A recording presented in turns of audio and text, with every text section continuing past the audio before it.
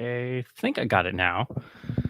Hello, everyone. As usual, just juggling around with the pre-stream jitters, hoping that I can actually get everything going. So, as always, let me know I'm actually visible and audible, and that way I'm not just talking to myself in an empty computer screen. But anyway, hello and welcome everybody to the next of the usual streams.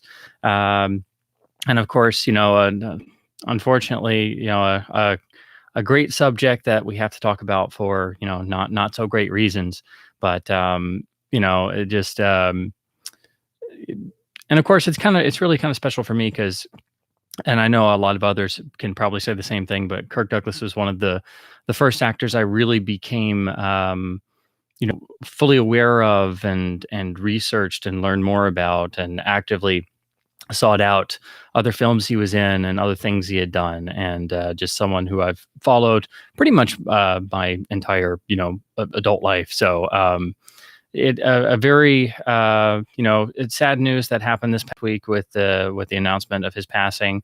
Of course, at the age of 103, it's not necessarily the most unexpected of news, but right up until the end, he had such a youthful vigor and a zest and a tenacity for life that it's still very sad that he finally did leave us. But if a helicopter crash and a stroke couldn't get him, can't win for trying. But anyway, so I just wanted to make that the obviously the topic of discussion tonight. And there's so many films and performances and other things to talk about. But and really, I even though he is, acknowledged as, a screen legend, he's not somebody who gets, pulled up in the lists of great actors where he really belongs. And in a similar kind of way to the way I feel that, his close friend and screen partner, Burt Lancaster, is kind of treated in a similar way. Those who know of, these particular legends and respect, their great performances are one thing, but as time goes on and things like that, it's usually only the very top handful of famous names that people kind of remember and hang on to, and then they go back to the same 4 or 5 pictures over and over again. But to look at Kirk's career and just the various performances and the astonishing range he had as an actor is just really something else. So that's what we'll be talking about tonight when I get revved up and going. So I see some people are dropping in. Ronald, yes, I am Spartacus. Exactly. All the times you wish you could use that in life. Wolf's in the house. Hey, man. Yes. Thank you. Yeah, I had to juggle around a few tabs. Finally got it going. Oh, Ian's here. Hey, man. Sure that the 91 Universal Spartacus release is rendered obsolete by the Criterion.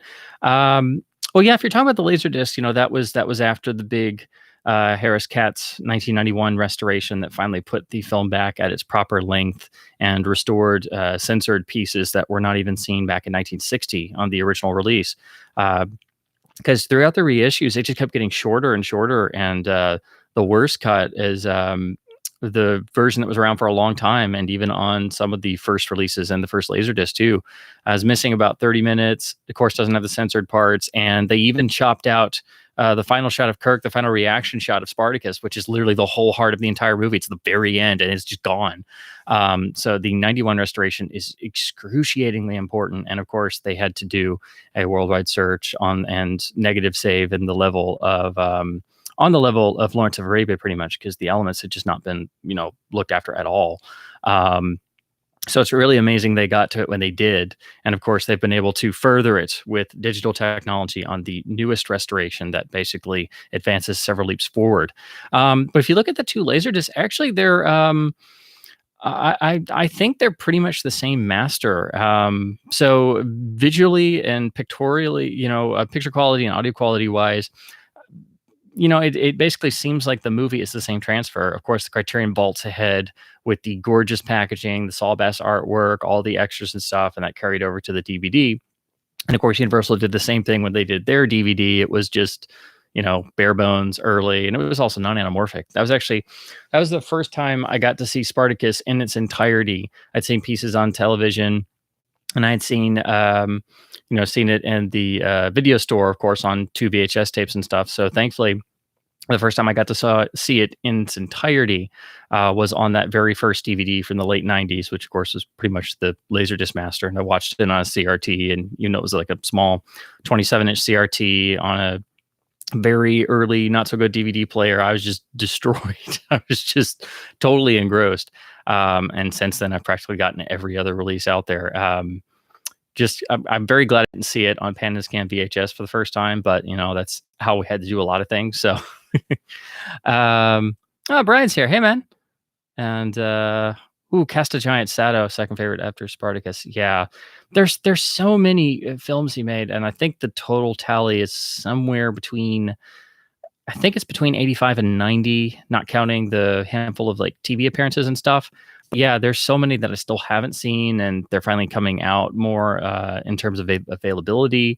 Kino's just done a run of some of the rarer, more obscure westerns and things, and kind of ironically and very sadly, they were actually planning, and it's going to come out very soon, but they're doing Lonely Are the Brave on Blu-ray finally. So it actually comes out, I think, in April maybe. So it's unfortunate, it's not already here, but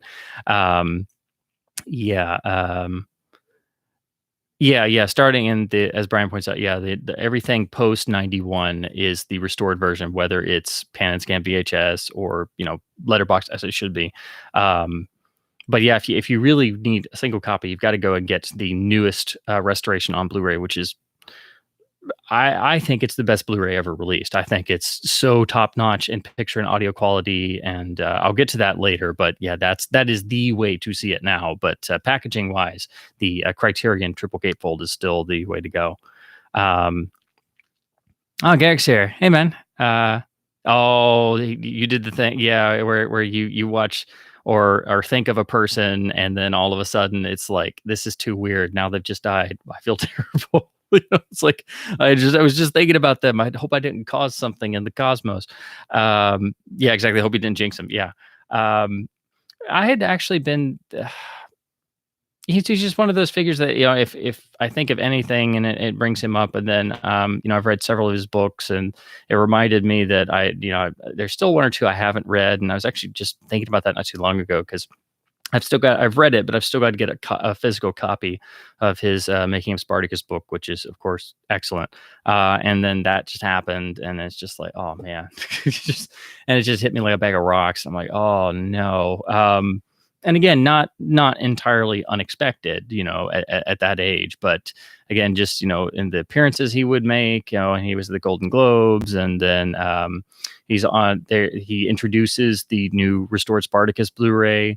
So he was still a presence. It wasn't just like he just disappeared off the face of the earth. He kept going. Again, if a helicopter crash and a stroke, you keep going. And again, I think that speaks to this just level of energy and tenacity he always had, which of course came full force in on the screen. Ronald says, is the Criterion best version of Spartacus? Well, it's still important because it has really great exclusive extras. So definitely grab the old DVD. That was the best version for years, because the first Blu-ray was a DNR nightmare, and the Criterion DVD was very carefully color timed and had a better 5:1 mix and had really awesome extras on the 2-disc set. But of course, Universal let Robert Harris come back and work on it more and improve it. So you really still have to have both to have all the old extras.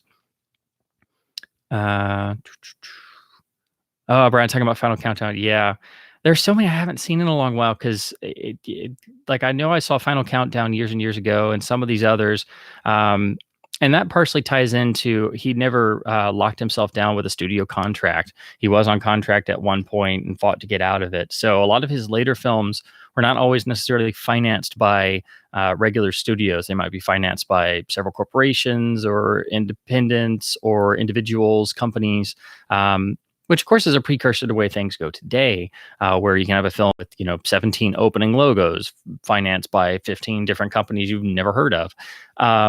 So again, the availability has been really iffy for a long time, and it's been in the past couple years on Blu-ray where films like that, and especially some of his later films, and like I said, Kino just released some of his more lesser known Western titles on Blu-ray. So I'm really now wanting to go and just do a career deep dive and catch up on those that I've missed, and then ones I haven't seen in a long time.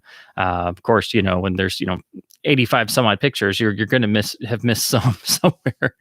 Um, let's see. Passive Glory is a favorite. Yeah.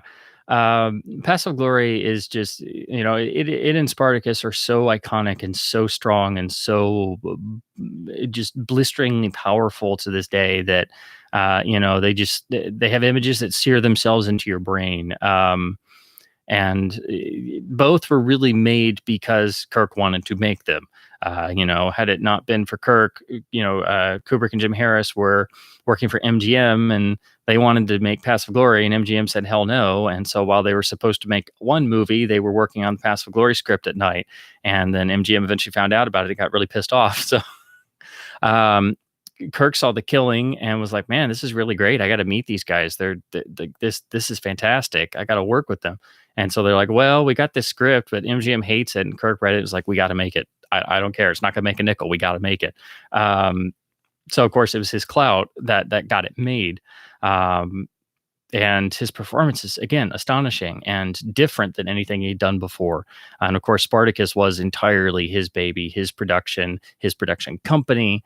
Of course, Universal was footing most of the bill and production and stuff, but it was still, Kirk's baby. And it was essentially an independent co-venture and sort of hey, the Vikings was really successful and I really identify with the story, and Ben-Hur just made a lot of money, so I think I could do one better. So yeah, both of those came about because of Kirk. And then of course, when Anthony Mann dropped out, Kirk basically brought Kubrick in to take over, and that also was the thing that gave Kubrick that real industry.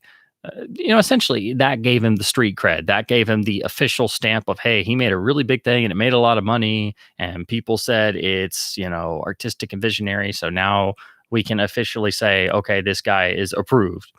And had it not been for that, he likely would have never have gotten the level of cachet and of creative freedom that he got as early as he did. And of course, the famous Warner Brothers deal where he basically had, full creative control for the rest of his career, probably would not have come about had it not been for Kirk, thinking and believing in him to be able to be the one to take over and finish and bring Spartacus into completion. So anyway, let's see. Yeah, and again, it's not an easy thing, but to hold your own on the screen with John Wayne, whether you're a John Wayne fan or not, that's not an easy thing to do, let alone steal scenes from John Wayne without even trying. And the War Wagon is an interesting Western. Again, he could do literally anything. His range, people don't think about it because they think of, the mannerisms that people would do impressions of. And there's so many great Kirk impressions, primarily. Like, for example, all the clips you can find on YouTube of Frank Gorshin doing Kirk Douglas impressions. I could not even begin to try to do it.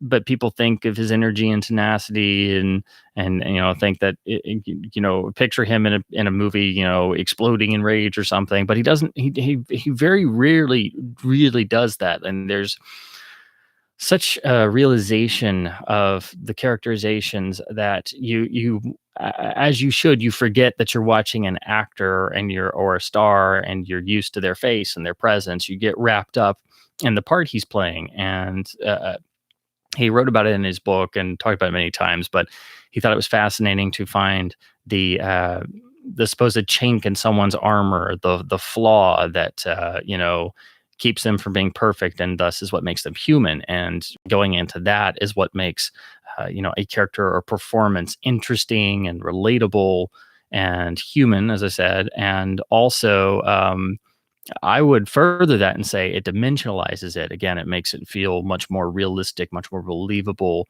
and much more engaging in that way. So a lot of Kirk's performances, they're not necessarily good characters or bad characters. They have so many shades of gray.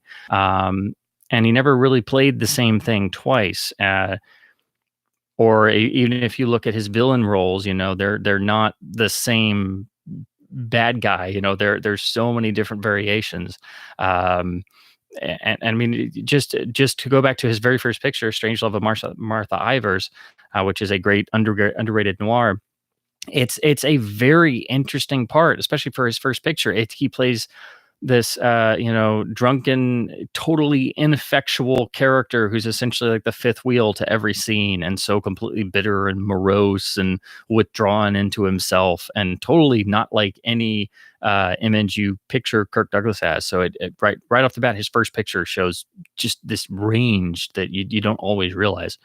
um and anyway, that was a bit of a long answer. um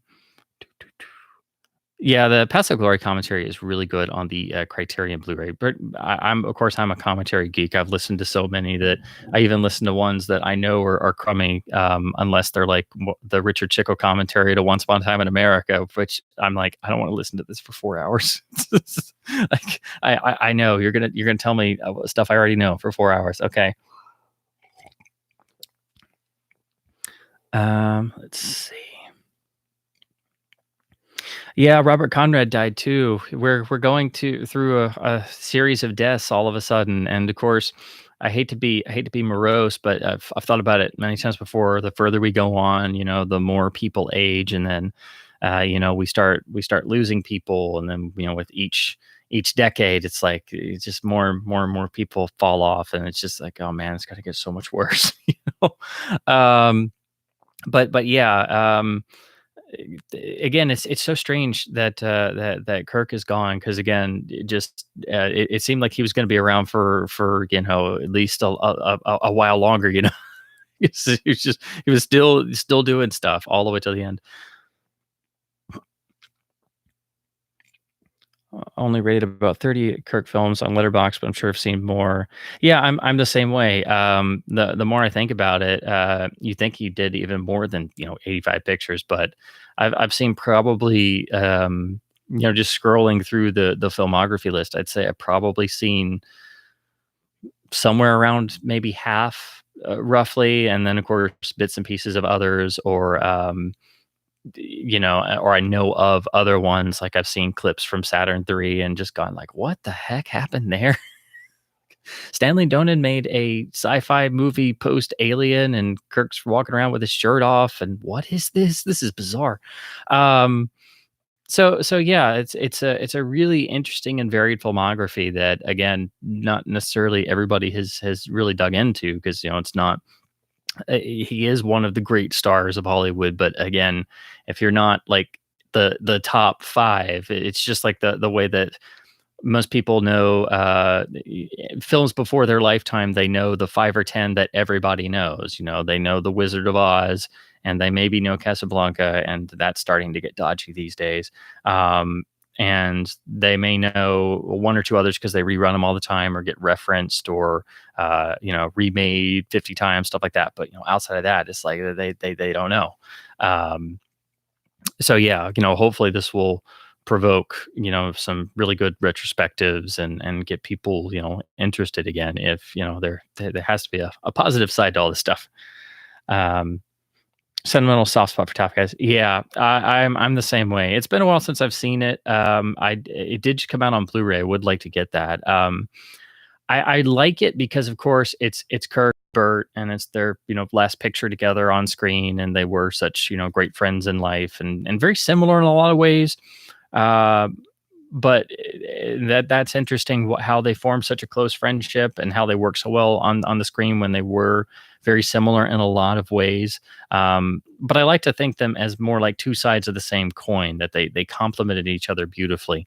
But yeah, it's just wonderful seeing them. You go around and try and crack wise, and of course, the gag is they're way past their prime, which of course plays with the idea of them being legends from a forgotten era suddenly back in the 80s. And yeah, so I would like to see it again. It's just great to see them on the screen doing anything, because again, they just play off of each other so beautifully well. And it's not often that you have such similar people form such a close, visible bond in that way, both on and off the screen. Oh, talking about the ending of Pass of Glory, yeah, when the little German girl is brought into the bar to sing for all the French soldiers, that of course that was Suzanne Christian, who of course later became Mrs. Stanley Kubrick. Um, and again, there's that scene in particular is one a lot of people like to bring up, and it's not something that you would have seen before, not especially not in a Hollywood war film that was supposed to be about just get the job done. Particularly the World War II films produced with the propagandist slant. Um, Pass of Glory has been called the greatest of anti-war films, but it doesn't. It definitely deserves that title, but not in the manner of it sits there with a message that war is bad and all conflict is bad and hits you over the head with it, with a giant hammer. It is one of the great anti-war films and anti-war statements, really, because it is based on true events, but it presents everything to you in a very matter-of-fact way that for most of the picture, especially the battle scenes, they're so chilling and so cold and so devoid of anything but just the sheer instinct to try and survive the onslaught, that the ending really drives the notion home that maybe there is some way to retain humanity, because of course as she sings, the soldiers, who of course are not German, sing along, but of course in their own language, which would be French, and then they all start openly weeping, and it's this commonality that gives Dax the at the very end, and it's this beautiful moment. It's completely quiet, but it's just the way Kirk reacts to this, and he hears everyone singing through the walls outside, and it's that gives him this sort of this moment where he realizes that perhaps all is not entirely lost, and that there must be some hope for humanity in all of this madness, which of course is similar in some ways to the ending of Full Metal Jacket. So that's a theme that carries on later in other Kubrick works. So, but anyway, so yeah, I know, really long answer.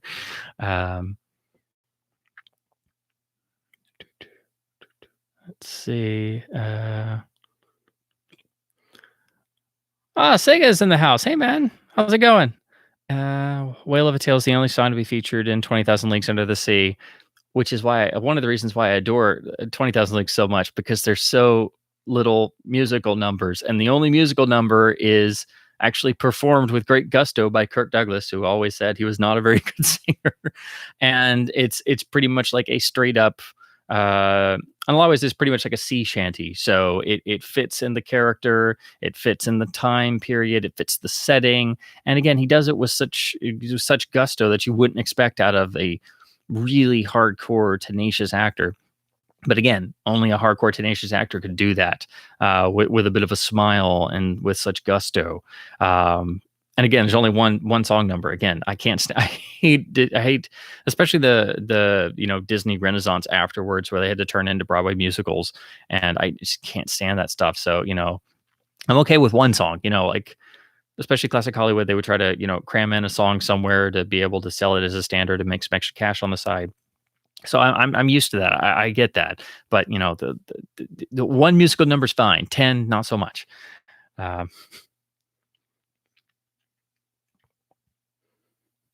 my gosh, people are singing Whale of a Tale. Oh man, yeah. I'm not gonna try. Don't really have a singing voice. Not gonna try. But I don't have a tattoo to swear by. Um, sorry, bad joke. Or more obscure ones like the Fury. Yeah, that's another. And that one, it does kind of predate, things that would turn up in the 80s, like the various Stephen King adaptations, Firestarter, and things like that. So, it shows that he was, even, in the late 70s when Hollywood had changed and he was no longer, a super ultra desirable hot commodity in terms of bankability. And of course, there's a whole other generation of younger, fresher faces out there that people were vying for.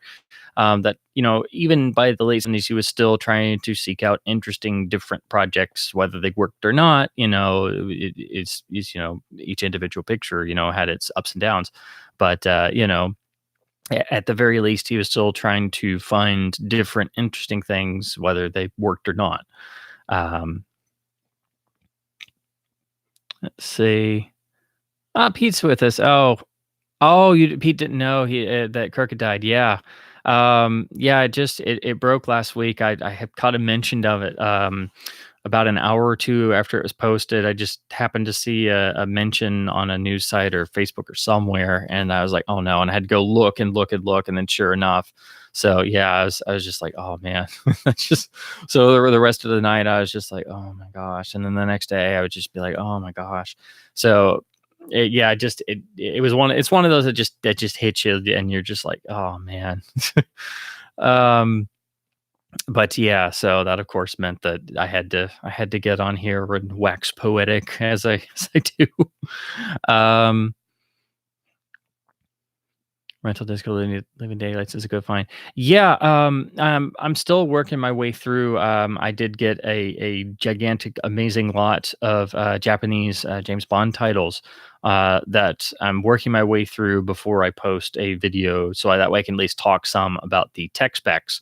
Because I reviewed some before, and the letterbox ones are pretty much the same as the American ones, but you do get the amazing poster art reproductions. The side breaks are a little different. Of course, they have subtitles. Um, but I wanted to go through each one first because I also got some of the evergreen discs and some of the. And I did get the rental version of the Living Daylights, which is cool because it's got the slightly special gold. It's not gold plated, but it's the gold colored plastic of the Laserdisc. But I wanted to go through each one and compare it and really see any differences it might have and stuff before I just get on and blab about it. Because then otherwise I'd have to make a whole other video explaining. Well, I didn't watch this before I talked about it. So yeah, I'm trying to go through all of them and take my time with them. So that's why I haven't made a video yet. But yeah, that's what I'm currently working through. But of course, now I have this desire to watch the entire Kirk Douglas filmography on top of everything else. So that means my watch pile is that much taller now. But I guess now would be a good time to go through some of the interesting new pickups that I found, and some of these were more unexpected. So actually, some of these were very unexpected. So I've always enjoyed reading comics and various comic runs, but never have I really collected very much. And it's a whole specific world of collectors and grading scales and so many different things that I've usually I just read things in libraries when I come across them. Plus, the cost is usually ginormous of most things. But one thing I did buy back in the day was. DC's done several runs of reprints of Golden Age comics, and I always wanted to read the early years of Batman. And they've done several series, but then they usually stop at some point. So you buy like 5 or 10 trade paperbacks, and then they stop, and it's like, well, doggone it. So a couple years ago, actually, I wasn't aware of this until pretty recently. They started a new omnibus series where they started packaging entire years of certain characters in these really nice hardcover, very expensive volumes with much better printing and gloss paper and stuff. So I always wanted to try one, but when books are 75 to $100 a pop, and it's not very helpful to one just getting into this. So one of my local stores had been doing a big comic blowout sale, and so they had a used copy of this, unbelievably, and it was half off the used price. So of course I said sure, and took home this big weighty tome for an unbelievably low price. So this is the Golden Age Omnibus Volume 1 of Batman. So this collects every story starting from Detective Comics number 27, May 1939, Case of the Chemical Syndicate, which is the first Batman story. And I think it roughly goes through, yeah, actually, so it says on the back here.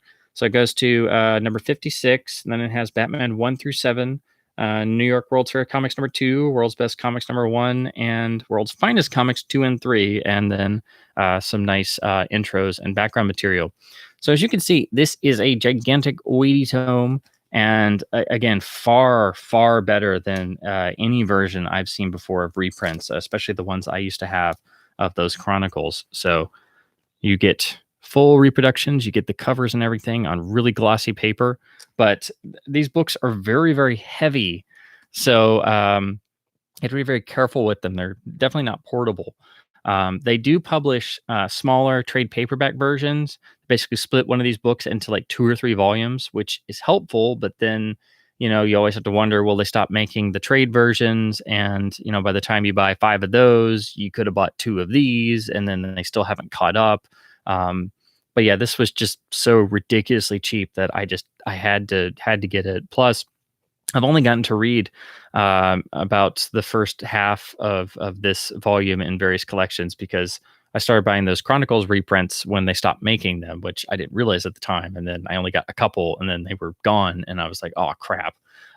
So yeah, if you ever get the chance to check some of these out, they're doing Golden Age, Silver Age, and Bronze Age reprints of all the characters and team ups and things. So I'm very happy they're finally doing this.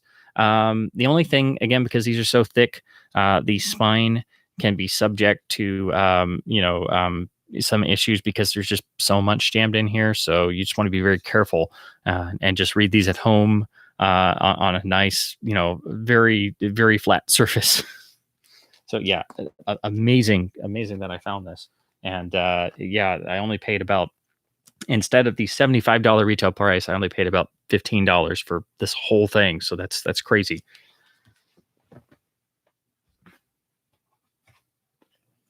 And then another omnibus I picked up, and this one, of course, they no longer have the rights, so these are all being published by Marvel, which is, of course, Disney. I picked up the first volume of Dark Horse's reprints of the classic Marvel Star Wars, which I've never actually read outside of some random issues and such. I always wanted to read them, but I just never had gotten into comics because they were so expensive. And now that Dark Horse, it's of course no longer publishing Star Wars, these are all out of print, and now I want to go and collect all of the Star Wars omnibuses from Dark Horse. So now that's going to be more fun and much more expensive than it would have been back in the day. But you may ask why I wanted to pick this up instead of the new Marvel reprints. That's simply because those are all recolored with modern digital coloring, and I picked up a copy in the library to finally read it, and then started flipping through it. I'm like, this looks really weird. Why does this look modern? And then I see the credits and I'm like, oh, and then I went and looked it up. And they're perfectly readable, but part of what makes these so special is they have that old-fashioned charm of being comics from the 70s with, interesting uses of vibrant color all over the place. So you can, of course, get the original comics, which is, a very expensive, time-consuming thing. But the best way to get them are these Dark Horse reprints, which I think there's 5 volumes to get the entire run. And of course, now they're out of print. So this one was just, a little under $10, so it wasn't bad. So I figured I'd start with this and then hopefully piece together the other 4.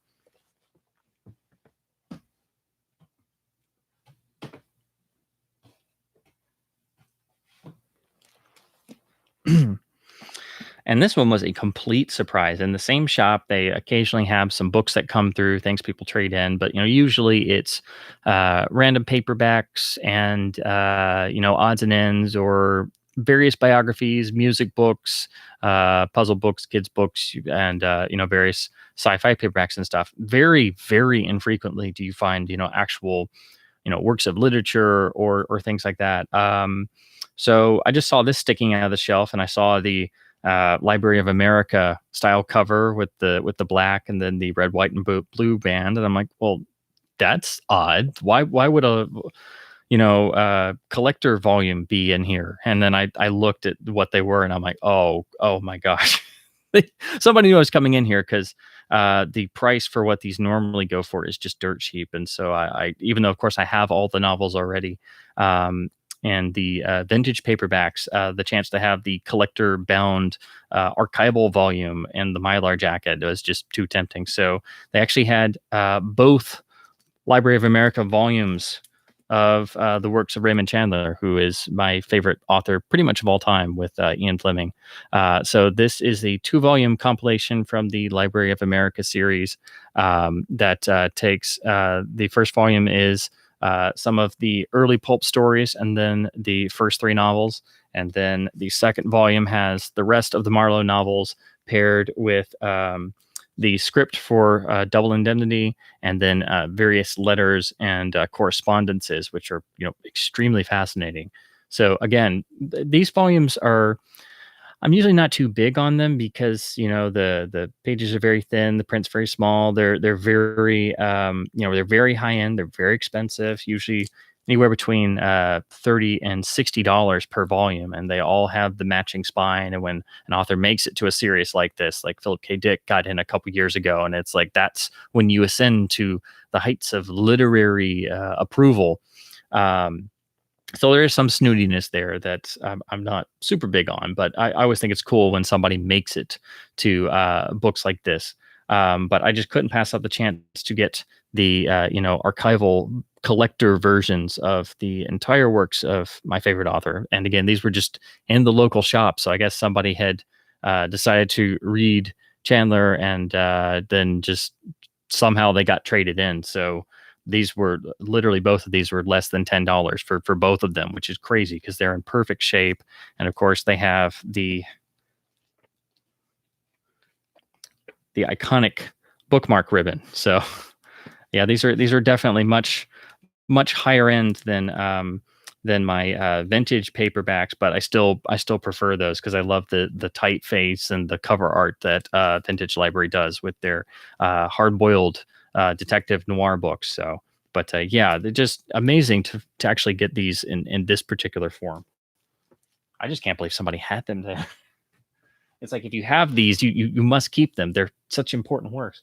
And then lastly, for books, this one ironically was like a little cubbyhole shelf down.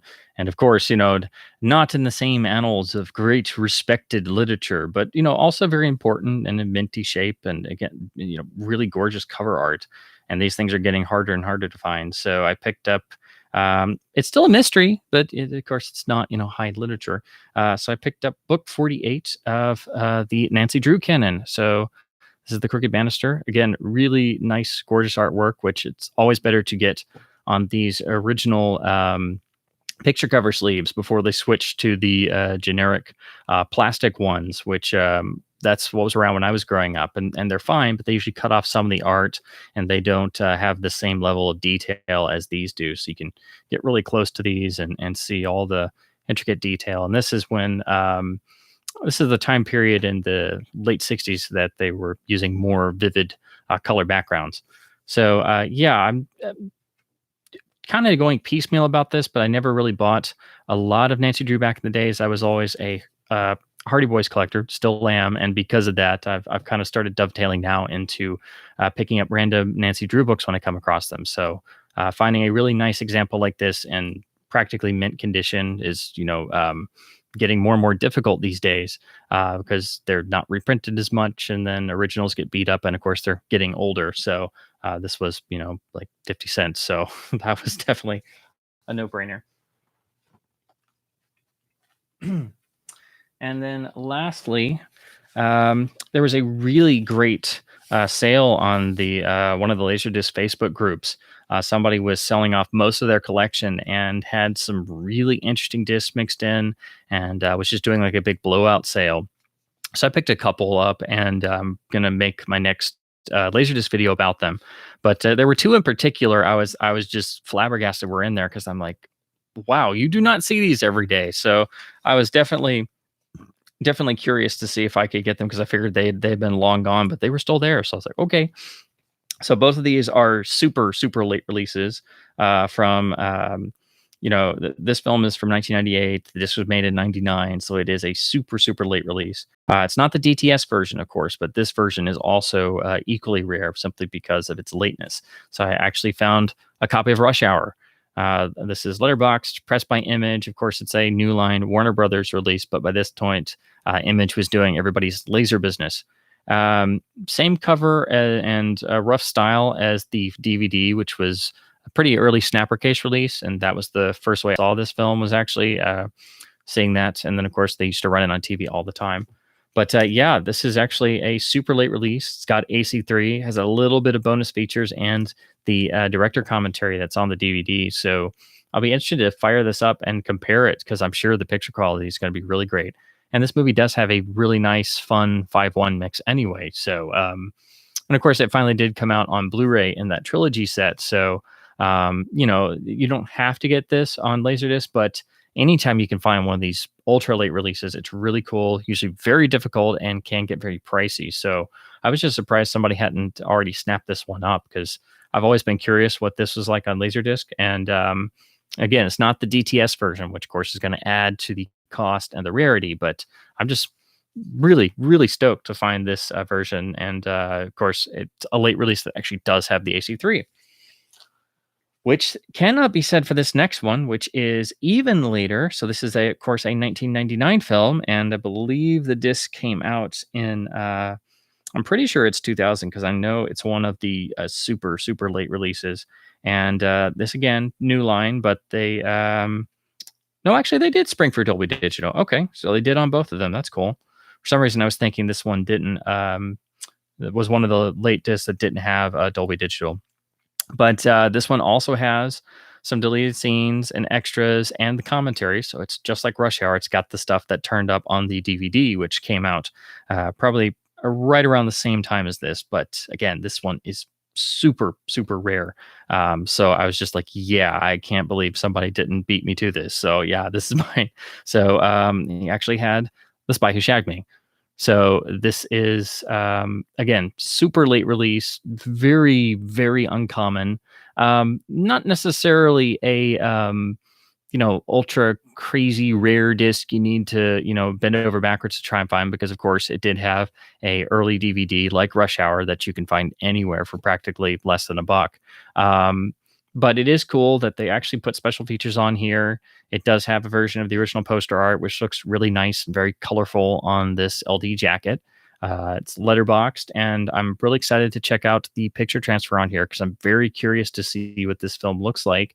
And I'm always hoping I can find a new reference transfer, because I always have like 4 or 5 discs that I really like to go to, that I know have good color, good detail, or is like a particularly good black and white disc. So I can tell people when they ask, best picture quality examples. So anytime I get to try a late release disc, even if it's not a very good film or like just a plain drama or something, I'm willing to do it, simply to check out and see what the quality is like. So I'm hoping this one and Rush Hour are really, really good in terms of the picture quality, because again, I'd love to have a new reference disc to play around with. So again, also pressed by Image, because of course this is very, very late.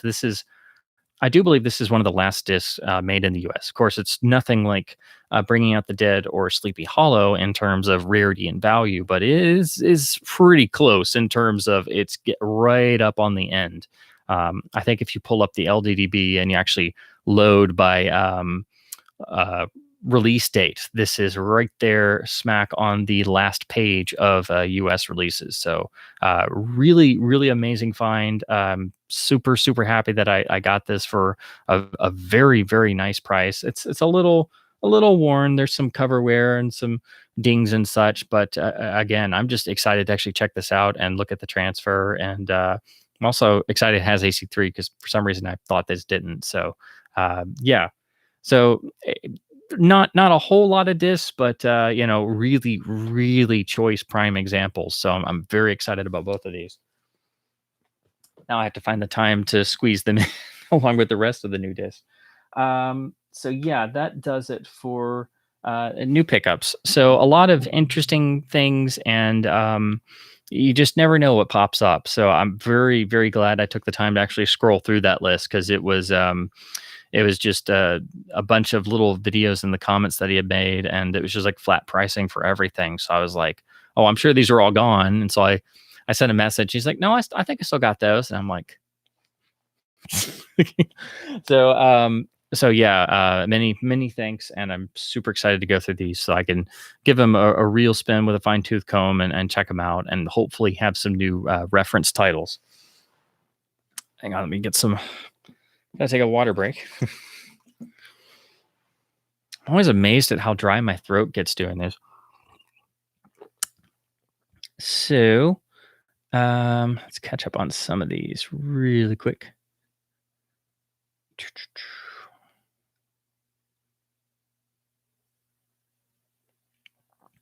Oh, gotta scroll up a little bit more. Okay, so 4K's in the house. Hey, man. Got some DVDs this week. Got Picture Snatcher, Major Dundee, and the Warner Cult Classics Volume 2. Yeah, those are all really good choices. Any of the Warner Brothers box sets on DVD that were not they didn't press in massive quantities are getting really tough to find. And that's not just the cult sets, but the lesser printed signature collections like the Volume 2s, the Burt Lancaster ones are really difficult to get. The other Errol Flynn box sets. I'm still trying to get the Barbara Stanwyck one. That's the one that keeps eluding me. They didn't print a lot of the anything they made like post 2005 in terms of box sets. They seem to go out of print much more quickly. So yeah, the cult sets, I only got to I rented some of those discs back in the day from libraries and stores and stuff, but that was how we finally got good versions of like you said, Trog, and then I think Volume 1 is the one that had Colossus of Rhodes, which is Leone's first picture.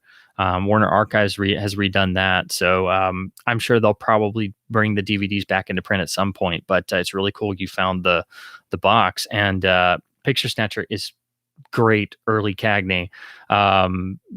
And it's a really interesting picture because he's, of course, the title literally tells you what he does, but there's that great bit where he sneaks into the execution just to get the picture, and he's got the camera strapped to his ankle, and is like this level of drive, and this guy is just ridiculous. And Major Dundee is a particular obsession of mine. It is a strange beast of a picture. It was cut down and butchered.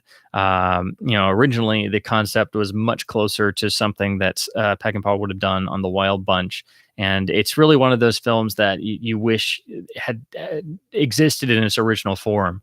The DVD is the first time they were able to reincorporate some of the missing footage, and it was really an eye-opener. I'd seen pieces of it growing up, but I didn't get to see it in full until I bought the DVD, pretty much as a blind buy, because I was really getting heavy into Peckinpah at the time. And I read the stuff about Sony restoring it, and then I saw the DVD on sale, and I just bought it sight unseen and watched it, and I was like, what is this strange movie? I love it. I know it's not perfect, but I adore this. It is an amazing masterpiece, even cut down. There's so much amazing stuff in it. It's brutally dark. In some ways, it does have themes and ideas, and in a lot of ways, it does kind of feel very much. If this is a term to say that, it does kind of feel Kubrickian. Everybody uses Hitchcockian as a term they like to throw around, but they never talk much about things feeling like something Kubrick would have done. And other people have made this comparison, so it's not just me, but it's something I noticed. It's not quite like anything Peckinpah ever did before or after, but it does have elements of his other works, even though it was taken away from him and really butchered by its producer. And then the studio cut it even further. And it was a really complicated production, and it just really went really bad. So it's amazing we have this much of a film, and then the extra 15 minutes they were able to restore back.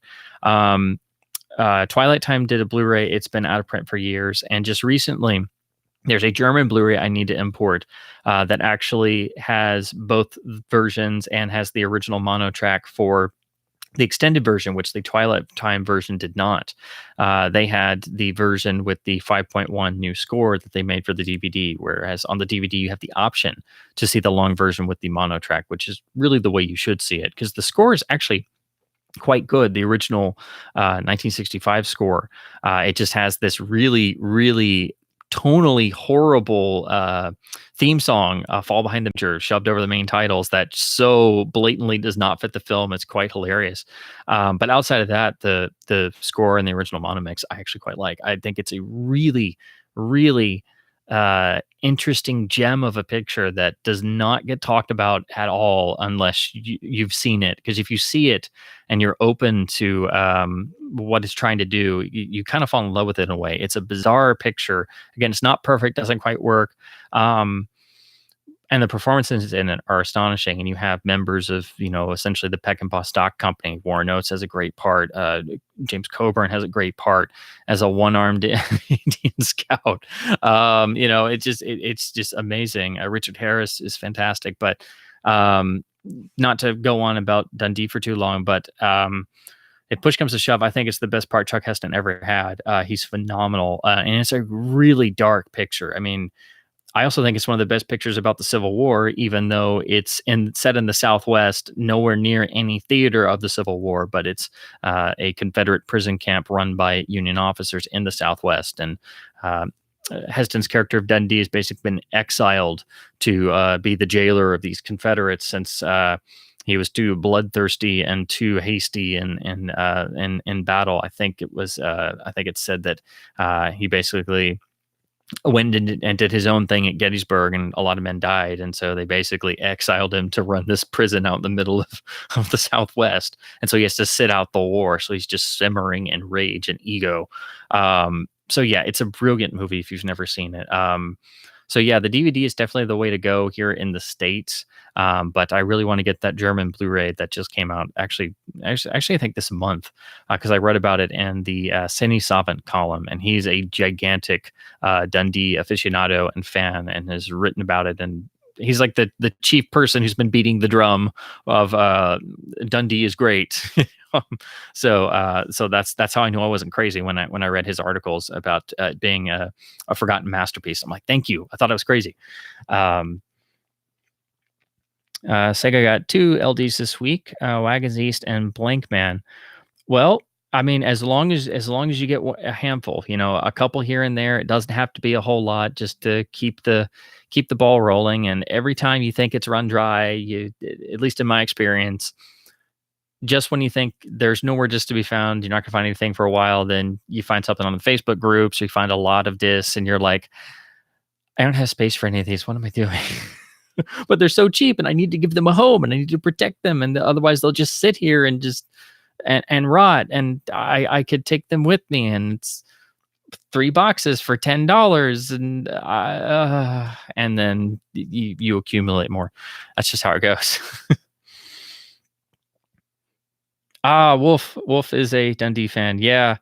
That Dundee was screwed twice over. The producer hated Peckinpah, hated the picture, and had his way with it, and then the studio cut it even further. So he got screwed over twice.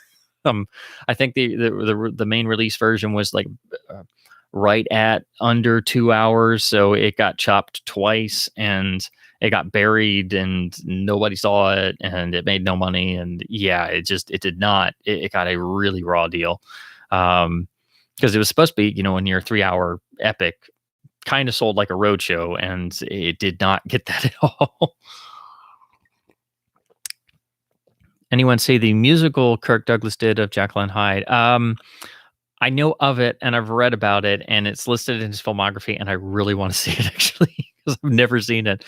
Just the idea of Kirk Douglas doing Jekyll and Hyde is interesting enough, but the fact that it's a musical apparently too, that just sounds amazingly awesome in some strange way. So I've got to see it.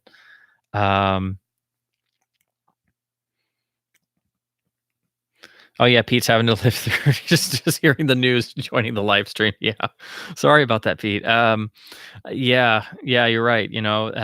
Getting to past 100. And again after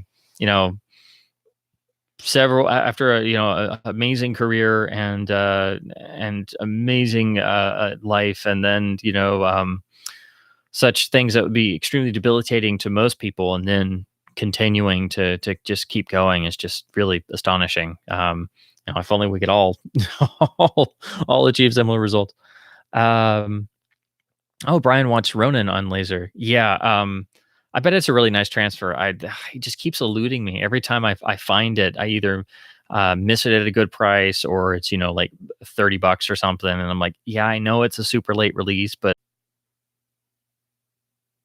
okay, I think I dropped there for a second. I think I'm back now. But yeah, I was just saying I have every other version of Ronin possible, so I'm like, I don't want to pay $30 for just the AC3 version. Like if it was the DTS version, maybe I could sway myself because I am so obsessed with it. It is one of my all-time favorite films, but I just never find it at a good price. Usually people who are selling it, when I find it, it's jacked up super high because it's a late release, and I'm like, oh man. Um, so yeah, hopefully I get a copy someday and take a look at it. But the VHS is a great VHS tape. The first DVD is really good, so I'm sure the Laserdisc is right there, and I'd love to have the DTS one too. But I can make do. I have every other release, and the Aero disc is such an amazing Blu-ray. So there are great versions out there. Let's see.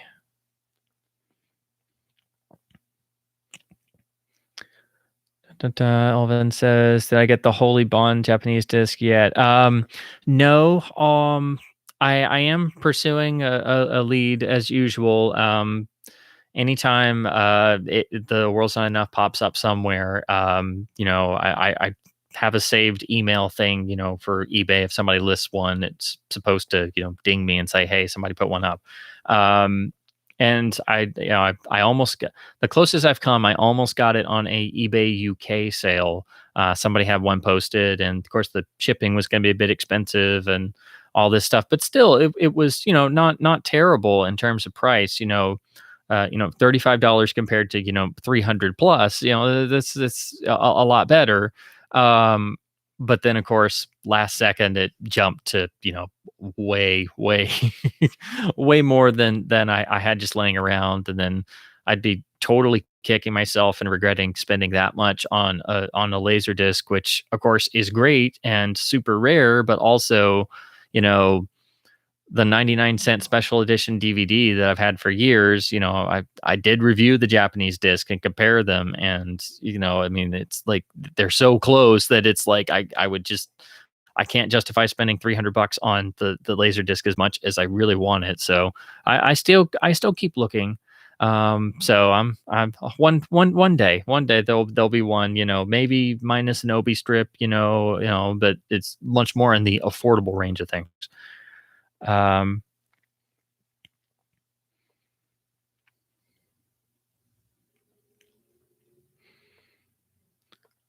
Sega did a Frankenheimer run after I talked about him. Oh, good. I'm glad to inspire more to go to go to Team Frankenheimer, because oh gosh, anytime I can mention John Frankenheimer anywhere, I just start babbling at the mouth, because this. And again, there's so many great talents that are just not talked about, not bandied about as the top auteurs and all the great books and things, so they don't get mentioned and referenced in every YouTube upload and every interview and things. So there, but yeah, Frankenheimer was just incredible, and yeah, especially once you learn how hard it is to shoot car chases, and especially in France. Yeah.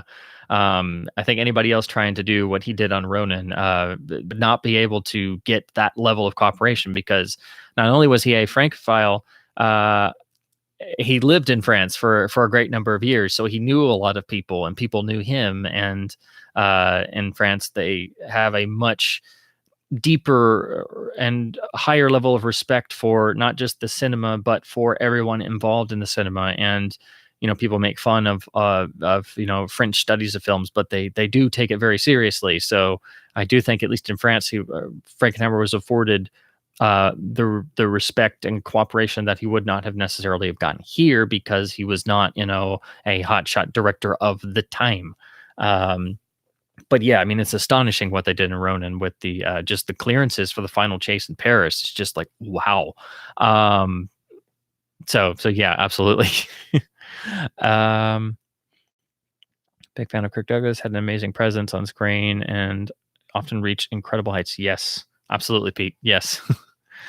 um, yeah, Greg. If you do find, definitely you might want to try eBay for the DC omnibuses. I've started looking just to see what some of the others go for, and it seems like you can pick up new copies of certain volumes for a decent savings. But I'm just gonna take my time and enjoy Volume One, and then pick up some of the other volumes when time and budget allow for. Because the list price on them is like really, really substantial.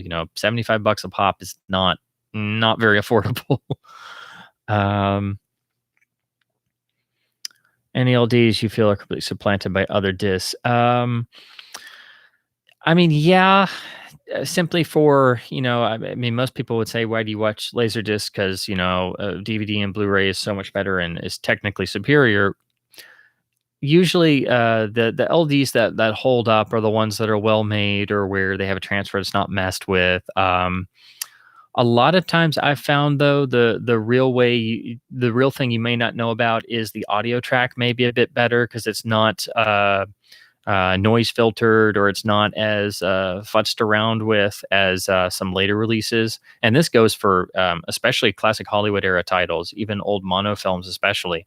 I've found a significant portion of the time, if I check it out on Laserdisc, it's usually audibly better than even a DVD or a Blu-ray. Not just lossy versus losses, but the quality is actually better because it's not as aggressively cleaned up as some later tracks. So sometimes you just don't know about stuff like that until you actually play the disc itself, and it may not be as obvious to everybody because admittedly not everybody has a pair of tower speakers they're using to listen to mono films, but sometimes you're able to tell even through TV speakers because certain audio tracks have been so aggressively cleaned up.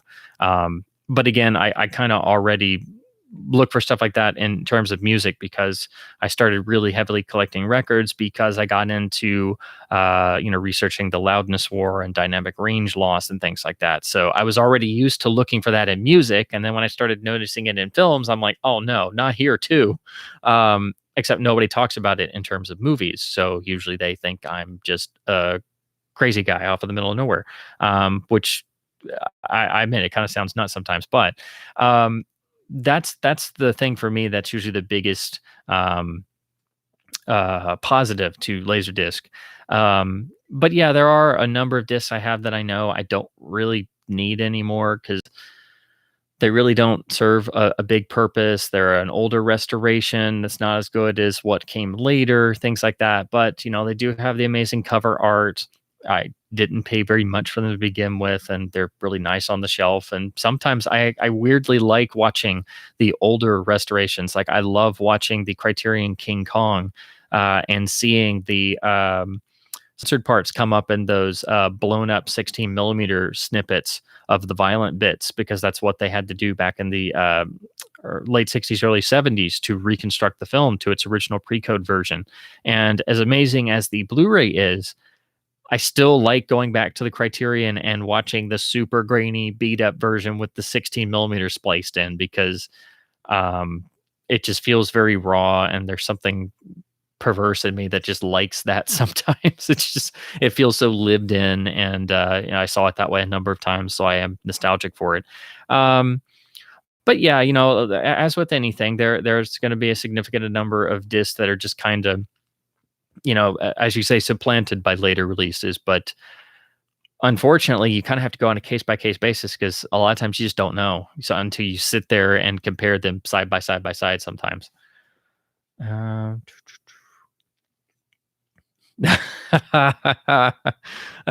you're bringing up Batman, I need to throw this out there. The Dark Knight is the best Batman film. Embrace the chaos. Man, you just trying to get me going, Pete. Oh, I admit there's good things in it. I'm still not that big on it. Again, I know I've said this before. In hindsight, I can appreciate it more than I did back when it came out, and I've seen it several times, but I just don't really have a real attachment to it or Dark Knight Rises. I still like Batman Begins just fine. I actually like the novelization of Batman Begins more than the movie because Denny O'Neil wrote it and it's got all kinds of extra character. And I'm like, my God, this is better than the movie. It feels more like Batman and it's the same story. So I do recommend that if you haven't read it, the tie-in novel to Batman Begins. But I also kind of resent Dark Knight for all the things that it's made the industry want to copy, which the Marvel films have done as well. But it's like, we can do other things than dark and ultra realistic and and not everything has to be like the Dark Knight and 5 or 10 other things that have been successful in the past 10 to 15 years. So I guess I kind of resent the Dark Knight for its success in that it has inspired everyone to simply copy it as a template formula. And you recognize elements of it that pop up in everything, right down to the way that the villain works in Skyfall, which is literally like the way the Joker works in The Dark Knight. And I also could see, some of the Batman story arcs they pulled from the various comics and kind of like, welded together in different ways in both Dark Knight and Dark Knight Rises. And I was kind of like, well, I don't know if that quite works that way. So again, I probably have more baggage than most people. But I mean, yeah, it's not bad, but I just don't really, I've never been very big on it. And I don't really think it's, I have to be honest. To me, it feels more like a guy running around in body armor than a Batman story. Like, yeah, the name's there, and he's got a cowl of sorts, but I don't know. I really identify with it much. It felt like reading one of the graphic novels you can get from the library, where it's so hyped up as being important. Then you read it, and you're like, well, that was kind of long and it was fine, but it kind of felt empty. It felt a bit hollow to me. But again, it's just my own personal reflections on it. And that's been me kind of musing on it for, all these years since. So yeah, I've kind of come around on it some, but yeah, I don't know. I just have a hard time with those. I don't know. But then on the flip side, I came around on Batman and Robin, and now I can just endure the groan and kind of live with it. But again, I know why it turned out the way it did, and that's because the studio kind of screwed them over and said, we must have something for kids and you got to make it in X number of days, and the toy companies have input. No, Joel, you can't do Batman Year One. We don't do that. We make family pictures. Because that's what he wanted to do. He wanted to do Miller's Year One. And people have no idea, and they still give him crap for Batman and Robin. It's like, no, you gotta read up on why such and such happened. But anyway, you could read in all kinds of different things you want to, but I know I'm like one of the lone voices that is not big on the Dark Knight. But I try to be honest, and I try to dissect why I feel the way I do about certain things. So at least I try to be open about it and not just be like, I hate this. This sucks. This is terrible. Da da da da. So yeah, hopefully that's that's a good answer. I hope. Probably not the exact one you were looking for, Pete, but I guess that's where I'm at now. Yeah, fellow folio collectors get snooty about Chandler Dick. Yeah. Oh man, I looked at some of the latest Library of America releases, and they've got more hard boiled in there. Like that, David Goodis now has a volume, and I'm like, wow, I didn't know that. That's fantastic. Now they're finally reaching out and getting like some of the really great genre authors in there, and I'm sure that makes all the snooty literary people just turn over in their sleep and toss and turn like, no, curses, it must be Hawthorne volume 5. Because usually they have to be dead 50 to 100 years before they're properly respected, I think is the how it's supposed to go in the literary world. If you haven't been dead long enough, you can't be respected. um, oh man, Ian's got a copy of Barry Lyndon, a 1909 edition. Picked up for 50 cents. Yeah, you never know what you can find in used bins. I think finding really obscure random books got me started on that. And I've always loved reading vintage paperbacks more than anything, even fancy new editions. So, and some of them are still my go-to copies. Like my first copy of 1984 was an old Signet paperback from like the late 50s, early 60s, and that's been the same copy I've always read. So I have attachments to those, and I love reading something from way back when if it's you know actually in decent shape and not musty, and stuff like that, because they do have a different feel to them. You just got to hope that the pages haven't turned completely so you can read them easily. Um, Okay, let's see. I'm gonna jump some. Um, yeah, save Batman rants for later. Yeah. Uh, oh gosh, yeah. And Rush Hour is such a joy to go back to. I really hope they do make a fourth one. There's been talk about it, and they do. They want it to be more serious of a story, which I think is a good. It really needs it after the disappointment of Rush Hour 3. And it would be without Brett Ratner, which I actually think would be a good thing, because I think some of the super goofiness and some of the tone of especially 2 and 3 really kind of keep that series from reaching the heights that I think it could. I don't think it'll ever be as, obviously not as serious as say 48 Hours or Lethal Weapon, but you could do with some more gravitas in there, and I think there's a potential to do well with a fourth film if they actually go through with it. Ian's still after the Japanese Phantom Menace, even though I hate that film. Oh, it's not that bad. I mean, it's a great presentation. The original theatrical cut on the Laserdisc with the original Dolby EX mix is really great. Unfortunately, the picture quality kind of suffers because they use some sort of processing on it. So when you get it and you put it in, you're going to be kind of like, well, this kind of looks weird. It's not bad, but it's unfortunately just not top tier picture for laser like you think it would be. But it's the only way to watch the theatrical cut outside of fan circles, and it is a badge of honor, and you had to import it back in the day. So wait around. I eventually got mine for about $20. That seems to be the go-to value. So I would just wait. If you get it for around that price or less, then you're doing good. Again, the soundtrack is phenomenal. It's kind of one of those Laserdisc badge of honors in collecting that if you've got Phantom Menace, then you've achieved something. And honestly, with the prequels over time, I never disliked them. I never said they didn't have problems, and they have a lot of problems. But the thing is, at least they have story context, and you see what they were trying to do with them, and they have some good scenes and good things in them. And I think of the three, the Phantom Menace is easily the strongest, even though it has the most backlash retroactively still thrown at it because of people's disappointment. Admittedly, I didn't have that level built up because, I really didn't get to see the original trilogy until seeing it theatrically in 97, and then having 2 years of watching it on tape repeatedly in both versions that were available from the rental stores until seeing Phantom Menace. So I didn't have that immediate backlash that everybody else did, but I could still see that it wasn't perfect and it wasn't quite the same even as a kid. I think you can pick up on that.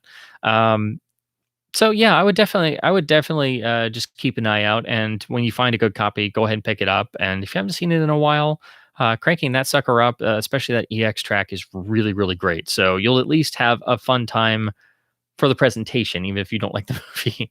And seeing the theatrical cut helps too, because it doesn't have the goofy extra bits and padding they put back in for the DVD and the Blu-ray that because you can't see the theatrical cut anymore. The Laserdisc and the VHS tape were the only ways to do it.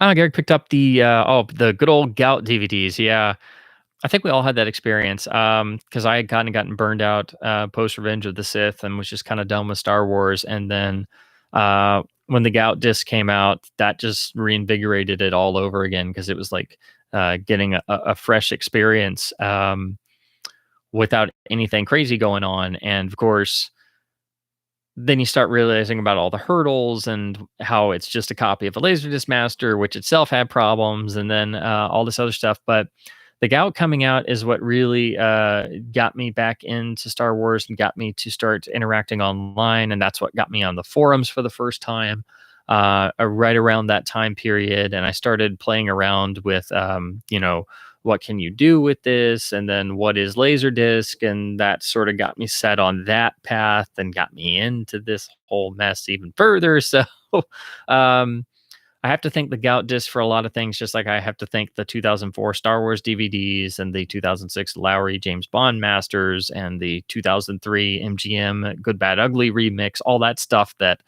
I hated and ranted against. I have to thank it for getting me on this path and helping me realize what all this stuff actually means. So yeah, I still have a certain fondness for those. Yeah, right. Even non-anamorphic, it's still a lot of fun. Of course, audio-wise, getting it on Laserdisc will have a lot more punch because you're getting the full PCM as opposed to Dolby 2.0. Parasite winning Best Picture. That is Best Picture is always the one that can be the surprise upset, and everybody, myself included, kind of figured it would be 1917. But anytime they do the showy move of nominating a well-regarded foreign film for a lot of awards, even though it usually does, it very rarely happens. So it's like, okay, we get you're just trying to hop on a bandwagon here. I knew there was a possibility of it winning, but I didn't think it would, because usually they go with the more tried and true standard. But of course, then you have complete 180 surprises, like Moonlight won, although it was more expected to. Crash won very surprisingly. So I knew there was a possibility of it probably being the one that would be the upset winner. So when it did win, I was not fully surprised. I was somewhat surprised because I just figured most of the voters hadn't seen it, because that's usually what happens. Most of the voters see like one or two pictures and call it a day, or they just don't have the time. So they vote for the ones that everybody's talking about. So it may have been an example of that, or maybe enough voters did actually get to see it. So yeah, I mean, I was actually very pleasantly surprised. Unfortunately, I have not gotten to see it yet. It played at our local art house for about a week, but as I'm sure most of you guys know, trying to make it to show times for art house theaters is very difficult because they usually have really, I wouldn't say haphazard, but their show times change every 2 or 3 days, and they're not consistent across the week, and they're very, very not helpful for for a work week schedule, especially one like mine that's not necessarily a straight 9 to 5 Monday through Friday. So I know it just came out on Blu-ray, so I would like to check that out. I think Universal is the one who put it out, and because I was reading the review on Blu-ray.com, so I know it's either just come out or is about to come out.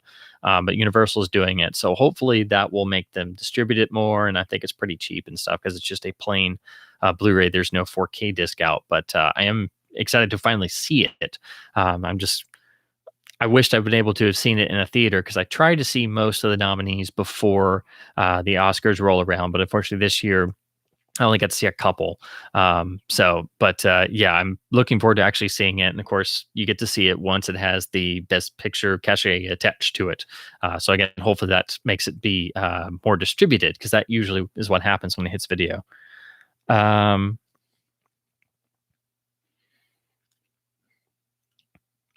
see. Okay, Sega siding with 1917, but Parasite awesome too. Okay.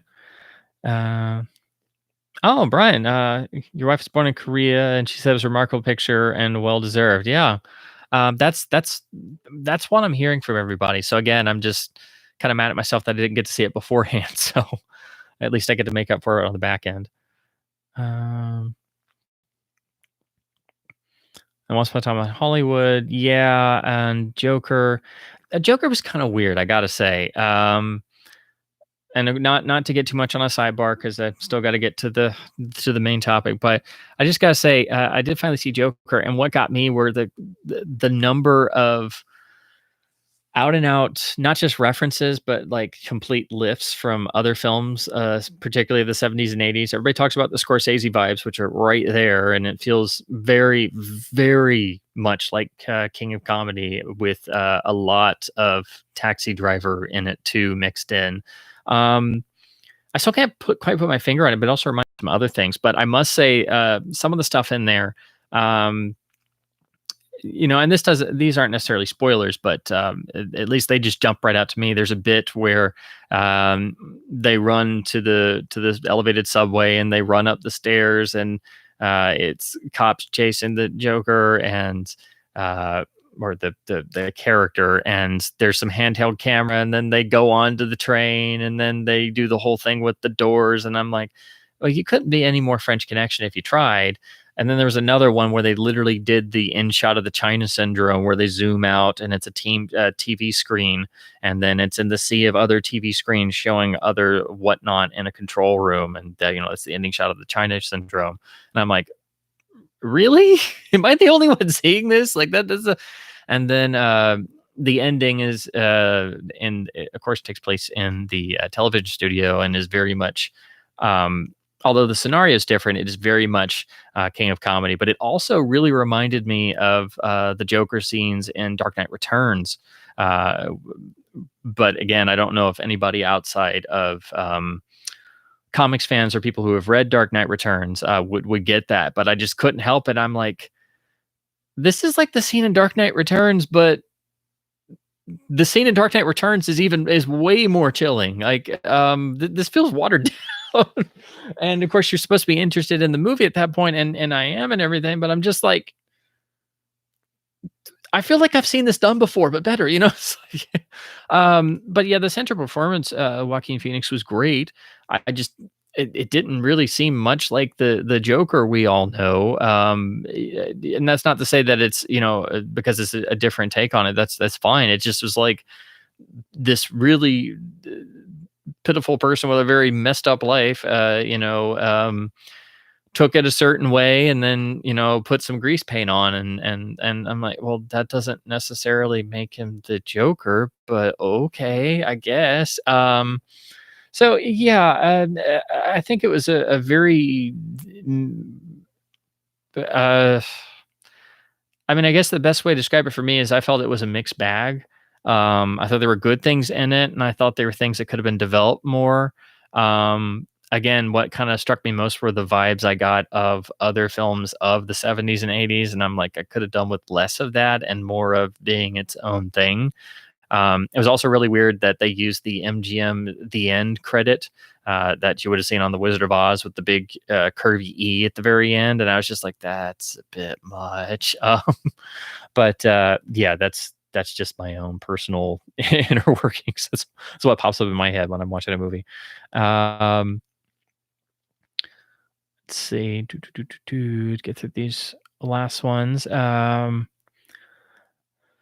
Yeah, 1917 was definitely probably the one with the most, production hurdles to get through, and then actually shooting it as a one take film, even though they were, digitally stitching stuff together, you have to do a lot more work to keep everything straight and get your actors on point and your props and your sets and everything. And then of course doing it in exteriors as well is just, it's a lot of hurdles and hoops to jump through. So the fact that they actually decided to do it and committed to it and did it, there's a lot of hard work. I don't think it helped the narrative. I always would prefer it if people would just do it conventionally, because I think the one take scenario really detracts from the art of editing, and really limits your effectiveness. But it worked. I couldn't shake the feeling of, it was more of a, hey, we think this is cool and we just want to do it because we haven't done it before type thing, as opposed to I think this is really central for the narrative and it has to be this way. of course, if it had been me, I would have just made it conventionally, and I think it would have moved much better. But again, it's a stylistic thing. But the amount of work that goes into doing that is really, it takes a lot of labor, and it takes a lot of fine tuning and pre planning, especially to pull that off and make it work. So I think it was definitely the most anybody, bit off in terms of work. Um, but of course, that doesn't necessarily translate over into awards because most voters don't really know about the productions or how hard it is to do certain things like that. Otherwise, they might actually vote for some of the more complex or more difficult productions and such.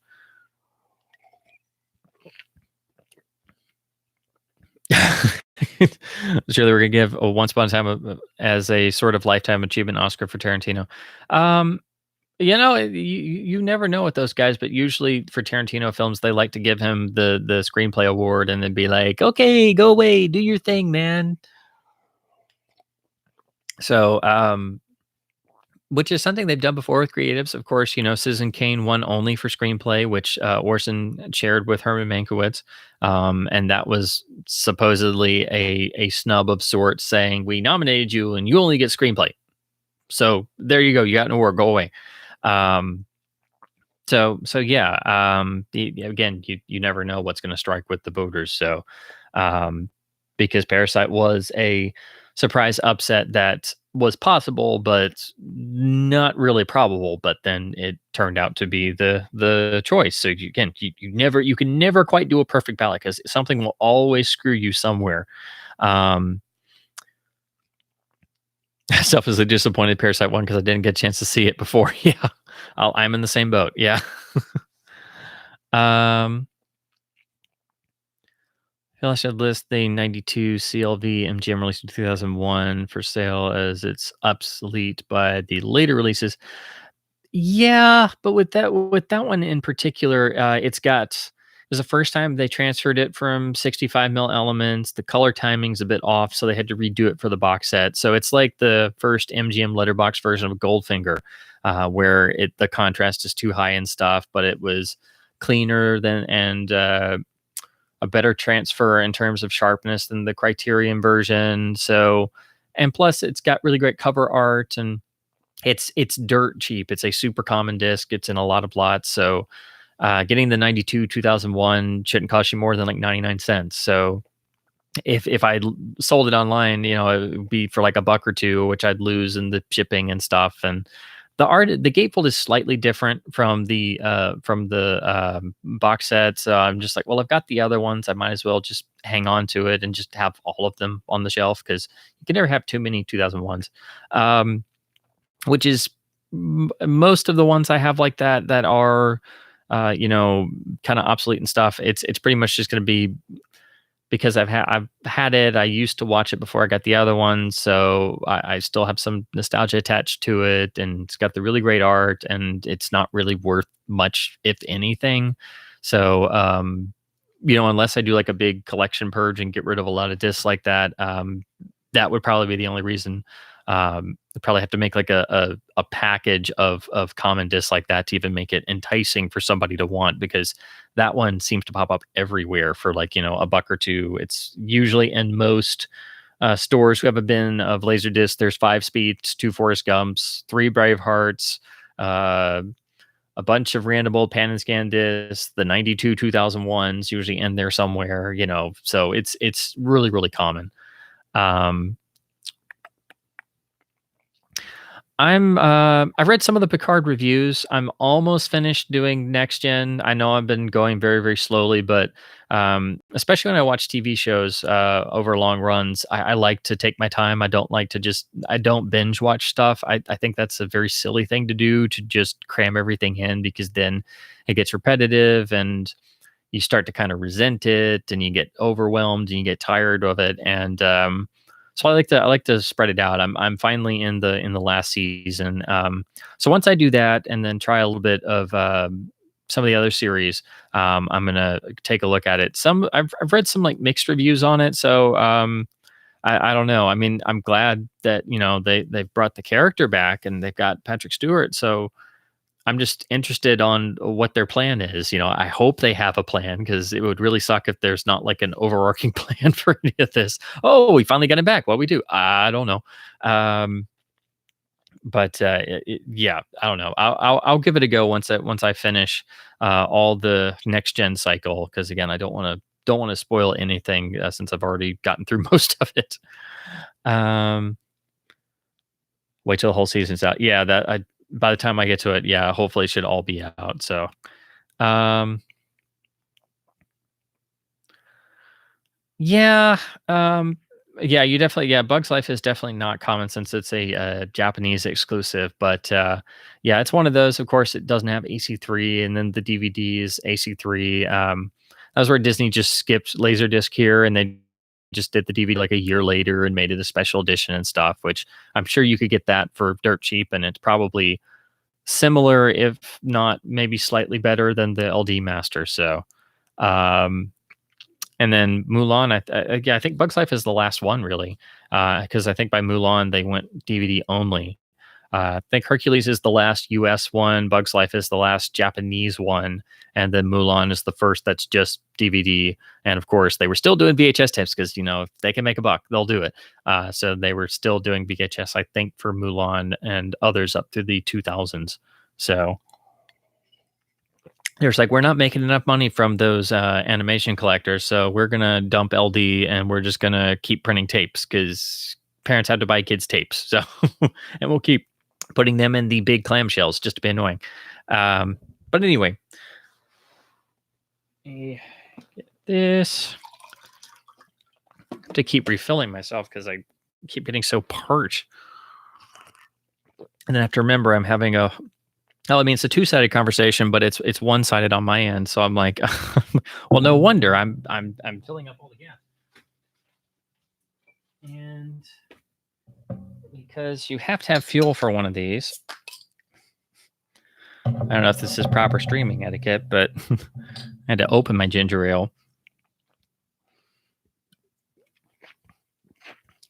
So if anyone wonders, this is one I've had before, but it just hasn't been carried recently, and they finally started carrying it again. This is the Boylan brand ginger ale. It's quite good. It's cane sugar and all natural and stuff, but if you've never tried it, it's pretty good. But I like to change it up every once in a while. Try different ones, or not just drink the same ginger ale over and over. I don't feel like it's a proper stream unless I have a ginger ale somewhere. So anyway, to get onto the main topic of discussion, because I've blabbed enough about randomness. So anyway, of course, we're talking about Kirk Douglas, and because last week his we can't really say untimely death, because he lived to the ripe age of 103. But again, at that age, it's not it's definitely more along the lines of somebody with a life well lived, of course. But it's still sad to see somebody like that go, who was still right up until the end, still making public appearances, still doing things, still having a level of activity, and still with a certain positivity about everything. So that's what I always found, endearing, someone inspiring, and everything. So that's what makes it, doubly sad that he's now gone.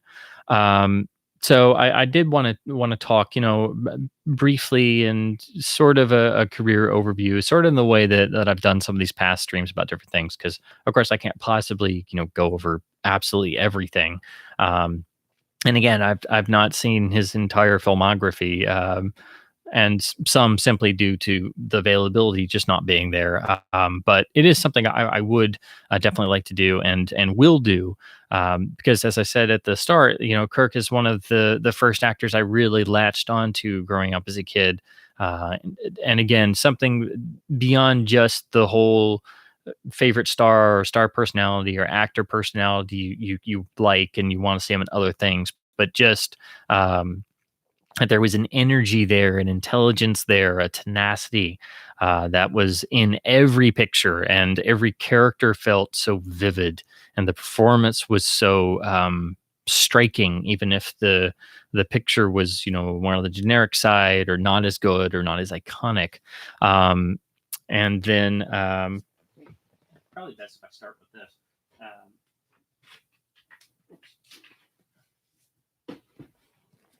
And then one of the first Hollywood or movie related books that I ever actually got as a kid was his autobiography, The Ragman's Son, which was written, I believe, in '86. Um, and so this is one of the first, definitely one of the first film books I ever bought. I bought it at a library book sale. So the cover's a little bit torn on the spine, but still in fine shape. And I've read this, many times. And so I was reading this as a kid, and it's a very unflinching, very honest and open look back. And I came across things I didn't really understand quite all the references to, because, excuse me, again, at that point I had not really read a lot about the motion picture industry.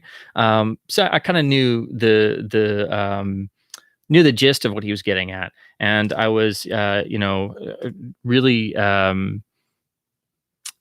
I'm trying to think of the right word.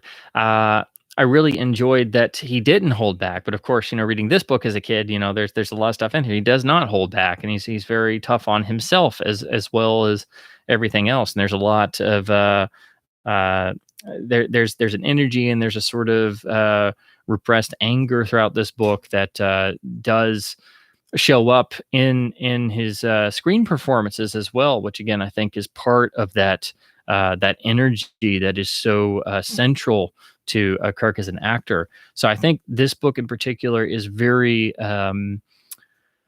helpful to understand what he was doing and where he was coming from. And of course, it was cathartic for him to write it in the first place. And I really enjoy reading books where people are actually making genuine reflections on themselves. So I think reading this book at an early age made me even more of a fan and more interested in Kirk's career and his various performances in films, and his eventual writing career, because his other books are actually quite good. I've never read his prose novels, but I actually really kind of want to now, because I believe he had two novels published in, I think, sometime in the '80s or early '90s, outside of biographies and autobiographies and memoirs and other pieces. So this is really if we're talking about tomes, this is the key tome, and of course, it's always great getting it from the horse's mouth. And again, what's great about this book, he does not hold back. There are great quotes in this book. There are really great anecdotes that are very, very, visceral, and so you can definitely tell that these incidents really kind of seared themselves into his brain, and formed, the psyche and the backstory of life experiences. So if you've never read this, I do highly recommend it. It's key to understanding Kirk, the person, the man, and the actor, not to mention the producer and, of course, the writer. And of course, since it was written in 1986, it doesn't really cover his later period, which gets covered more in the later books that he started writing, mostly post his stroke in the 1990s. So anyway, this is the key book, and again, I think because I read it at such a young age, and I'm currently halfway through rereading it again, and it's even better than I remembered, simply because it's so out there and just open, and it's called The Ragman's Son, and he literally was the son of a ragman, and grew up in poorer than poor conditions. And I think all of his child life experiences really not only instilled a work ethic, but a drive that there has to be something better, and there's nowhere. When you start at the low point, he's used to say in interviews, there's nowhere to go but up from there.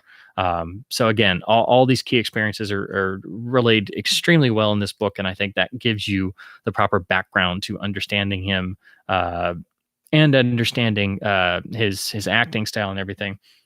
Because he did do some dramatic training, he did want to be a great stage actor, and he started doing stage work, and then wound up getting into motion pictures. So it was not exactly what he aimed to be doing. He aimed to be a great stage star, and he trained in Shakespeare and Ibsen and all the great, supposed high-minded, great works of the stage, and then wound up becoming one of the great screen legends. So it's like, well, what happened to that? I don't know. Um, so anyway, um, it's really astonishing that he came out of the gate on screen as an actor as well as he did right at the beginning. But that having that stage background does help immensely in giving you not only a work ethic but experience and a confidence, and also allowing you to really discover your own sense of acting style and you know learning to speak properly on the stage and project the voice and all that stuff. And then, but that doesn't mean necessarily you can translate all that to the screen, because a lot of stage actors are terrible on the screen and vice versa. So the fact that he was able to do that at a young age, again, speaks to his versatility as an actor, because again, it's not easy to do and not everybody can do it. But to just kind of, work through the various films kind of chronologically. And unfortunately, there's so many and so many different versions. I wish I had copies of all my favorite ones, but it's just, you can't have copies of everything, unfortunately. But anyway, I think it's really interesting if you look at his career, and you go chronologically, because the first picture he was ever in is Strange Love of Martha Ivers, which I referred to before. But of course, it's a 1946 noir, but it's not one that gets talked about as much, I think, probably because it doesn't have a super huge star in the main part, because the main lead role is played by Van Johnson.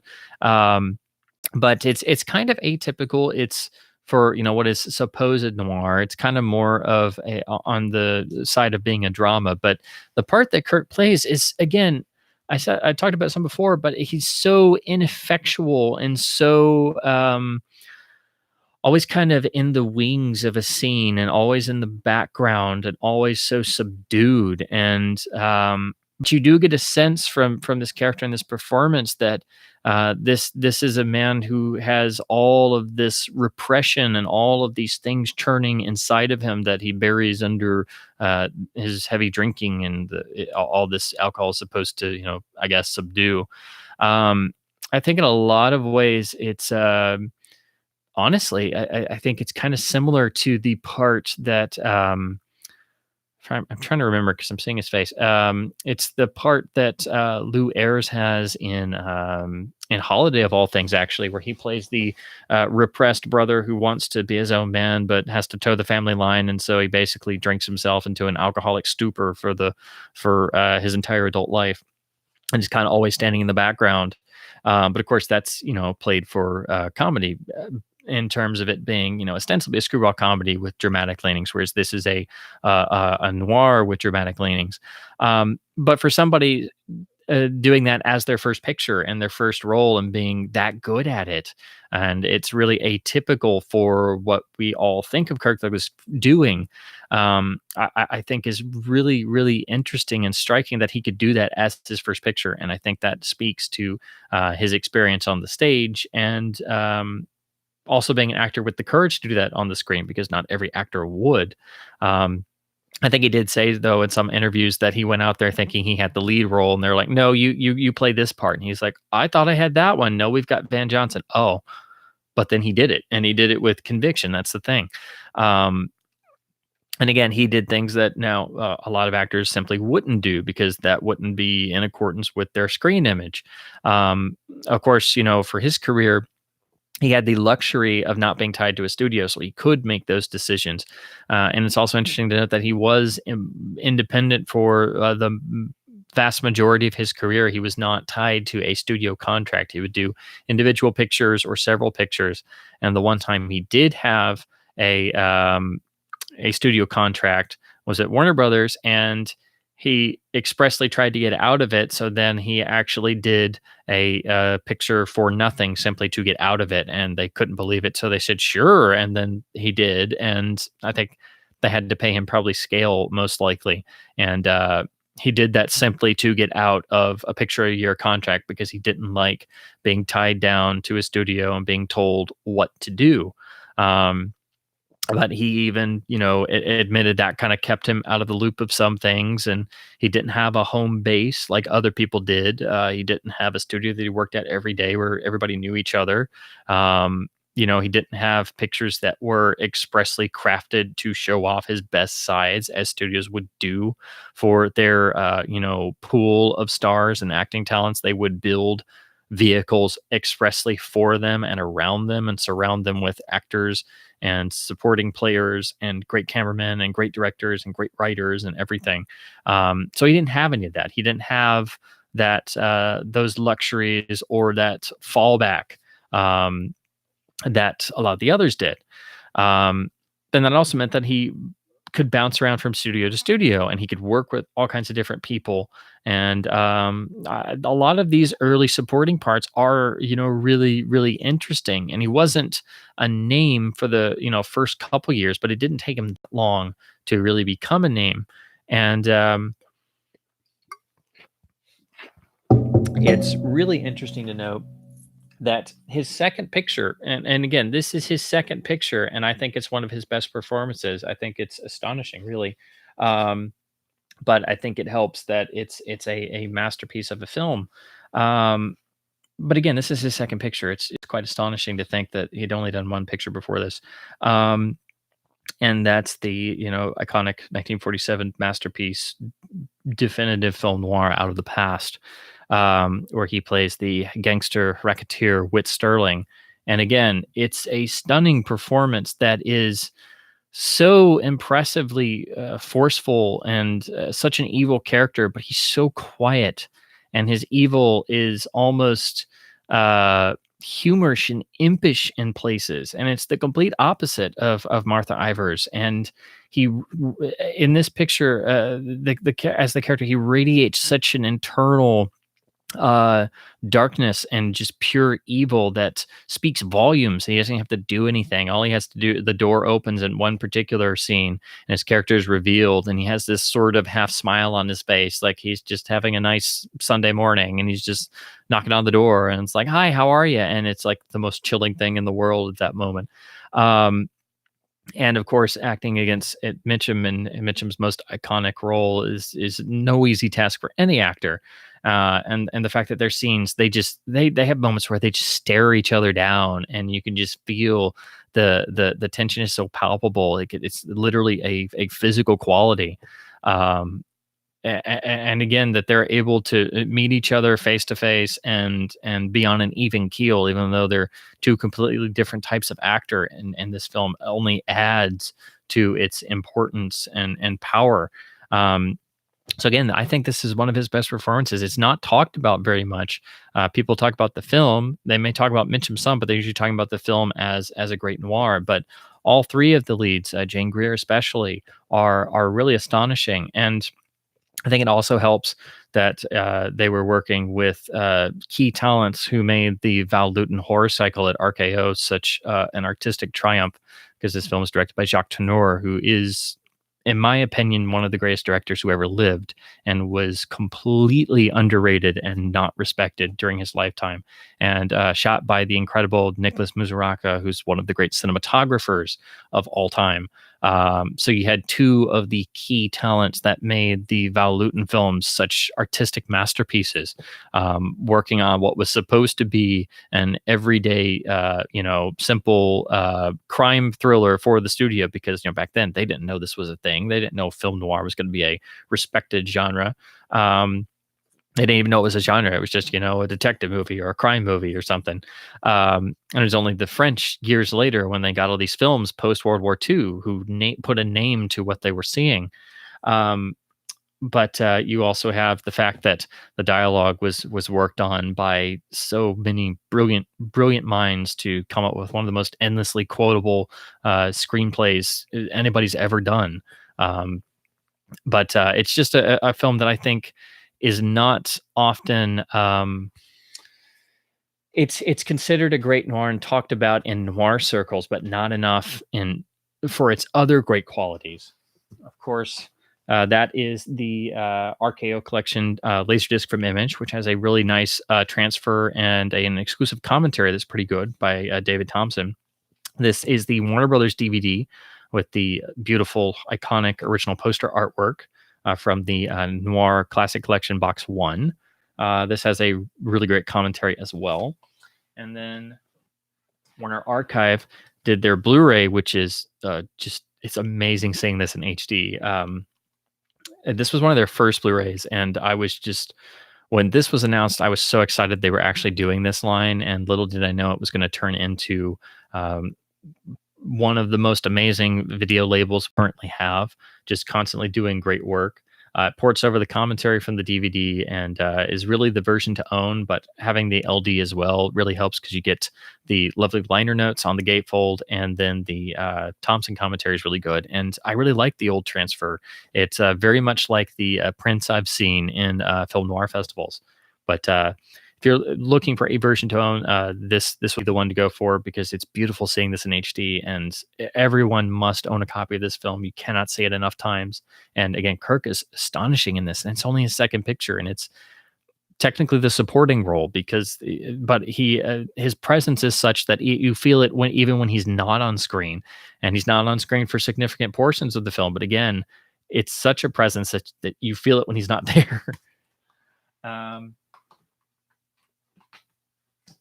Sift through.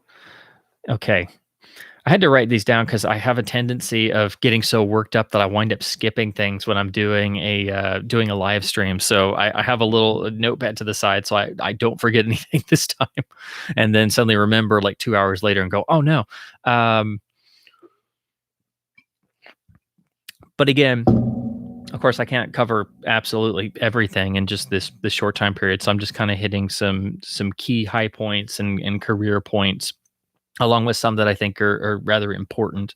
So of course, Out of the Past comes out, and it's decently successful, gets moderately good reviews, but it's not some big life-changing thing for anybody involved. It's just another RKO programmer. It wouldn't really be discovered as the great classic that it is until noir became recognized and became much more in vogue in the late 60s and really the 70s, and then into the 80s when the first books and studies started coming out, and people started looking for more obscure and better examples of the genre.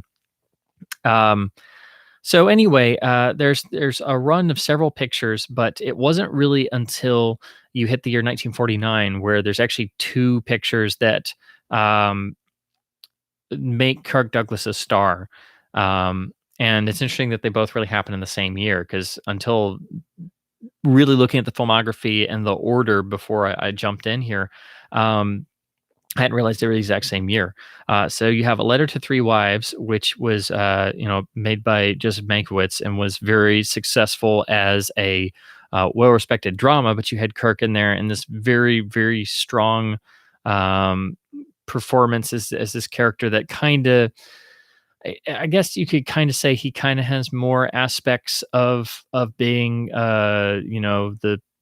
being the lady killer figure, or being very good with women, or sort of being much more loose in things. And of course, it's a showier part in a big, well-publicized movie, because Joseph Mankiewicz was becoming a bigger and better, more respected talent in Hollywood at this point, because he had done and he had made several pictures before that had built his reputation after being a great producer and a great writer. But if you look at those, they were really good showcases and vehicles for all the actors involved, not just the stars. For example, Dragonwyck is a really impressive film that, while maybe not perfect, is supposed to be a Gene Tierney vehicle that becomes a showcase for Vincent Price, and is really the first Vincent Price movie in terms of what you come to expect from a Vincent Price performance. So basically, he's so great in the film, it basically becomes his film. So the fact that you have Kirk in Letter to the Three Wives, and he's impressive in an ensemble cast of other great stars of the time period, only added to his growing, fame and fortune and standing. But it's really the other picture of 49 is the one that did it, and that's Champion, which is one of the great boxing films, for sure. But his portrayal of a rising boxer is so visceral and vivid that he had to have seen parallels to his own life, struggling to rise from abject poverty and struggling to better himself and put himself through college and get some sort of acting school and make something of himself. That he throws himself into this part with such vigor that, when you see him, even just in the training because technically there is a training montage of sorts well before Rocky in this film, but even when he's punching a bag in this film, you just the way he's hitting and the expressions on his face and the way he bares his teeth, it's like with everything he does, every punch he throws, it means something. It's completely, again, it's the visceral quality of the performance that I think everybody who saw the film, and even to this day, everyone who sees the film, you just don't forget it. It's so viscerally there, and it literally made him a star. It's that one picture. It's the whole notion of being a star born overnight. Well, of course, it wasn't exactly overnight because he was building up a pretty decent career for himself, but hadn't been really well noticed and hadn't had a big showy lead part until this point. And it was a risk of sorts because it wasn't for the I think it was said that he was offered a big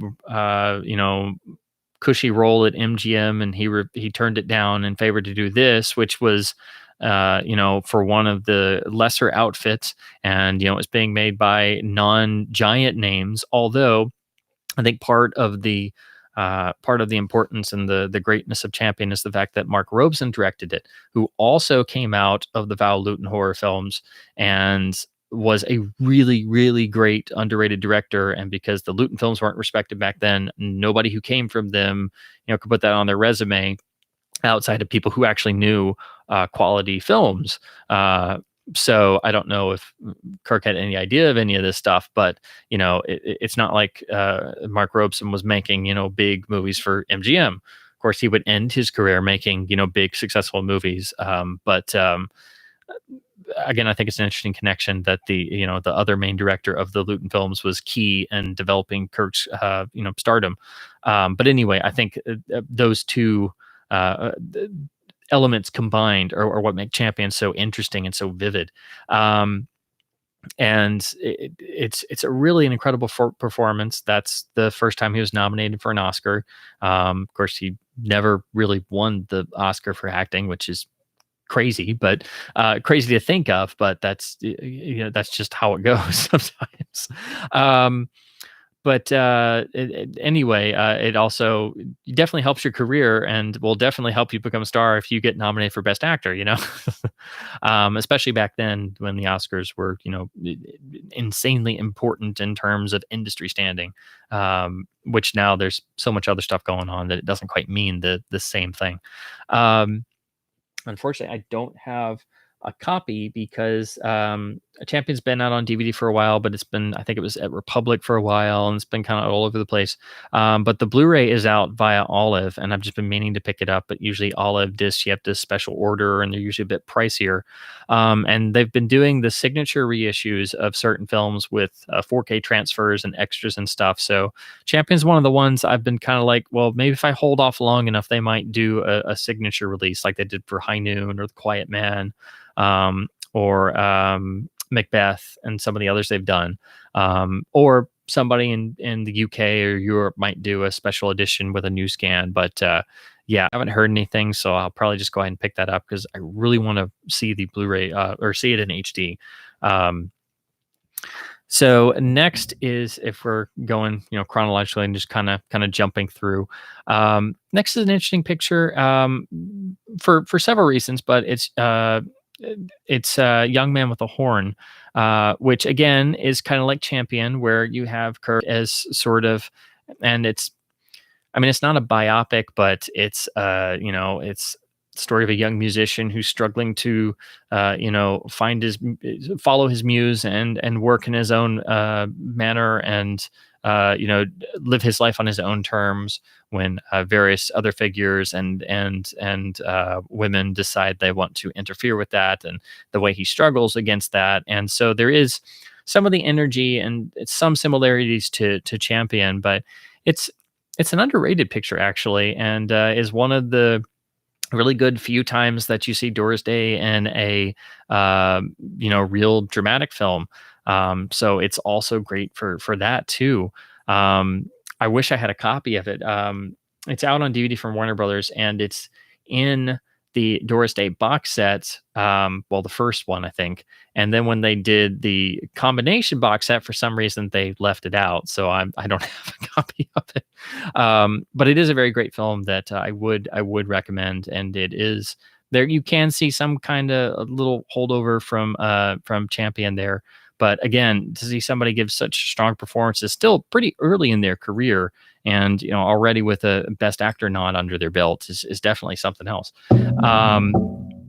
And then to jump forward a little bit, 1951, you have him working for another great director and a very underrated picture that's important for a lot of reasons. It's been very influential for a lot of it's sort of a police procedural film. I'm talking about Detective Story, which was directed by William Wyler. And it's, again, Kirk plays a very dedicated, very driven character. And because it's such a good, serious, straightforward film, which was really uncommon at the time, I think it does have some influence on things that followed, particularly about trying to do police procedurals, in a semi-accurate sort of way.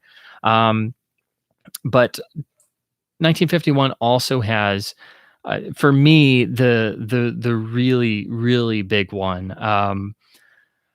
I heard about this film when I was growing up. It was really difficult to see because it was just plain out of print. It had no home video releases. All I could do was read about this film, and I was just dying to see it. And so it took me many, many, many years, and it was finally on a random late night TCM airing where I had to, stay up to be able to see this. I finally got to see this film, and then eventually Criterion released it on DVD. But I think if you had to say if you had to give an example of the one film that would just give you the range, the impact, the strengths of Herc as an actor, and you had to point to the picture that is why he is a screen legend. If he had to give the best example, he could say Paths of Glory, he could say Spartacus, and that would be totally fine. But this one in particular, because it's such a bold, different, completely out there work, and it's just blistering and scathing in its storytelling. I don't know if there's a better film to showcase Kirk as just a powerhouse on screen, and that is Billy Wilder's 1951 masterpiece, Ace in the Hole. This is just an astonishing picture. It's probably the most scathing film noir of them all. It is a blisteringly angry, unflinching picture that really forces you to look not only at yourself but the country as a whole, and just the general nature of the depths of the darkness of humanity itself. Again, it's astonishing that this was ever made in 1951. It's thus no surprise to learn that it was a colossal failure. Everyone hated it so bad that the studio quickly pulled it and then tried to re-release it a couple months later under a different title called The Big Carnival to try and make it sound happy, and that still didn't work. So then it quickly disappeared again, and then was just not thought of or not talked about very much until many, many, many years later, when people actually took a second look at it. If push came to shove, I don't know if just talking about Billy Wilder's career in general, I think that this was the film where he really, really went so far that he actually made so many people mad that he realized he couldn't make pictures like this and get away with it. And so after this point, he went from making Sunset Boulevard before this to then after this film making much safer material for a while throughout the 1950s. And I think that was actually sort of that was definitely had to be a reaction to this film and how it was taken. But Kirk's character of Chuck Tatum is such a complete original in terms of, at one point he's the most selfish, egotistical bastard you've ever seen, and you can't stand him, but you still like the guy. That's the strangeness of it. And of course, it's based around a real life incident that happened, but the film transposes it to the Southwest. And Kirk's character is a down on his luck ex-reporter who's washed up in this small town and gets a job on the crummy little paper, and spends all his time sitting there writing about the town bake-offs and a lost dog and all this generic junk, and then stumbles upon what he thinks is a great story about a guy who's stuck in a cave-in, and then monopolizes the story and builds it up into a national news frenzy, and then a literal carnival of people build up outside while this guy is trapped in there, and it becomes a literal circus. And it's really a media circus before it was a thing, or an actual concept. And this film is so forward thinking that if you see it now, it doesn't feel far-fetched at all. It feels so vividly real today, far more than it did, I think, in 1951. Again, Kirk's performance is just you can't describe this character. He has so many facets and so many sides. He's so unbelievably cynical and so far gone in terms of you have to wonder if there's any humanity there. But again, getting back to the idea of Kirk trying to find those supposed chinks in the armor, you see his flashes of guilt or conscience amidst some of the bleakest moments of any noir or any film to come out of the 1950s. This film has just astonishingly bleak, quotable lines. The most famous probably being when Kirk's character tries to get the wife of the stuck man to go to church and pray for the cameras and the reporters to play the part of the grieving widow, which of course she doesn't care if her husband lives or dies. She just wants to get out of this place. She doesn't like it. So he's forcing her to go. He's telling her she has to go to make sure the story's perfect so he can sell it. And she has the famous reply of, "I don't go to church, kneeling bags my nylons," and says it perfectly straight. And it's so utterly black and dark and bleak. And the whole film is that way, but it is just an astonishing work. And again, when I finally get to see it, it's one of those few times where I was so blown away by a film and a performance and every single facet of it. I was just totally obliterated. Other people who had a similar experience to me also said the same thing. Spike Lee is a big fan of this film, for example. He saw it at a younger age. I think maybe at NYU or somewhere, because it was insanely hard to see this film. But since Criterion put it out, and I think 2007 is when their DVD came out, it's been much more available, and so people know about it and are seeing it much more, much like Seconds is another example of a film that was really obscure, out of print, hard to see, and then when Criterion put it out, it kind of helped it get it much more well-known. This is the Criterion Blu-ray. This is the original digipack. I know I was showing it earlier, but it's got the DVD and Blu-ray versions. Of course, now you get it. It's just the Blu-ray in the keep case because Criterion will repackage their digipacks. So I was glad I tracked down the digibook version because I'm just so obsessed with this film that any extras or extra art is great, because this is a film I spent way too long trying to see. And this is just a shot of the circus that starts to spring up around the mine. And of course, the great gag of the film is that there are ways to get him out that will be quick. And of course, that wouldn't help to sell the story and make it bigger so he could get back on the papers in New York and get his old job back and be an ace national reporter. So of course, he insists they have to do it the long way. And what's great about the Criterion insert is that they've actually printed it like an old-fashioned newspaper. So it actually folds out like this, and it's beautifully done. This is my favorite Criterion insert, hands down, no competition. They really put the effort in. They reproduced the Albuquerque Sun Bulletin on the top. and it's got a piece by Molly Haskell and others. Um, and then the insert has the chapters and everything written in newsprint style. And then they even have fake ads for the cafe. So there's the Minosis Cafe where the husband and wife actually run. So again, the attention to detail here is just stunning, and the printing on the stills is really great. So it actually feels like an old, 1950s small town newspaper. So just sterling work from Criterion. They don't always do a fancy booklet, but this is just above and beyond. So this is easily my favorite booklet in pretty much most anything. Just fantastic. So definitely grab the digibook version if you can find it, because most Criterion digibooks are now totally disappearing or already gone. I know some people prefer the keep cases, but in certain ones like this, I prefer the digibooks. So yeah, if I had to pick a favorite Kirk performance, it would probably be this one, simply because it's so out there. It's such a multifaceted character. Again, you never quite get a read on him. He's so fascinating as a character. Again, you still like the guy, but he's so despicable for most of the picture.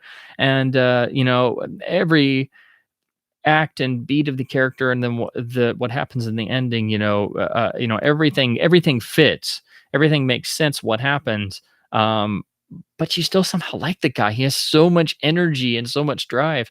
The opening of his first appearance in the film is now kind of well known, but it's so striking. You see him in a car, you see the windshield and the top down. He's sitting there reading the newspaper, but the car is moving. And you're like, well, wait, what's going on? And then slowly we pull back further to see that he's in a broken down car being towed into town because his car broke down. Because he just sits there and reads the paper and cocks his hat back and everything. He's just like, la, la, la, la, and just doesn't care about anything. So yeah, it's ridiculously inventive. It's arguably Billy Wilder's best picture, which is really saying something. I don't know if I could choose between this and The Apartment, but I always fight with myself, which is the more timeless, out there movie, and it's usually I side with this. Like it's you could go with any of them, but to also get with that there, and it's just impeccably made and an incredible picture that I wish was better known because it's one of the best films ever made. But Kirk's performance in here is the stuff of legends. It's incredible. So yes, Ace in the Hole is probably the one I would say that is the most multifaceted, the just truly without any sort of precedent out of his entire career. I mean, it's an astonishing picture. And again, it was so dark, it made everybody mad and it made no money. Even the studio hated it so badly, they pulled it and then retitled it and then dumped that. And then nobody saw it for 30, 40 years. So yes. So if you couldn't tell, I'm really big on Ace in the Hole. So to keep the story going, of course, Ace in the Hole was not a success whatsoever, and so people totally missed on one of the great screen performances. I would argue, which is really a shame because Kirk is astonishing in the film as Chuck Tatum. But things turn around, and then the next year we have the opposite happen in a phenomenal, incredible picture that became a classic. Kirk again has a phenomenal lead performance, and he is definitely, if he's a real heel in Ace in the Hole, he's definitely still a heel in Bad and the Beautiful, which again was when he was nominated for the second time for Best Actor. And it's an incredible picture that basically has him. A lot of people try to say that he's playing a version of David O. Selznick. There's definitely some, real life industry parallel. I think the film is probably, it definitely, if not directly influenced, it was probably someone inspired by Sunset Boulevard being a success and having real industry parallels, like DeMille actually appearing in it and people playing versions of themselves and all of the industry insights and things that are all through Sunset Boulevard. We have the same thing in The Bad and the Beautiful that tells the tale of Jonathan Shields, which is Kirk's character, who is this fabulously successful movie producer who, in the course of making all of these great successes, has basically torn up and destroyed and ruined all the lives of people that he's come into contact with, and especially the loves of his life. So again, a lot of people try to link it to being sort of inspired by David O. Selznick in a lot of ways, which you can read that in there, I guess, if you wanted to, in terms of basing it off of a successful independent producer. But what's great about Bad and the Beautiful is, it goes through the sort of backstory of how all these people's lives got destroyed because they had to interact with and work with and come into the orbit of Kirk's character. But my favorite bit about the movie is, all this stuff that he does is in the terms of trying to be successful, and it's not always because he quite realizes what he's doing. So in some ways, his character is sort of blind to what he's causing other people, or he just doesn't get it. So he's not really a bad guy in that sense through and through, the way he is in Ace in the Hole. Although there is dimensionality in Ace in the Hole, and that character does actually have a conscience, but it's really buried in there. Whereas in Bad and the Beautiful, it's much more of you still kind of like and admire this character, even though the lengths he's gone to get this success hasn't always worked out for him and has definitely caused everybody else irreparable harm.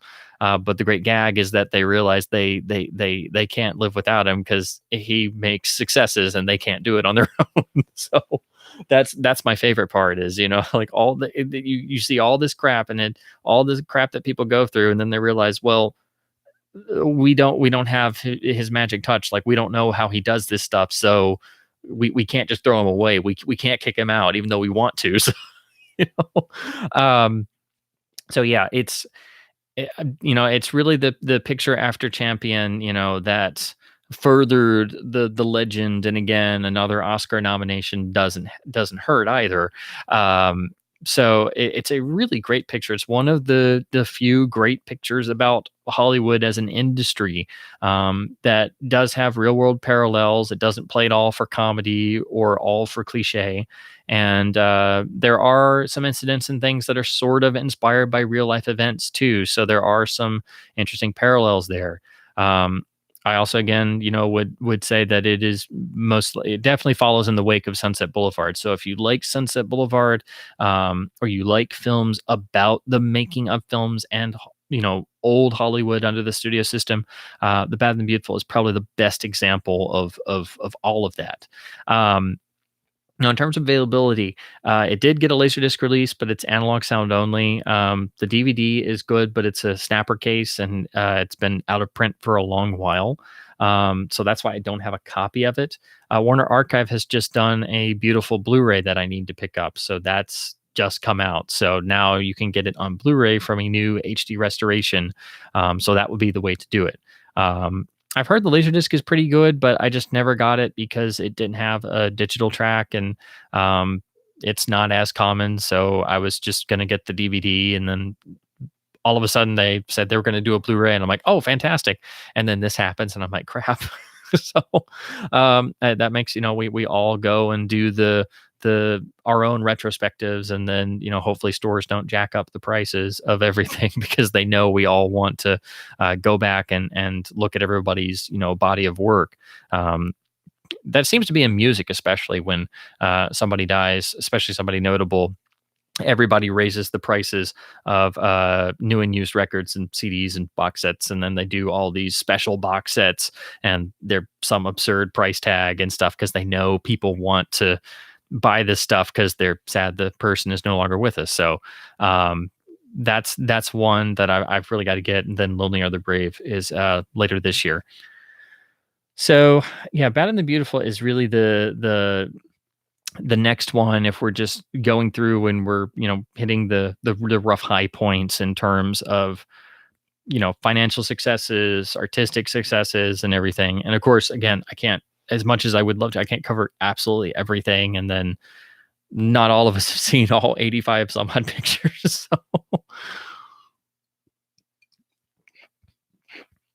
So to again move ahead just a little bit to the next super notable picture. And again, this one was another risk for an actor to take, because you know technically and it's hard for people to realize this, it was not for a major studio, it was not for one of the big ones, it was for Walt Disney of all people, and it was on something that the entire industry thought was a folly, because it was Walt Disney's first attempt at doing a full live action film, no animation, and it was effects driven, and it was set at sea, and he insisted on shooting it in color and cinemascope in the infancy of cinemascope. So at this point, there were only a handful of lenses around, and Fox had only started using cinemascope the year before on the Robe. So he had to basically put up the whole company to be able to make this film, and had it not worked, the Disney company would have been no more. And pretty much everyone thought that he was making a terrible mistake, and that Kirk was stupid to, take this on, because this film would not work and be a success. Of course, it thankfully went completely the opposite way, became extremely successful, and is arguably, I think. I don't really know if you can say there is, a best Disney film or Disney release, but I think this is right up there with the original animated classics. It's easily the best live action film that Disney ever produced, and the best version of this classic tale. But I'm, of course, talking about 1954's 20,000 Leagues Under the Sea. And again, the whole notion of Disney, not holding back and betting the whole farm, i.e., the studio, on the success of this film, goes down to the fact that he insisted on getting top stars for the films. You have Kirk Douglas and James Mason, when they were huge names in the 1950s and filled with great supporting players, including Peter Lorre. So right down the line, everything was as tip top as it could be. So again, this is literally betting the farm on, this picture's got to work, and we have to mean what we're saying. Otherwise, it's all over. So of course, this is an adaptation of the classic Jules Verne novel, of course, with, some alterations here and there to fit it into a, 2-hour movie narrative. But this film is made with such a pure sense of adventure and adventure storytelling, and it's got just incredible earnestness to it, that it's not afraid to be dark when it needs to. It's a film for all ages that does a remarkable job of retaining the spirit of the novel and the spirit of adventure, and also the inherent darkness of it. Most notably, when the lead characters are literally kidnapped after the boat they're on is basically sunk, just like all the other boats that have been sunk, and all the people on them have been murdered and drowned, or died in explosions, and they're whisked aboard the beautiful, astonishingly designed Nautilus, run by the West for essentially revenge, which we are not given the cause for immediately, and then it becomes a somewhat civil, somewhat not civil battle of wills between all the characters, and then our main trio of characters kind of represent the different sides to every equation. And Kirk plays basically the as Ned Land. He's much more the classical pirate figure, in terms of being the man of the sea and being very two-fisted, and being the great harpooner and the great sailor. So he's the physical brawn, he's the physical character of the film. And so it's interesting, you have these three protagonists, that you have the physical side, you have the intellectual side, and then you have Peter Lorre in the middle, wondering about where his next drink is going to come from. So this is a Disney film about pathological obsession, murder, torture, kidnapping, and of course alcoholism, which makes it a great children's film because it's not afraid to plunge the darkness. And of course, when you're a kid and you see this for the first time, and you get to the giant squid attack at the end under the raging sea at night, and the tentacles come up on the Nautilus as shown here, I mean, it's the stuff of nightmares, and you never forget it. And when the beak pops up and is just clomping down, and Kirk gets up there and the waves are, he's just, everybody's soaked and everything. The Nautilus is rocking and he gets the harpoon in his hands. It's just like, yeah, that is the stuff of classical adventure. So it's astonishing how much of the book they're able to translate, and in a lot of ways it plays a bit better than the book because depending on the translation you read, Verne can get a bit wordy in terms of trying to read the whole book. I remember the first time I read it, I don't think the translation I had was very good because, of course, the original is in French. And so I remember when I read it as a kid, I'm like, man, this is not as gripping as the movie was. So this is the Disney Archive Laserdisc, which was the first time you could get it in widescreen, and you really need it in widescreen, this being an important scope film. And of course, this was their series intended for hardcore collectors. So you have these beautiful liner notes, photos, and stills of props, and then a whole bevy of extras, including the TV special that was basically a promotional piece for the film. And of course, Disney could promote his own stuff because, of course, he had his own TV show on the network. So, great example of cross promotion. It does have a Prologic stereo version of the soundtrack, which, of course, was stereo surround on the original engagements because CinemaScope had back stereo. I must say that the transfer on this it's okay, but it's definitely a bit noisy, and it's definitely one of those where if you have a really good, what a good LD looks like, it's kind of frustrating to watch this transfer because it's just not very good in picture quality. But this was the first time you could see it in scope, which was great.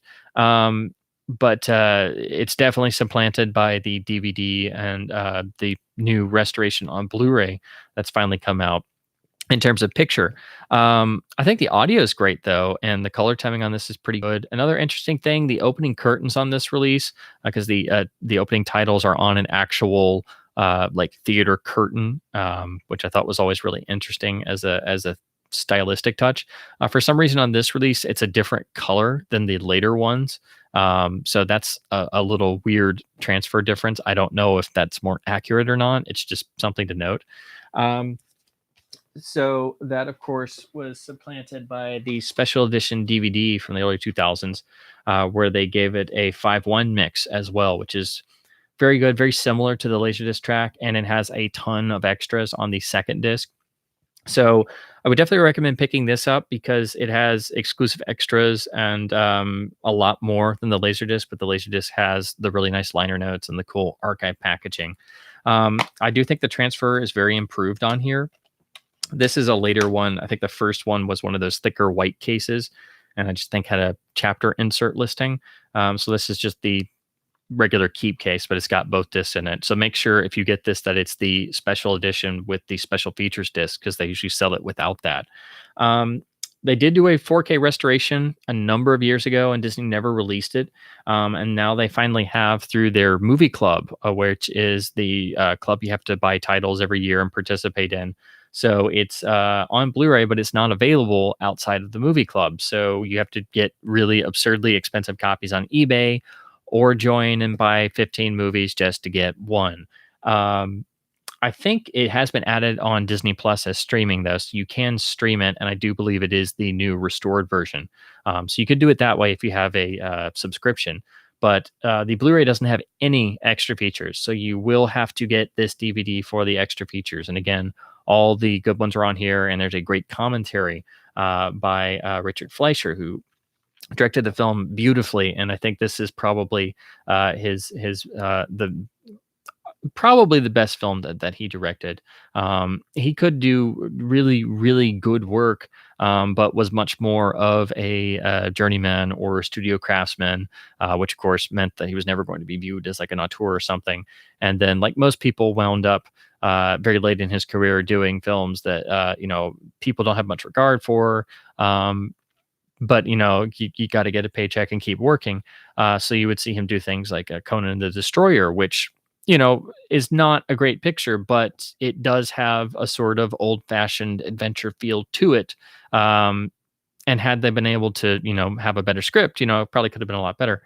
So you can see, parallels. And then he also later directed the classic Fantastic Voyage, which also, of course, has the science fiction theme to it, and also has, the whole notion of making a voyage into the unknown.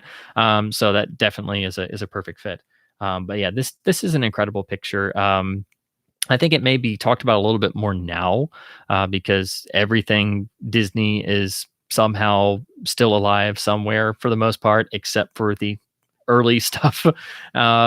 So 20,000 Leagues Under the Sea usually kind of flies under the radar, but now, hopefully, with it being restored and finally released and on Disney Plus, people will be able to come to it and enjoy its strengths and enjoy the greatness of when Disney used to make films that actually mattered.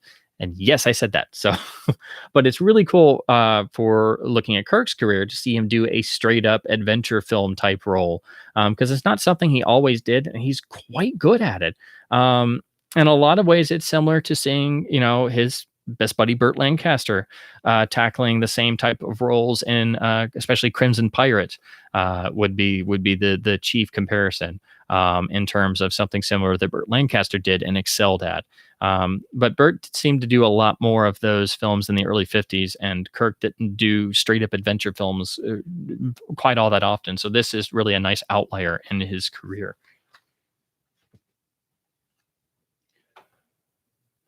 Okay. So again, to move forward a little bit, there's a couple of other interesting pictures in 1955 that I unfortunately don't have copies of, and some of them I haven't seen in a while. Ulysses is probably, it's really the first time that he's doing a historical period piece of a picture, and thus kind of setting the stage for what comes later eventually in Spartacus, because that was a genre that had really started taking off primarily after The Robe being a huge success in 1953 and really inspiring everybody to follow suit. You could probably go back a bit further to Quo Vadis being the one that really started the trend for historical period films, and then The Robe being the first in a widescreen format, and then that sold CinemaScope, and then just furthered it even more. But there's two good, interesting westerns also: Man Without a Star and The Indian Fighter, which are. It's been a while since I've seen them, but I remember them being very good. And I think The Indian Fighter is one of the ones that Kino has just released, because they have like 3 or 4 of the more obscure Kirk Douglas titles, and some of them are westerns out on Blu-ray. But Kino does so many a year that it's hard to keep up with what they've actually released, because they'll do like 10 or 15 titles a month, and you just don't even realize how many they've done. So I think at least one of those is out on Blu-ray from Kino Lorber. Excuse me. And of course, with westerns, they may be out in Germany or France, and you just don't know until you just look it up and find it on some obscure label or something, because in France and Germany, they really, really love westerns. So to get to the next really big title, you of course have to talk about Lust for Life in 1956, where Kirk, of course, gets to play Vincent Van Gogh, and of course was the third time he was nominated for an Oscar, and the one time everybody thought he was going to win. And of course, he didn't win, but that would probably be the one that he would have most likely have won, because it's a very iconic figure that people at least know, even if they don't know a whole lot about him. And it's a very, very vivid performance. It's the heart of the whole movie. It's what the whole movie's about. And what I found so striking about it is, I didn't know a whole lot about Van Gogh, but you know little bits and pieces, and you're familiar with some of the works and the general self portraits, so you kind of know what he looks like. So it was striking how well that Kirk was able to physically look like the self portrait. But what I found so interesting was how well he conveyed the internal struggles that Van Gogh was known to have gone through. And of course, Van Gogh was never a well-known, respected artist until, long after his death. So he never knew success or greatness or anything, and just lived with all of these various torments. And you can so vividly feel them in the film. And that's what makes the film great. of course, if you make a biopic back in the 50s, you can't possibly get all of someone's life into it because, of course, you're still dealing with the production code. So there must be concessions made and things. So, some people may not like biopics from the studio era simply because it's not realistic enough or it's not dark enough or da da da da. But that doesn't detract from um, how they conveyed the just what Van Gogh must have gone through in trying to get these ideas out of his head, and what he struggled with and what he had to live through. And uh, there are significant portions of the film where Kirk doesn't really say anything. He doesn't have to. It's dialogueless, and it's all contained. I think chiefly in Lust for Life, especially as Van Gogh, it's all contained in his eyes. It's these unspoken moments that really, at least for me, I don't know if this goes for everybody else, but for me personally, it was all the unspoken moments that he just seemed to convey all this torment simply through his eyes, which I found was the most striking part for me. And of course, I've never been, a giant art nerd or anything, but I know most of the big names, and I like studying art. That's fine. So it just I was very interested in what was being portrayed, simply because the performance was so vivid. I didn't have the whole art school or classical background to everything to be like, oh well, that's when he did such and such, and that's when he did such and that's when he went here, and then this is the late period right before his death and all that stuff. So I think it's very, very vivid, and it's totally performance driven. Of course, the subject is obviously going to drive the film, but Kirk's performance is so vivid and so central to the film that it is the heart of the film. What if you take that out, or if it had been somebody else cast in that role, I don't think they would have thrown themselves into it with that level of vigor and intensity, and the film would not have been anywhere near as impactful. Um, and in some ways, I would probably argue that it was. I would actually argue it was a good way to maybe not train, but it was good experience for eventually doing Spartacus in a lot of ways. Of course, they're two completely different films, completely different characters and characterizations, but you know, playing Van Gogh in Lust for Life gave him the experience of being the central, beating heart of the whole picture, which is what Spartacus is. Um, so in ways, I think it became preparation for what eventually came in Spartacus, in terms of being the whole center of the movie, and everything surrounds that performance. Um, so anyway, Warner Brothers has put it out on Blu-ray, which I've been meaning to pick up anyway. It's not an archive disc; it's actually a studio disc, and I don't think it's too expensive. I think it's about $10 or so, but it's a pretty good transfer, and it is improved over the old DVD, which I think was also a snapper case from much earlier in the day. So that would be the way to check out Lust for Life. Um, then to once again jump ahead a little bit, 1957. You have a really, honestly, it's such an iconic tale that most people don't realize that the story of Tombstone and the gunfight at the OK Corral has been told many, many, many a time. But if you look at the 1957 gunfight at the OK Corral, it's a really interesting Western, in terms of it feels iconic, even though they didn't make it to be that way. It has so many elements of what everybody considers a Western, but it still has a freshness to it and a vibrancy. And you get to pair Kirk and Burt Lancaster on the screen.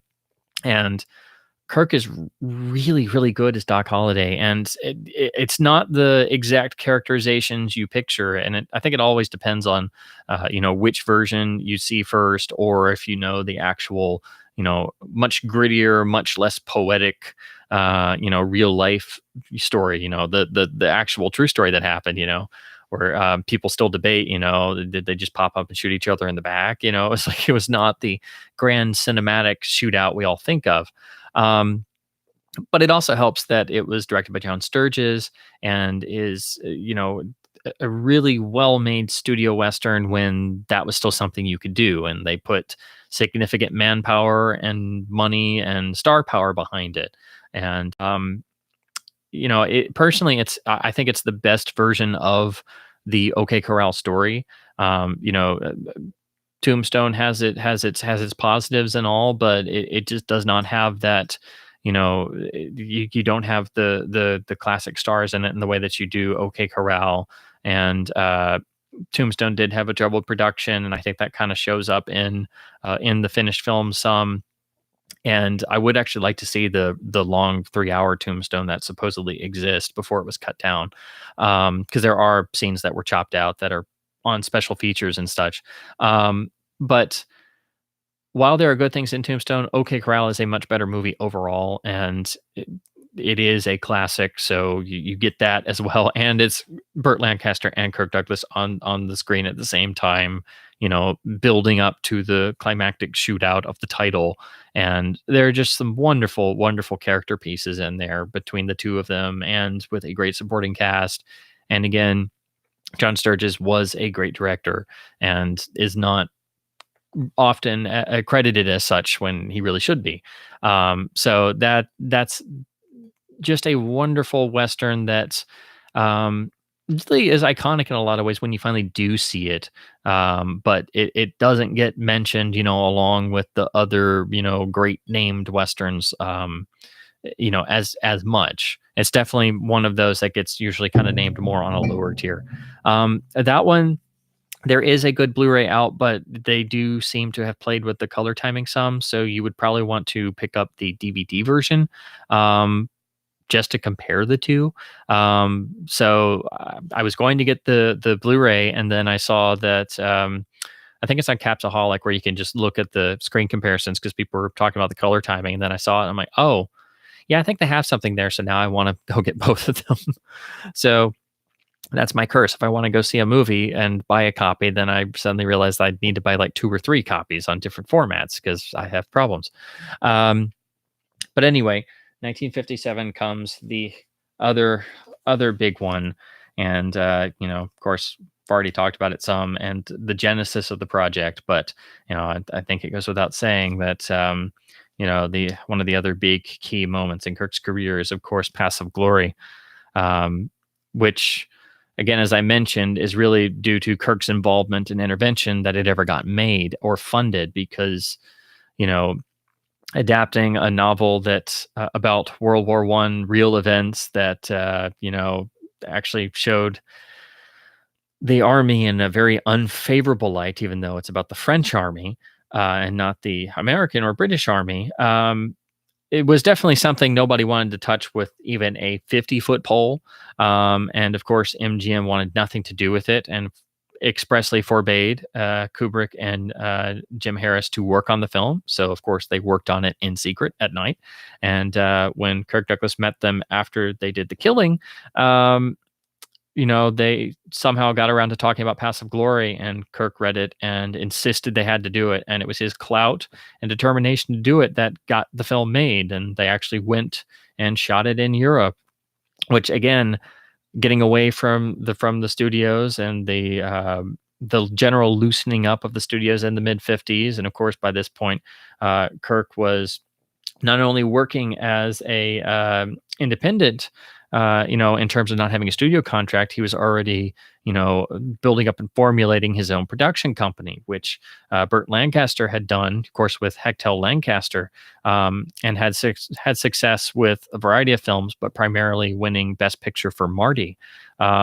So, Kirk had already been kind of working in a similar fashion, but, now he and a lot of other people were starting to basically do it more full time and actually have their own physical production entity. So in a lot of ways, Paths of Glory was him kind of putting on that producer hat of sorts for the first time, in terms of not just agreeing to do the project, but actually getting the ball rolling and getting the interest generated, and basically getting the picture green lit, and also keeping it on track and not letting it be meddled with, because there was talk about actually changing the ending and putting a upbeat ending on there where in the 11th hour things go differently.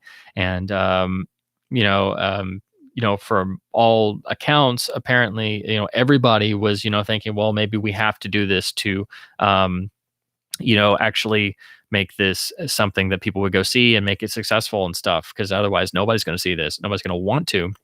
And it was pretty much Kirk as the one who said, no, we have to keep to the original intent. Otherwise, the whole point of the movie is lost.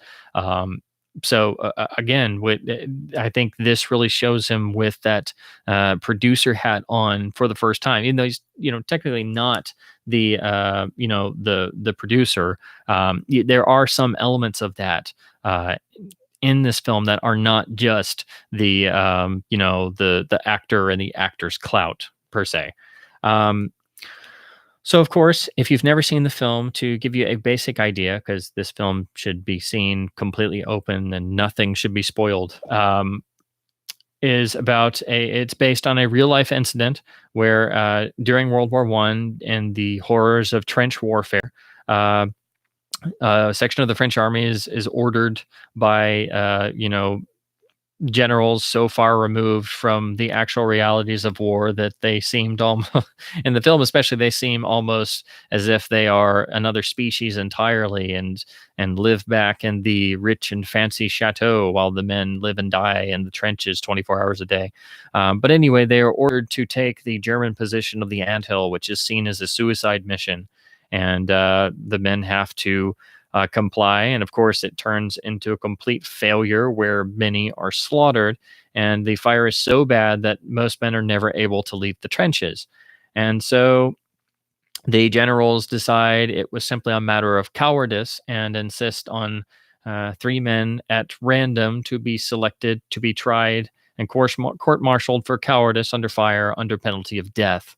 And Kirk plays Colonel Dax, who is the leader of these men. And then, because he's an attorney in his civilian life, demands to be the one who has to defend them against the baseless charge of cowardice. And so it basically, it's viewed as one of the great anti-war films, which it is, but it's also a film about the struggles of humanity against, imposed bureaucracy, and just the horrors of war, and the strict nature of the armed forces, and how it slowly but surely not only debilitates but deconstructs and destroys humanity for the most part. And again, as I talked about in the ending, there's that beautiful unspoken moment where it leaves that note of maybe there is some glimmer of hope that perhaps not all of humanity has been destroyed. It is a stark film, shot in haunting, amazing black and white, with, of course, the now iconic swirling and revolving and reverse tracking shots, primarily shown here on the cover, where Kirk, as Dax, has to walk down the no man's land of the trenches with all of the mortar shells and bombs going off above, and walk past the faces of all the doomed men as they prepare to lead the suicide charge on the anthill. And then the charge itself is astonishing, haunting, and just brutal. Also, I think immeasurably helped by the fact that the film is shot in black and white. I think had this film been in color, it would not have been anywhere near as impactful. I think the photography in this film is just incredible. It's the look of this film is a work of art in general. Just every part of this film is unforgettable and sears itself into your brain. And this is aided by Kirk's performance, which there are moments where Dax breaks and has emotional outbursts, but it's a very controlled performance. You can even see here on the cover. He has to carry this facade for not only the men, not only to get through the bureaucracy, not only to deal with these corrupt generals and to deal with the constraints of being a colonel in the army in the middle of war and trying to maintain not only a sense of honor, but a sense of self and soul. He also has to maintain a brave face for his own self, his own interpersonal demons, his own fears. He has to keep contained and then has to reconcile all of this. So again, I do think there are some parallels to Full Metal Jacket later on if you're looking at other Kubrick films, but it's an astonishing performance for Kirk for all of those reasons. Dax is, again, the film is lauded. It is recognized as one of the masterpieces of the cinema, which it is, and is one of the great examples of an anti-war statement, which it also is. But again, I think Kirk does get overlooked because, of course, without having a major star in it, the film wouldn't have gotten made in the first place, and nobody would have gone to have seen it. And had it not been for Kirk, the film wouldn't have been made, period.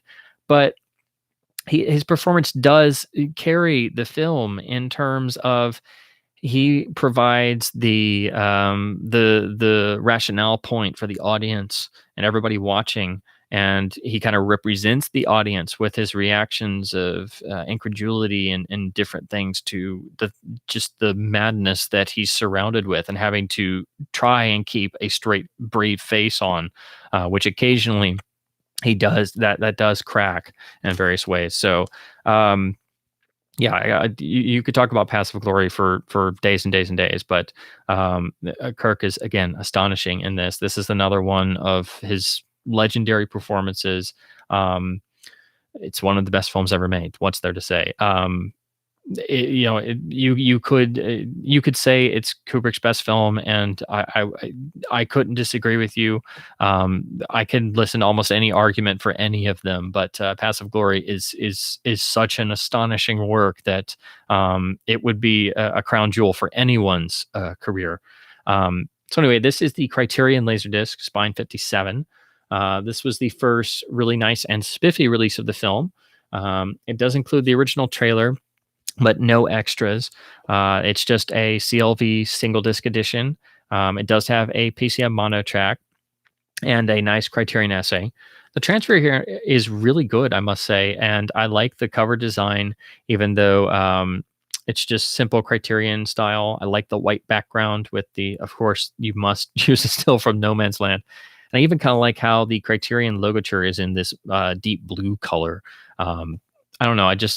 At first you may not like the design of these Criterion sleeves because they might seem too simple, but I don't know. Eventually you get used to them, and some like this just really, really work well. There's interesting to know about the aspect ratios. This film was always shown 1:3:3 to 1 Academy ratio on all the old video transfers. But it seems like it probably would have played in some form of widescreen in the 1950s, because most theaters and studios had switched to exclusive widescreen filming in the mid 50s anyway.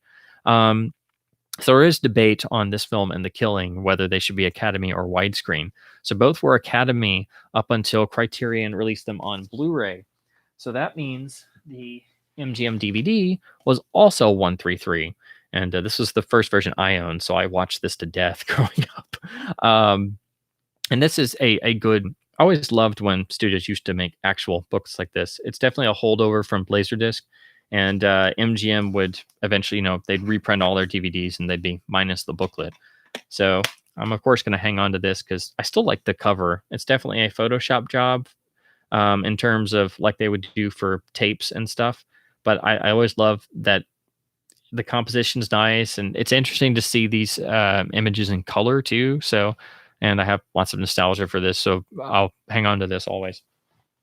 And then, of course, you have the Criterion Blu-ray release, which again has really great cover imagery. Also this is taken from the end of the attack when Dax manages to get back, and this is him throwing himself up against the wall of the trench. You can see the dirt and the exhaustion and just the pain just etched into Kirk's face here. This, of course, presents the film in the 1:6:6 to 1 ratio, which is how it's been ever since. The UK Blu-ray is also 1:66 to 1. Framing wise, I think it works well both ways. I suppose it should be widescreen because by 1957, most theaters and studios were already long since converted. Um, but I think it works well both ways. Again, I don't know 100% which way it's supposed to be, but just keep that in mind. If you like the Academy framing, you will have to hang on to older releases. But this is from I believe this restoration was done in the early 2000. Yeah, so this came out in 2010. The restoration on this was done in probably the mid to late 2000s. And I think there is talk that they are doing or have already done a new 4K scan and transfer. So there might be a newer restoration that comes to light. Maybe reissued by Criterion or somebody else. But it was really cool to see Criterion get a Kubrick title back then. And then, of course, they started getting more and more. This is loaded with some really nice extra features. There is a really great TV interview with Kirk Douglas from the 70s, and then a part of a Kubrick interview from the 60s, and then various remembrances, and of course, a really great commentary on here, as we talked about before. And then you get a really nice, very stylized insert, and then the overlay, the jackets. I don't know how well this is going to come across, but I thought this was a really cool touch. This is a grab from the shot where they use field binoculars to survey the enemy position. So I thought that was a really, really great touch. And of course, it's very cute because it's almost the exact size of the disc hub holder itself. So I thought that was kind of cute. There's not really the words you use in any way describing Passive Glory, which is a film so amazingly bleak that it compares human life to that of a cockroach at one point. And one of the most memorable scenes when the condemned men are awaiting their sentencing in the barren prison at night and just laying on the straw floor, and they see a cockroach crawling across the ground. Again, you can't talk about this film enough. It belongs in every library. It should be seen over and over again and discussed many, many, many times. But this film is important for many reasons, but it's one of Kirk's best performances. It's a deeply nuanced performance, and had it not been for Kirk, the film would have never been made. So that's Passive Glory.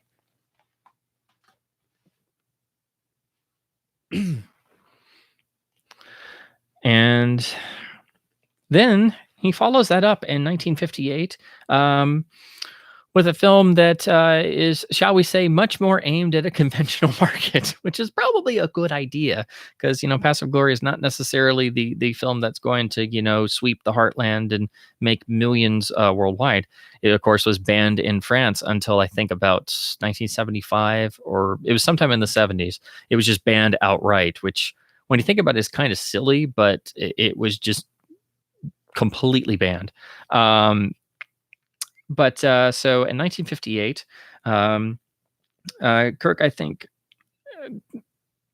he did have some input into how this film was set up and built, but I think everybody involved kind of decided to, combine forces in a way to make a strong film. So you have Kirk reunite with Richard Fleischer, of course, director of 20,000 Leagues Under the Sea, and make what really is the picture that inspired Spartacus, and that is 1958's The Vikings.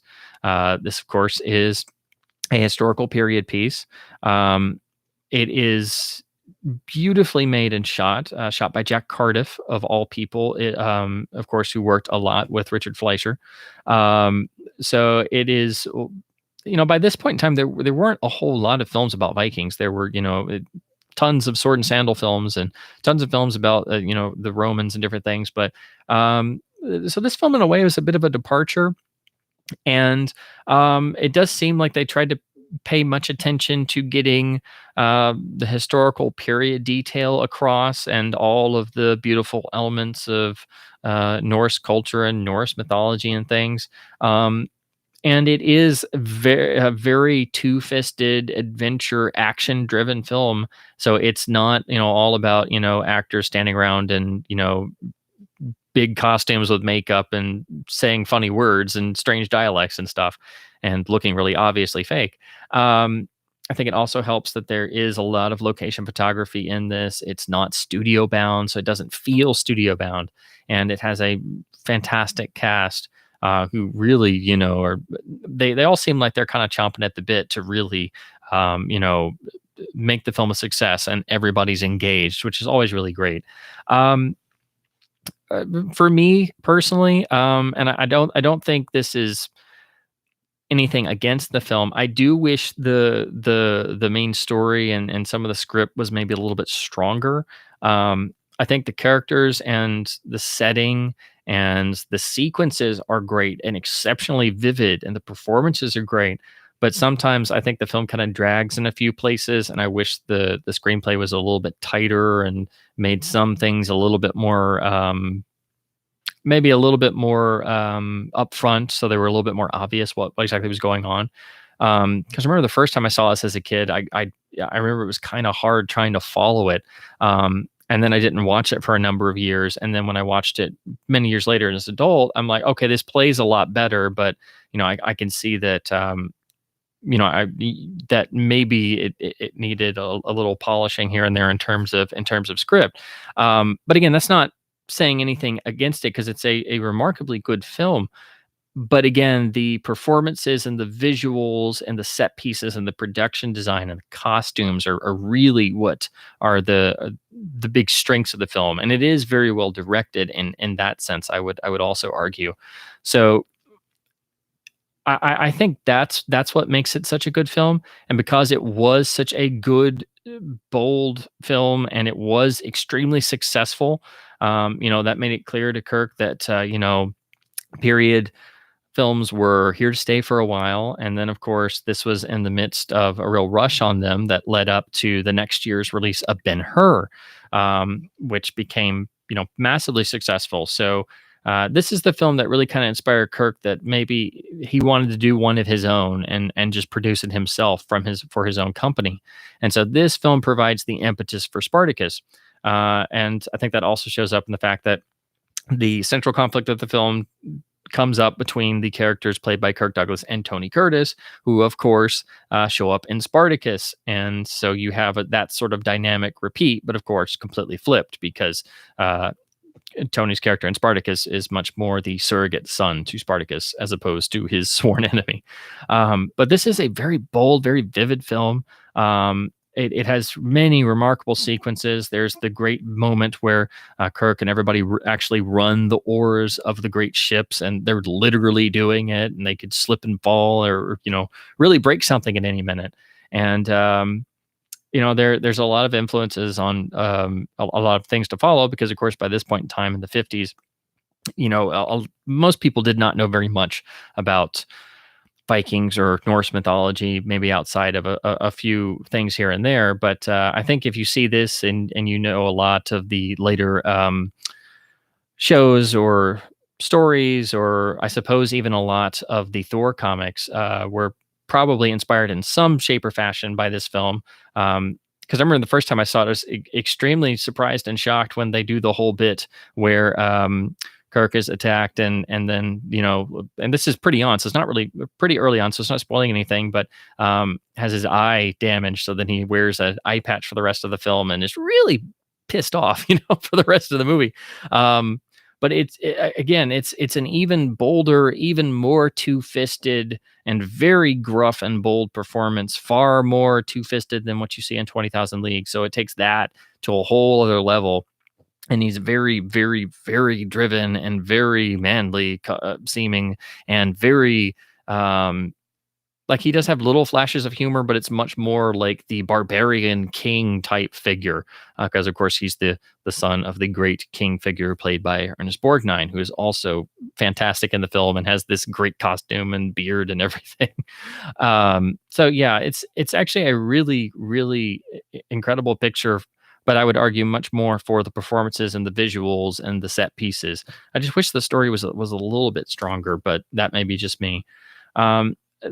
Again, beautifully photographed by Jack Cardiff. I think this grab here, of course, it's done in black and white, but from the final a sword battle that goes for a long time and then ends up on the top of this, I don't know what you call it, like a citadel or temple of sorts, on these great stone stairs up in the sky and the blazing sun, where they're just going at it, hacking away with each other at swords, and just you can just feel the hatred between the two of them. It's just bitter. Um, but that's that. The whole film builds up to this final fight, which is just fantastic. So this is the MGM Laserdisc. This was the first good release, the first letterbox release, and it actually holds up really well. This disc is from, let's see, I think, yeah, it's from '94. So the pressing quality is really good.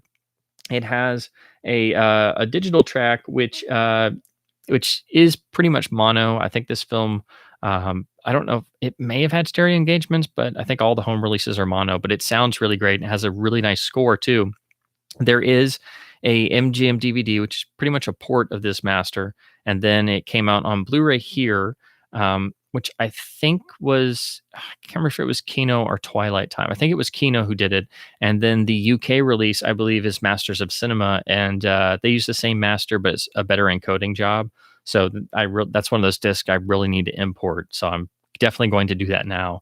I think it's pretty cheap too, and it has some extras on it. So this does have the original trailer, which is pretty cool. But I really like the cover art. It is custom for this release, and it's in that MGM airbrush style, but it looks really, really nice, and it is a pretty cool display piece. And I love the grab from the final fight on the back. That's just great.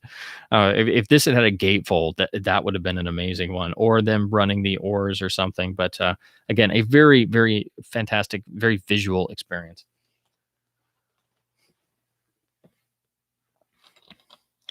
Wow, I've been talking for a while, and I'm still not even to Spartacus. All right.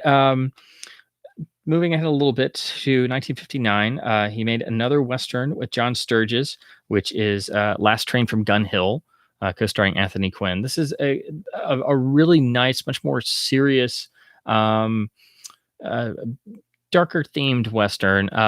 It's probably, if you had to compare it to other Westerns, it's like it's in terms of feeling and setting.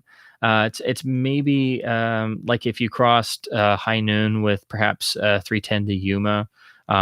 It's not talked about very often, but the westerns that John Sturges made are very good and very much above the general quality of standard fare 50s westerns.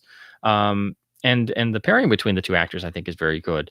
So this, I think, is an underrated western that I think it would be better regarded if it was more well known. This is a pretty nice DVD from Paramount. It was reissued under the Warner deal because I think it was out of print for a while, and I managed to find this in one of those store dump bins.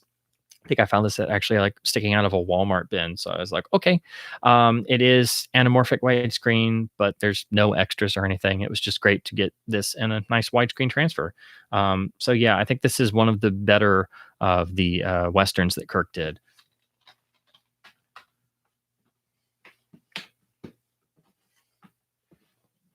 All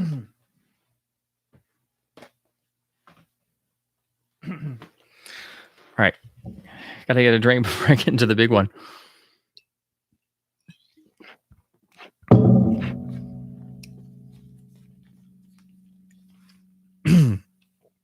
So, of course, we get to 1960, and this is really Kirk's baby through and through because it was his production company, his brainchild, his input, and really he as producer had the final say and answer on everything, which of course was not an easy thing to do with all of the notable names involved on both sides of the camera who didn't necessarily always agree, and then having to deal with Universal as the partnering backing studio.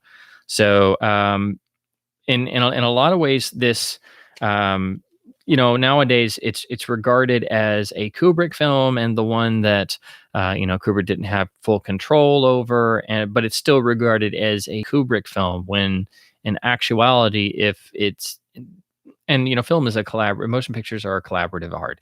To say that something is specifically someone's picture is, doing everybody else a disservice. But if it has to be anyone's, then technically it would be, the producer or the person who's actually putting up the money for it, because they technically produced it, which is the whole concept of actually naming a picture after someone's name with an apostrophe S. But I think this started out as a Kirk Douglas picture and became a Kubrick film, but is still a complete collaboration between all involved. And that, of course, is the iconic 1960 masterpiece Spartacus, which is viewed as, an iconic historical epic and one of the best. But I don't think it's viewed as a masterpiece when it really is. I would actually take that even further. I think Spartacus is the best of all the historical epics of this time period of the 1950s run, up to the 70 millimeter road shows of the 60s and 70s and things like that. But of the historical films, starting with Quo Vadis and working up to the Weiler version of Ben-Hur in 1959, I think Spartacus is the best of them because it has the most intelligence, and that comes from three key factors. From the fact that Kirk Douglas wanted to produce a film of meaning and merit, and that Kubrick wanted to do that, but do it his own way. And that also Dalton Trumbo wrote the screenplay and was really inspired by the story of Spartacus and also wanted to do that, but in his own way. So you had these three intensely creative, intelligent people all working along similar lines, but with different ideas and different stances. And that they were able to produce a final film as cohesive as Spartacus is, I think, is the real the real surprise. And of course, with all of the fantastic, talented, intensely opinionated actors that they had in the film, that didn't make it very easy to do so. So again, I think Spartacus is the most literate of the 50s and 60s historical epics about the times of ancient Rome. And that's not to belittle the others, because I adore Ben-Hur. I really like Quo Vadis. I like The Rope very much. I really like all of them. But Spartacus has the most intellectual heft. It has the most nuance. It doesn't have throwaway scenes. It earns its epic runtime at 196 minutes, and it doesn't overstay that either. And it has moments of eloquence, which is really surprising, because for a big epic film, it's very hard to do the small, intimate moments. And there's a lot of that in Kirk's performance. There are these little small moments. People remember the big moments, the big speeches and the battle scenes, and Spartacus astride a horse, and the breakout in the of the slaves in the gladiatorial school. But they don't always remember the small moments, mostly the scenes with Spartacus and Varinia that develop their love story in very small, very human ways. And there's also, again, a lot of little scenes that are without dialogue, that Kirk really uses to get the character across, and what he stands for, and what Spartacus is trying to do, and what all this fight is about, which most people treat as simply a lost cause. I think the only criticism that people can throw at this film is that perhaps the scenes in Rome, all of the scenes in the Senate with the various politicians and stuff, played by such great screen titans and acting legends, Charles Laughton, Larry Olivier, and Peter Ustinov. They're so fascinating and so vibrant that at times it could threaten to overwhelm the scenes of the slave encampments and the scenes that show their daily lives, because the other three in Rome are so vivid in terms of their characterization and their scenes and their dialogue, and there's so much wit and so much vitality in those, that you cut back to Spartacus and the camps, and it kind of it's like a different movie almost, because you have these two things constantly going back and forth. Um, that's the only real criticism that I think that people could throw at Spartacus, but I don't think that hurts it at all. I think that just helps it be even more interesting, because there are those two s- extremely varied subplots of the film that do marry very well together. And it's very well structured. It never loses the audience. So I think for a number of reasons, it's the best of the historical period piece epics, and that continues for many other things. Of course, you have the incredible Saul Bass artwork here on the Criterion jacket. He also did the opening titles, which are stunning. Russell Meddy's photography in Super Technorama 70 is really stunning. And of course, enhanced immeasurably by Kubrick coming in. The film was originally going to be directed by Anthony Mann, who shot the opening sequence of Spartacus enslaved at the I'm not exactly sure what it was. I guess it's a mine where he's breaking the rocks, and then where he bites the ankle of the guard, which is what gets him led off to be executed.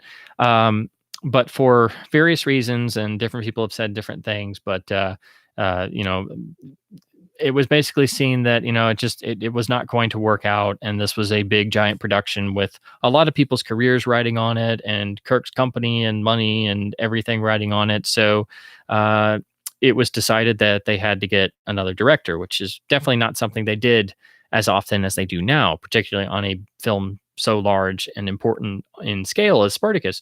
So Kirk did something that most people didn't expect, but something that he wound up doing throughout his career by supporting others and supporting various talents. So he enjoyed making Paths of Glory so much that he thought that Kubrick would be a great choice, even though he was a young guy and not generally accepted in the industry.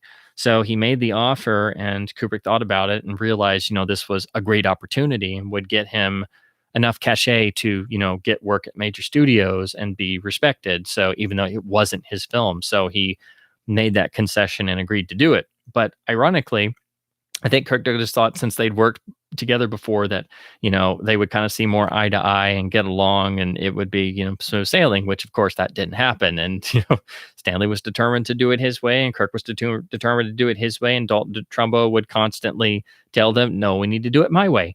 And if you listen to the commentaries, and especially on the Criterion DVD, there's brilliant excerpts from Dalton Trumbo's reactions to successive screenplay drafts and dailies and things that are just beautifully eloquent pieces about how he felt about Spartacus and how the story needed to develop and how the character arcs needed to work.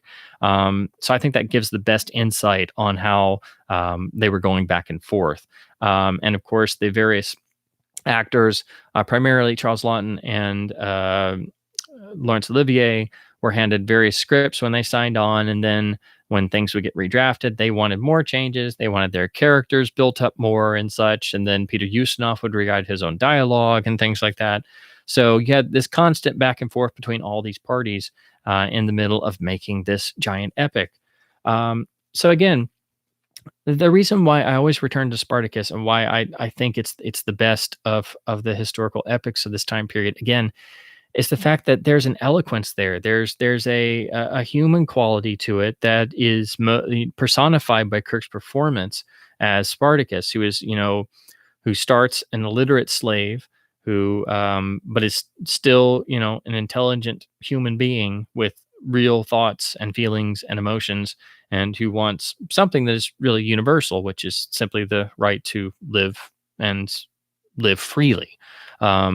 And the whole notion of a revolt and escape and everything starts in extremely small ways. And then when the attack happens at the gladiatorial school, it starts very small, and it builds in a notion of shared experience and brotherhood, and then when they overrun the school and escape, it's never with the thought of, immediately leading a revolt and freeing all the slaves and getting the heck out of Rome. But it develops naturally when, Spartacus realizes, what this can mean and what it could do.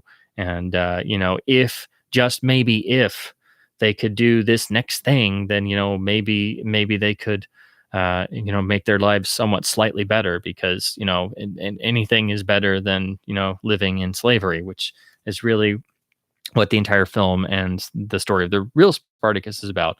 Even though, obviously some things are dramatized and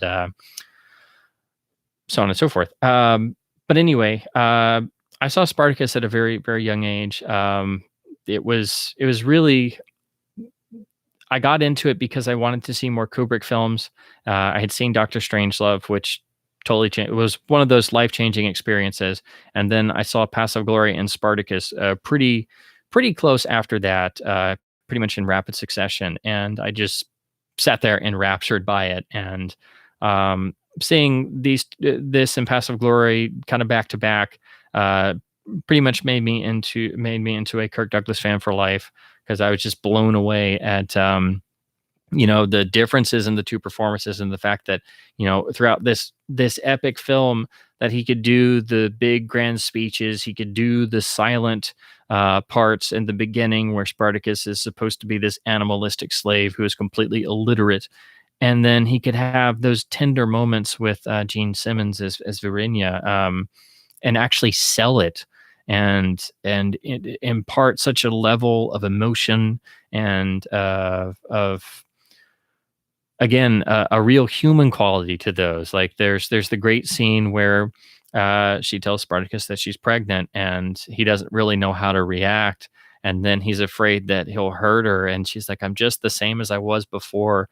And he takes his giant, because they're obviously wearing clothes made from rags and found objects, and he has basically a poncho of sorts, and he just puts it around her, and that way her head comes up in the head hole, but he's still afraid, like he can't kiss her too hard. He's so afraid, because this is a concept he's never had to deal with before, because he's just been a slave his whole life. And it's little pensive human motions like moments like that, or like moments before the big battles where he's so unsure of himself, and is he just going to get all these people killed for practically nothing, and has he led them all on a suicide mission? Just brilliant, small, truly human moments like that anybody could relate with. And I think it's that whole notion, and this whole the struggle that the character goes through, and of course the real life figure did, that drew Kirk into wanting to do the film in the first place. And also the fact that, it would hopefully be very successful, and it could be a big prestige release like Ben-Hur and the films that immediately preceded it. So I think Spartacus is actually much more important than people realize. I think it's an incredibly well-made film. It's incredibly intelligent for its time period. It's also incredibly subtle in a lot of ways. There's a lot of battles that happen in the film, but you don't see very many of them. Most of them are cutaways, because, of course, they didn't always have the resources or budget to stage constant battles. So, it's really only the final battle that you see and get the full vivid effect of. And it also has a relentless feel to the hounding and chase of the slave army. But again, and it's not just Kirk's performance; all the performances are outstanding. But again, the performances of the actual Roman characters are so rich and varied. Charles Lawton is astonishing in this film. Laurence Olivier is astonishing in this film. I think the character of Crassus, you could write a whole book about. He's so convoluted, especially in the way that he talks about Rome as if it was a living, breathing person that he worshipped, as if he was talking about some great beauty. And then Peter Ustinov steals every scene he's in, which is why he won the Oscar. And again, it's a vivid, bold, but yet highly intelligent film that never dates, never gets old. and thank God it was properly restored and saved, and we can actually see it fully as intended, with all of the censored cut materials put back in, and even the cut scene with Crassus, the bath scene, put back in, and they had to recreate the audio for that because it had been lost. So yeah, Spartacus. Not only is it a great film, not only is it a masterpiece, it's one of the films that holds a really special quality for me, because I saw it at a very young age, and it's one of the films that I really grew up on, and it was one of the first times I knew I was seeing something that was truly great, and something striving to be something more than just a typical 90-minute movie. And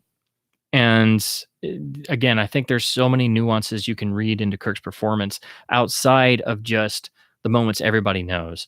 And the fact that I'm Spartacus is still something that people can quote to this day, and people know what that is, even if they haven't seen the film, they know what it means.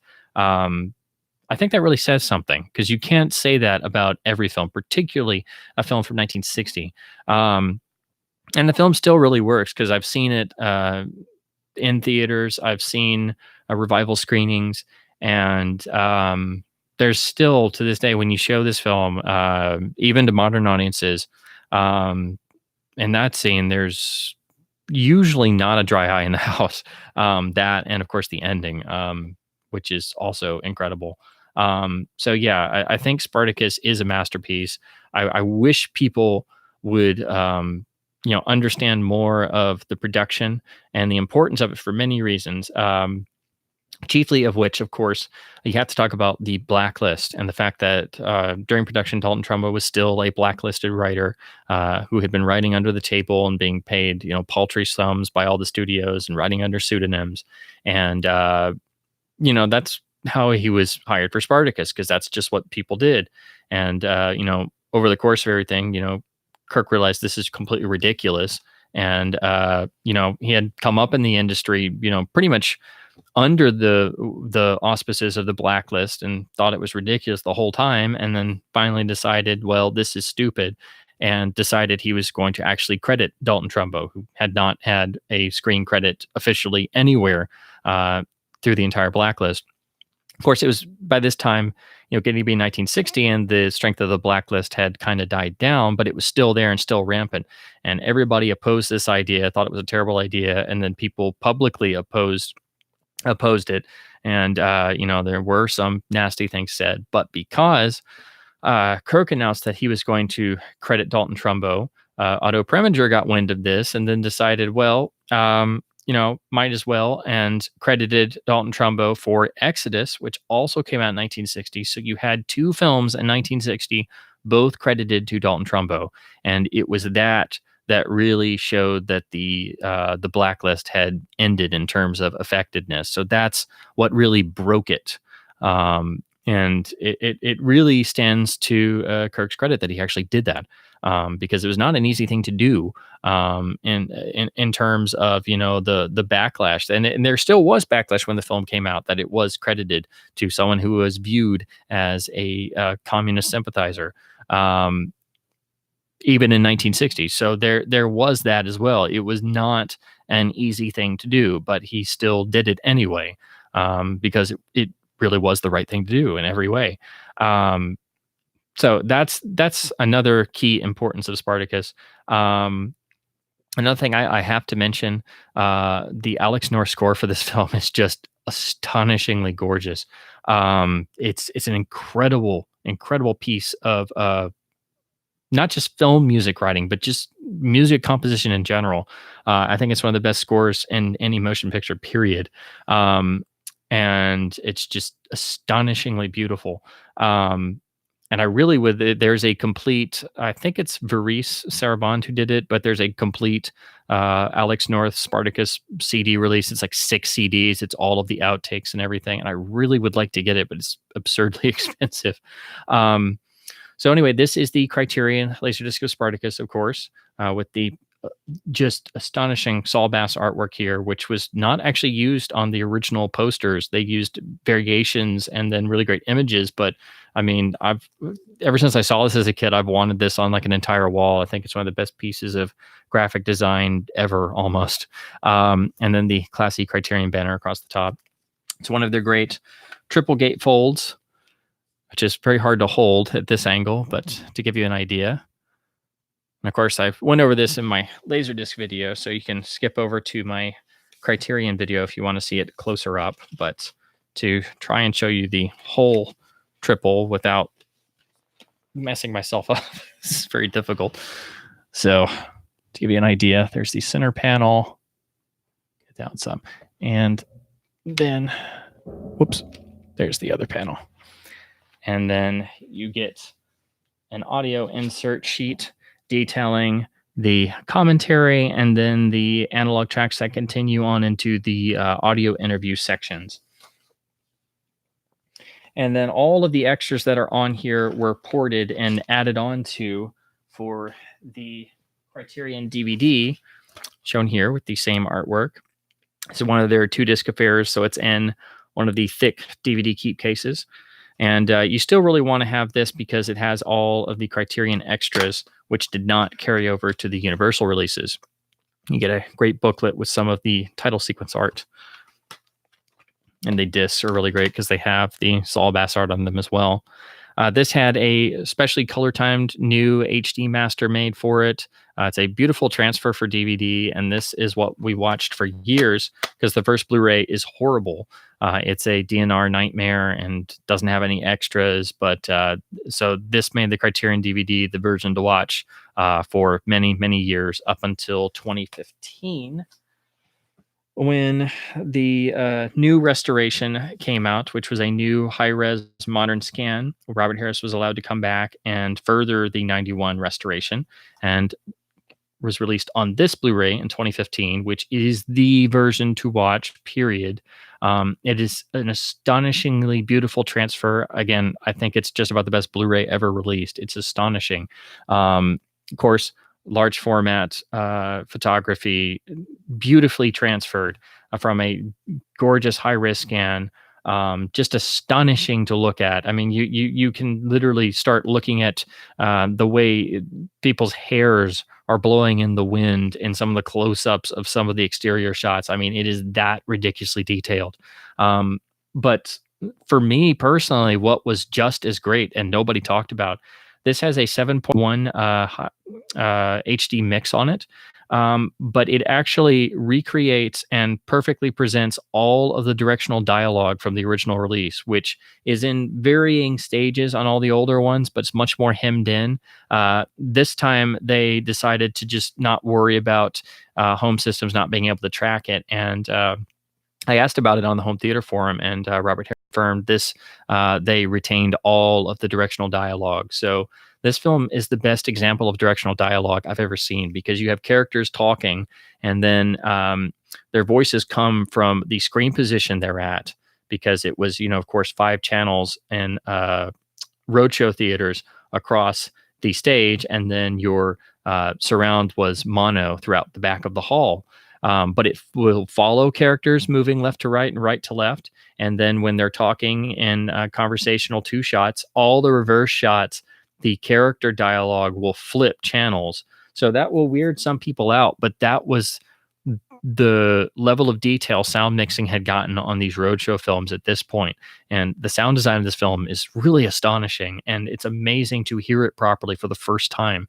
Again, this is the only release that has all of the directional dialogue intact. And again, some people may think that's wrong, because a lot of modern releases remix these audio tracks and they put all the dialogue in the center channel like a modern movie, which is really wrong to do. So I'm really grateful that they did that on this, and just unfortunately nobody talked about it or realized it. So I put the disc in and was just, my jaw hit the floor. It's like, did I do something wrong? Like, this sounds amazing. So yeah, it is astonishing. And there is talk the 4K version will be coming out sometime. And I'm sure that's just gonna be astonishing. But this already is astonishing. Like I said, This is my top Blu-ray. This is the best looking Blu-ray I've ever seen. It's astonishing. It's the best sounding Blu-ray out there. I think the only thing that rivals this is the other restoration of My Fair Lady, where they let Robert Harris come back and use digital tools and a new modern scan to further the work they did in the 90s. So it's a couple other large format ones like that where they really excelled, Lawrence of Arabia being another one. But this one's just astonishing, and it's literally dirt cheap. Has this nice slip cover, but it doesn't have all the extras of the Criterion. So you will have to hang on to your Criterion DVD for all the extras. It's just a standard universal disc. But what's really cool about this is they recorded a new introduction with Kirk. So he actually talks about Spartacus a little bit, and it was really, really great to see, him, even though he's obviously much older and it's, much harder to, make out everything he's saying because, of course, of his stroke. But it was really cool and very touching that they recorded that specifically for this new restoration and put it on here. So when you watch this, you can watch it with a little introduction from Kirk himself, recorded, in 2015 when this came out. So now that, of course, takes on even more significance with his passing. So this is the version to pick up and own. If you have not seen this version yet, this restoration, you are going to be blown away. It's astonishing.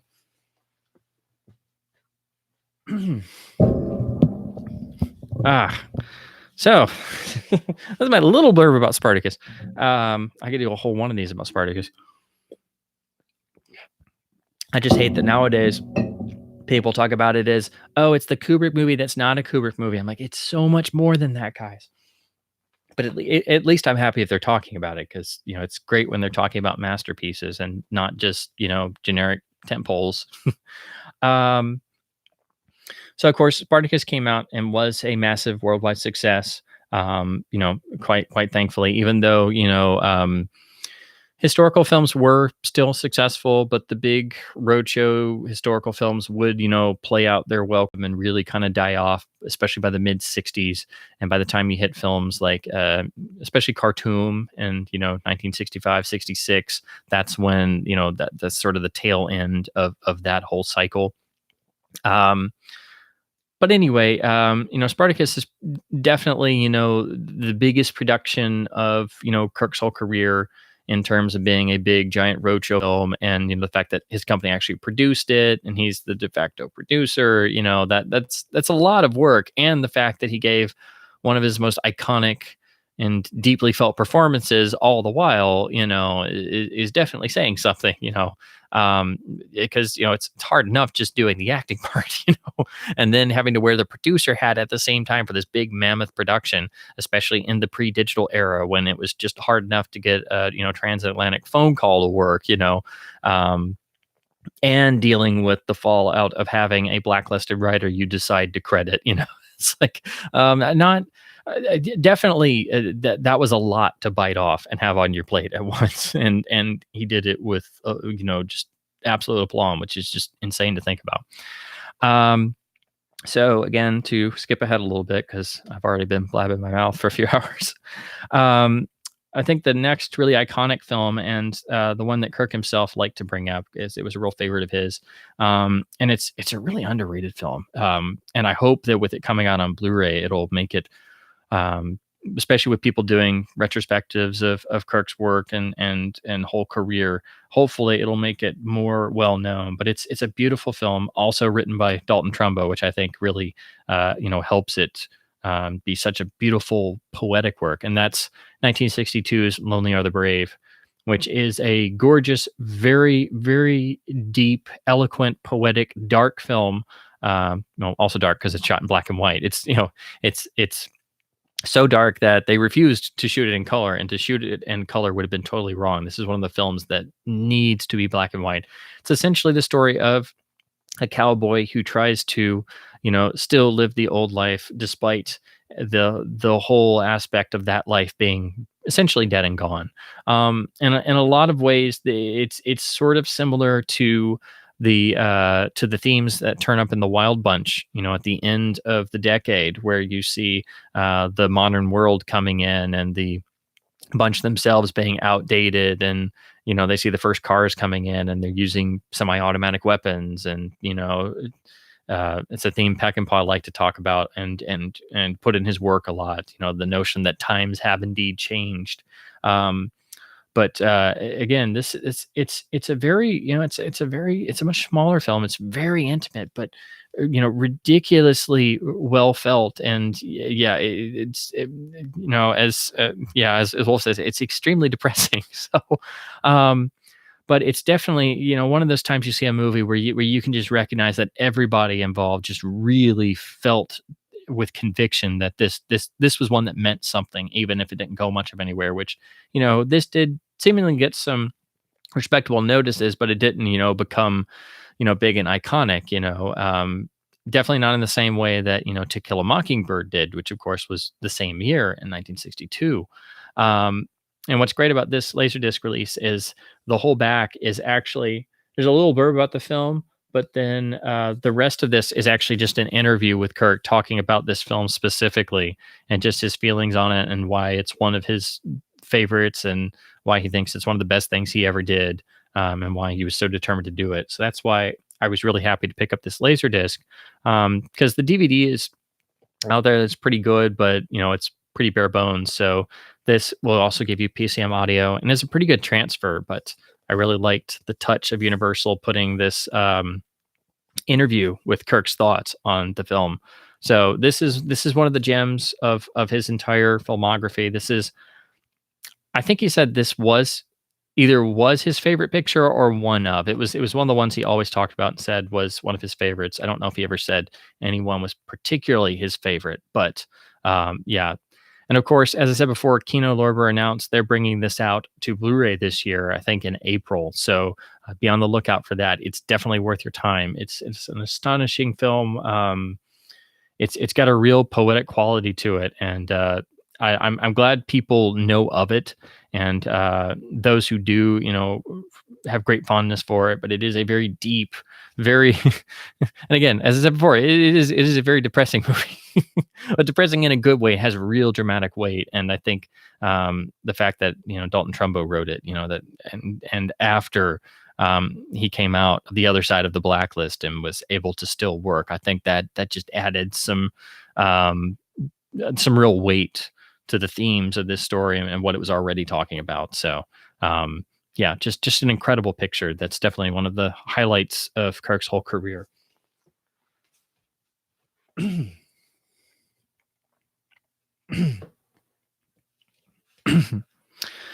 Okay, so to once again jump forward just a little bit, this next figure, of course, Kirk is really one of an ensemble of great actors, because this film is really about not just one actor in particular, but the whole cast of leads and supporting characters are all great, iconic names who give great performances. But it's a really startling, strong, intelligent film. It's viewed sometimes as sort of the middle of a Paranoia trilogy, if you want to link them together, of the films John Frankenheimer made. So it's linked between The Manchurian Candidate and Seconds by some, which I think is an interesting way to look at it. It is 1964's 7 Days in May, directed by John Frankenheimer, written by Rod Serling, and about a conspiracy about a military coup takeover of the United States in the middle of the Cold War, basically over the handling of not only the country, but also in the president's supposed response to the Soviet Union, among other things. So again, it does have some similarities in terms of style to The Manchurian Candidate. Of course, Frankenheimer came out of live television like a whole generation of directors did. So he'd really honed his craft there. And this film is like The Manchurian Candidate, presented for the most part very realistically, but it's photographed in very stark, very sharp black and white. and with the really detailed, realistic settings and backdrops, and recreations of Washington, and the perfect looking uniforms, and all of the little details, it really adds to the realism of that this could possibly have occurred. And Kirk's character, of course, is the best friend and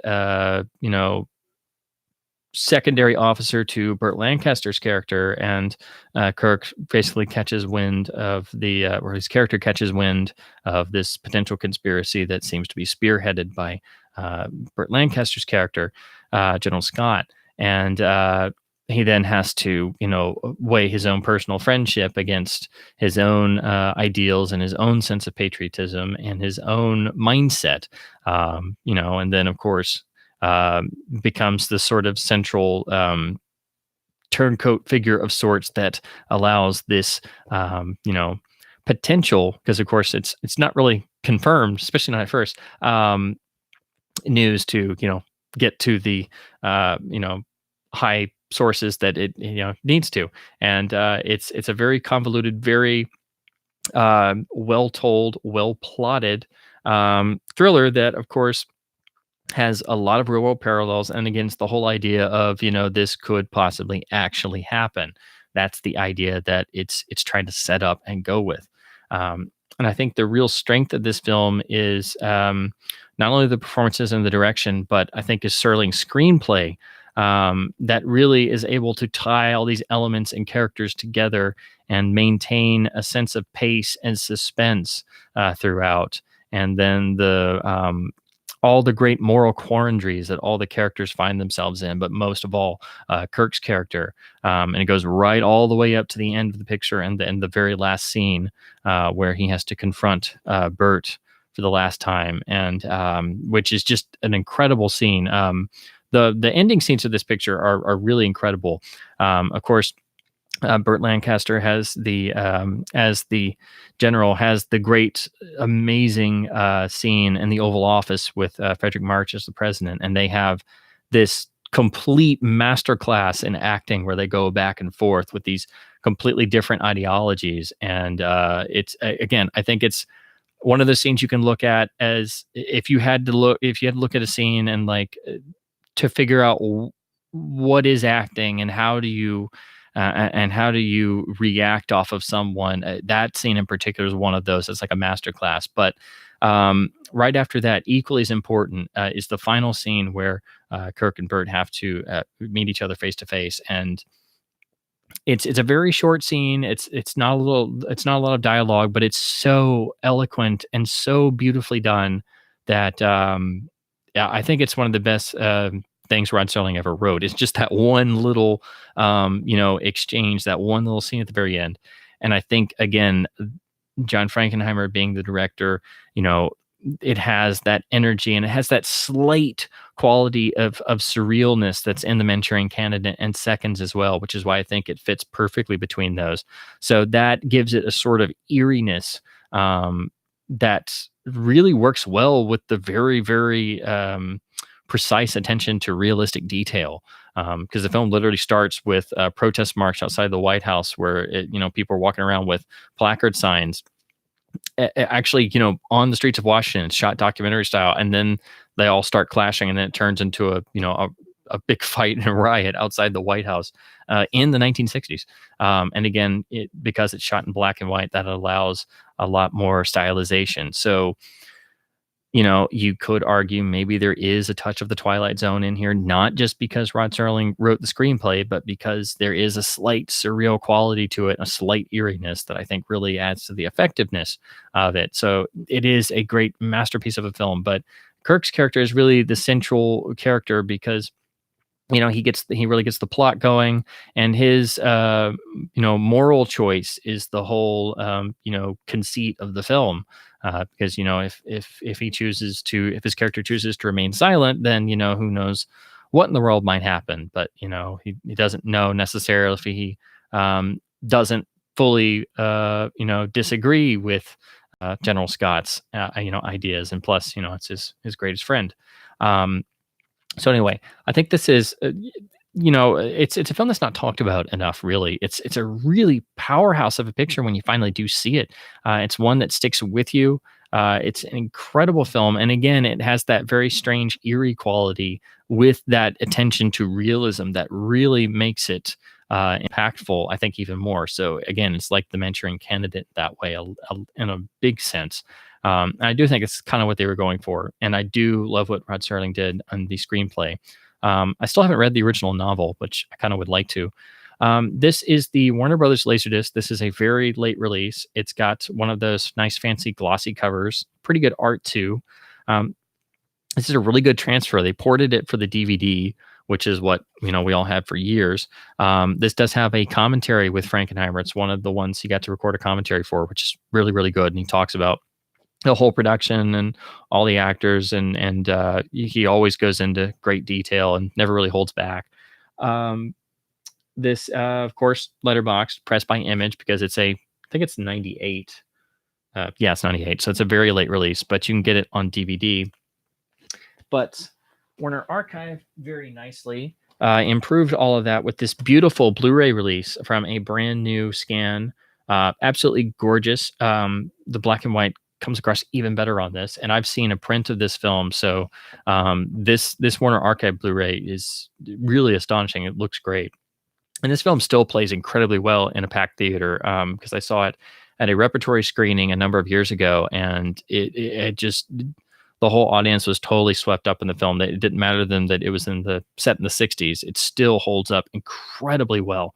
So this does carry over the Frankenheimer commentary and uses some original poster material art, which does look pretty nice, but I still do like the old cover very much. And then the rear is pretty good. I like the red tinted shot of Burt there.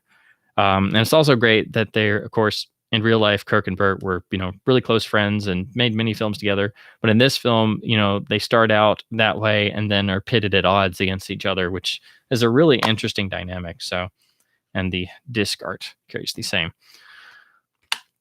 So yes, 7 Days in May is really not talked about enough. It's a really incredible picture.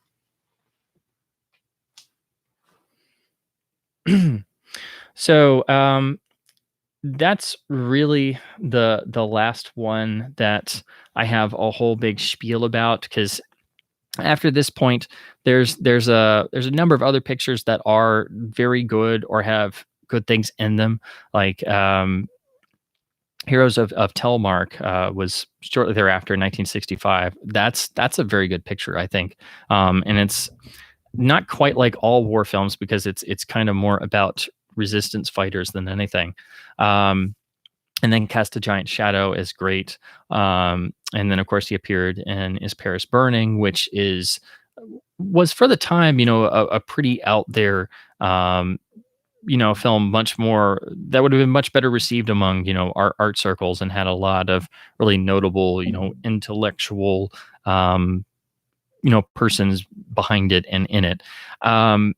And then you jump ahead a little bit to 67 and have a couple of interesting westerns, but you do have him starring with John Wayne in The War Wagon, which is a pretty interesting western, I think. And again, Kirk does really well in westerns, and again, being a confident western performer is not something that every actor can pull off. And Kirk was not born riding horses, so he had to actually learn all this stuff in terms of when he started making films. He had to learn all the auspices of being in a western and being convincing, and he does it really well. And it's like he almost takes to it naturally. So you kind of wish he had done a lot more westerns than he did. And I still haven't seen a lot of the more obscure ones that I really want to. But yeah, he holds his own against John Wayne, which is not easy to do. And I would argue steals a lot of scenes from John Wayne, because he's so amazingly energetic. And it's also nice in this film. He does have a bit of a lighter side that comes across. So it's very, very nice to watch this film, because you can see him kind of just enjoying having a little bit of fun with the movie. This is a nice Universal release, letterboxed on Laserdisc with a digital mono track. And I do like that they actually put some of the original art on the back with some stills, because Universal would usually just have a very generic back. And then, of course, the front has some nice looking poster art on the generic universal starry background. So yeah, this is one of, I think, the better later period John Wayne westerns, when he was making a lot of westerns that started kind of blend together. I think it was always better when they put him with a really great actor to pair off against. I think that really helped some of these later films kind of climb above the real homogenous quality of a lot of the westerns he was doing. And it wasn't just him; there were a lot of other people that were still making kind of more generic westerns. But I think it did help when he had great pairings like this.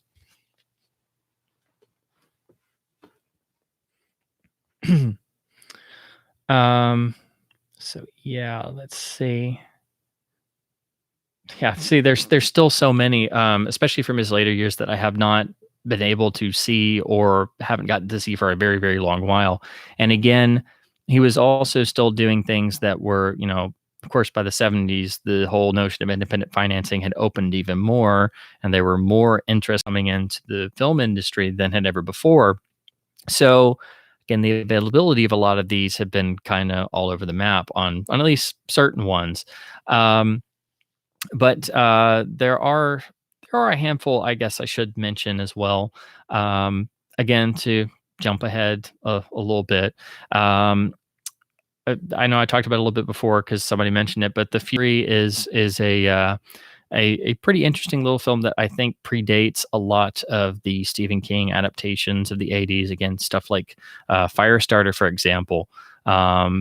And I also think probably kind of falls in the wake of the success of, like, for example, The Omen a little bit. Of course, not, out and out complete horror like that, but with some of the same vibe. And then a little bit later, Saturn 3, I know I talked about before, is one that people like to bring up as, Kirk being past his prime and being pretty bizarre, but it's a bizarre movie to begin with. It's a science fiction film that wound up being made by Stanley Donen because the original director dropped out at the last minute, and he was a producer. So you had the guy who made Singing in the Rain making a science fiction film that was supposed to be dark right after Alien, and Kirk's walking around. There are scenes where he doesn't have a shirt on, and you have Farrah Fawcett there, and then, if I remember correctly, Harvey Keitel is the villain of sorts. It doesn't quite work, and it's kind of bizarre. But I remember when I did see a chunk of it, I thought it was kind of strangely endearing in a way to see Kirk still just going along, in terms of just still carrying along business as usual, even if the picture is obviously falling apart. On the flip side, The Final Countdown actually is a really intelligent, inspired little movie that became a cult movie for a while. And then I finally got to see it on television years and years ago because it finally got shown somewhere. And I was really impressed with the premise, which seems straight out of, much more old school classical science fiction in terms of it. You have this thing that presents it builds up to a moral quandary. It's not about,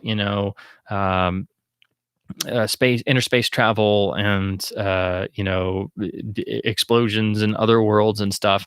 It's very cerebral. And I didn't realize this, but thankfully it's been put out on Blu-ray by one of the smaller independent labels, because apparently it's picked up enough of a cult following. So now I really need to get that, because I remember seeing it and really enjoying it, but I've not gotten to see it for a number of years. So I was quite surprised to see that it's actually out on Blu-ray. And then next, I think this is one of the last really great notable films. This is one of the really nice, I guess you would say, late career, films of the 1980s that he really excelled in. So this is the 1982 film directed by George Miller, The Man from Snowy River, and of course, this is much more of a it's pretty much one of the, I don't know if it's the first, but it's one of the films that's still technically a Western, but it's from a more modern perspective, and it's a much more intimate drama. But It's been a little while since I've seen this, but it was definitely a departure for George Miller, and I'm sure he was looking for something to do different after doing The Road Warrior. Because you need to do something different and change up every once in a while, or you'd be making constant sequels. So this was a definite departure post Road Warrior, and really is probably the last really great role that Kirk had outside of really outside of Tough Guys. But in terms of all of the films of the 80s, I haven't seen quite all of them yet. So I'm sure they're good performances, but I don't know necessarily if the films live up to his legendary status, for lack of a better term. But yeah, this one holds up, I think, pretty darn well. This is the Fox Letterbox Laserdisc with the original art. It looks really, really nice. Has a stereo surround Dolby encoded PCM track. It is available on Blu-ray, which is pretty cheap, but I found this Laserdisc, so it's the copy I watch. But if I ever come across the Blu-ray, I'll just go ahead and pick it up too. I don't think that has many extras on it, but this does have a little blurb about Kirk in it. So they actually reference a little bit of his autobiography a little bit, because that had come out by the time this LD was printed. I think there's also a pan and scan version of this out there, so of course get the letterboxed version.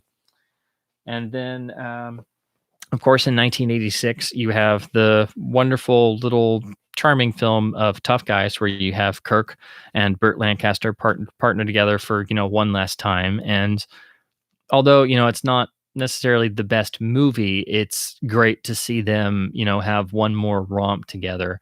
And some of the humor in there is pretty funny about how they're having to interact with the world so far changed, and they're basically two grumpy old timers. So that's wonderful fun. And in the same sort of way, this picture is, which I think is I think this is the last movie that he did where he played a leading on-screen part before his stroke, which I think was in 1994, which is when this film came out. And I may be wrong. There might be something else in there, but this film's kind of forgotten about. It's not perfect, but he's great in it. And that's the 1994 film Greedy, where he plays this extremely grumpy, extraordinarily rich head of a family, and all of the disparate relatives and hangers-on are just waiting for him to croak so they can get at his money. So they spend their entire lives trying to appeal to his every single whim, and Kirk has a field day and just totally screwing with all of them. It's directed by Jonathan Lynn, who made Clue, which is phenomenal. Unfortunately, the script for this kind of, the idea is great, but it kind of peters out over the running time, and some of it's a little on the goofy side, but it's got a great ensemble cast. So it does have that going for it, and Kirk is just fantastic, and he has a field day playing this total character of a rich old dude who's literally grumpy and sadistically messing with all of his completely insanely greed-fueled next of kin. So yeah, there are some really great gags in here and some really goofy ones, but it's just great to see Kirk have one more, interesting, charming role on screen. Which of course he did do stuff after this, but this, as far as I know, I believe this was the last film he did before he had his stroke, which was, obviously really debilitating. But yeah, so this is, it's an interesting 90s comedy. It's kind of forgotten about. This Laserdisc is pretty common and very dirt cheap. It's pretty good picture quality. Dolby Stereo PCM soundtrack is pretty good. There is a DVD, which is a port of this, and then Universal just released it as part of their Vault Blu-ray series. But it's literally this same old master upscaled and just looks really, really bad. So if you look up the reviews, it's just not very good. So you might as well just pick up the LD for like $1 or $2, like I did. And it's not bad, and it definitely helps you see the rest of his filmography. And it's a great little performance for Kirk, and a nice character in just this sort of forgotten 90s comedy.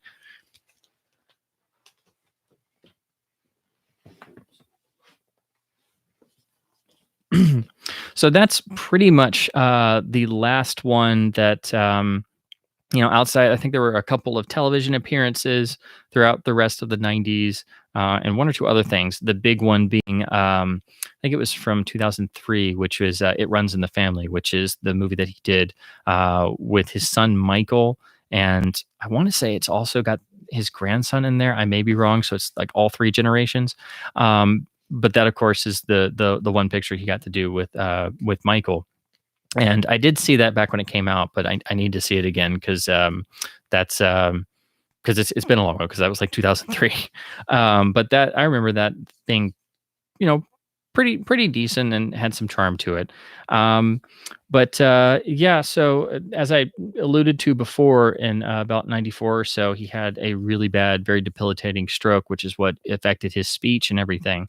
Of course, before that, he had a really bad helicopter crash, which I do believe messed up his back very badly too, and something he shouldn't have walked away from. So, two very, near death experiences, and he still keeps going. But I think that's what helped him be inspired to go back to writing. So a couple years later, I believe this was '97, he came out with a second volume memoir, which is, again, it's amazing. He turned out to be a really darn good writer. So this is Climbing the Mountain. This was his second autobiography, not really autobiography, but like I said before, really a memoir. So yeah, again, it's actually a really good read. And since I'm rereading Ragman's Son, I'm now going to reread this, and I really like the cover photo and everything. So yeah, this is a really good read. I think he wrote two other memoirs, which I read one of them because I found it in the library a number of years ago. But I was really struck by that also being really good. I believe that was the book called Let's Face It.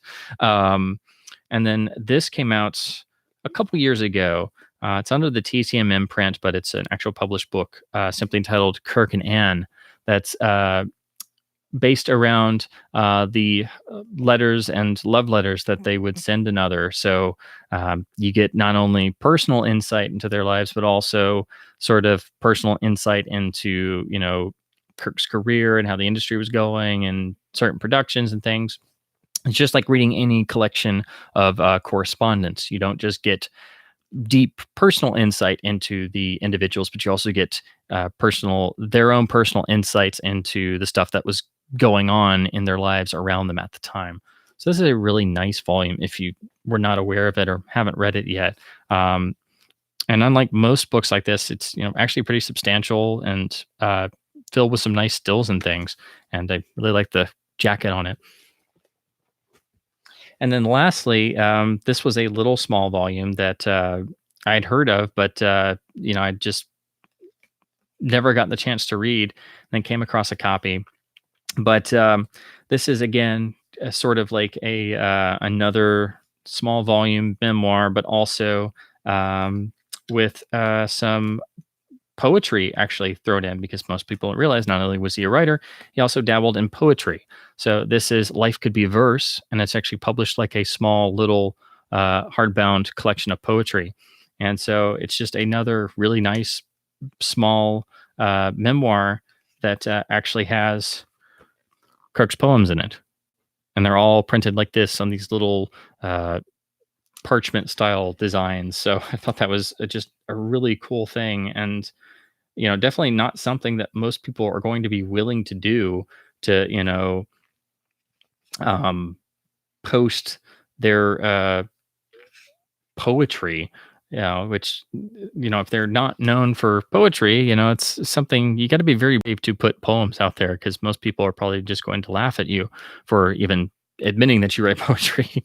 So yeah, this is a nice little volume. And I think, all of these combined, do give you an insight into not only the actor, but the man himself, and, the producer, actor, philanthropist, and, everything else. So, that shows that he was much more than just simply an actor.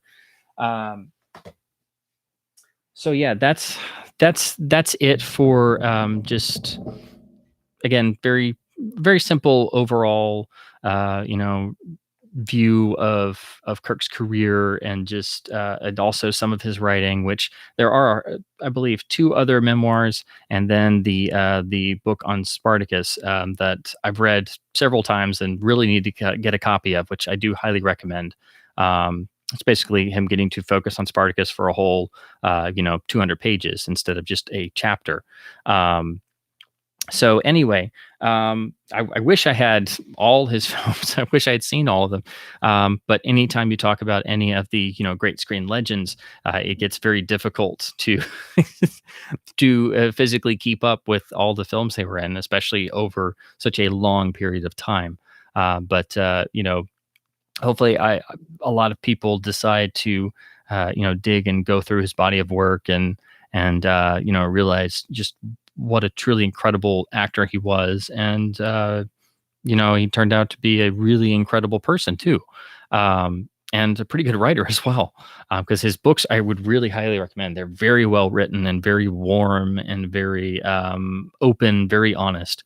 Ragman's Son in particular. But anyway, so that is my spiel for the evening.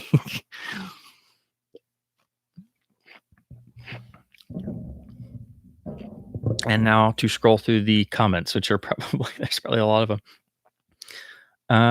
Let's see. I guess I'll just work my way backwards, or let's see, where did we leave off?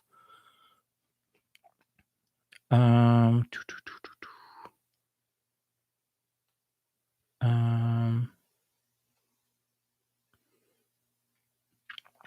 dang, there's a lot of comments. I guess I'll just start at the end and kind of work my way through. There's too many. Okay. Let's see. Oh,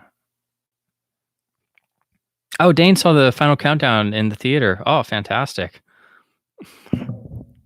That's a great memory there. Oh man. Because that was 1980. That would have been, I would have loved to have been able to see so many movies back in the day. Ray always thinks, oh, well, if you could have gone back in time, what would you do? And I'm like, I would have seen this on opening release day. I would have seen this on release day. I would have seen this and this and this. I just think about all the movies I would like to see on its original release on an original print, Too bad there's no government assistance for buying physical media or tax deduction. Yes. Oh gosh. Now that they've added tax to eBay sales, depending on certain states, sometimes it's just like, oh no, this was the one place we could get away from tax. It's like we're art collectors. Please don't penalize us. We need help.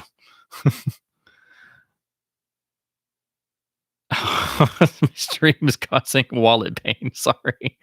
All the stuff I talk about is what I'm always doing. So I always feel bad, like, especially when I'm doing one of these and I don't have specific examples. And it's just simply because I just can't afford to or have the time to track down everything that I'd like to. And I feel so terrible that, I don't have certain things or like I started focusing on getting certain laser discs, and so I only have a handful of Criterion Blu-rays, even though I want like all of them. And I'm like, oh man. So yeah, unfortunately, we can't all. It'd be great if there was an art collector's tax deduction for collecting. Cotson for knowing what disc to buy next. Oh, thank you. Yeah, every time I see like Blu-ray news posted, I'm like, oh crap, I gotta look this up. And then I'm like, oh, is anybody else gonna release it? And then I cross-reference, and then like 10 minutes later, I know way too much about particular discs. Or I'm pretty good, horribly catchy song, yeah. Oh yeah, Posse's very good. And then what's the other one? There's the one that's a complete like total farce. Oh yeah, it's The Villain, where it's like a total straight up Western farce, and Kirk just has a lot of fun in that. I remember seeing that as a kid, and not realizing.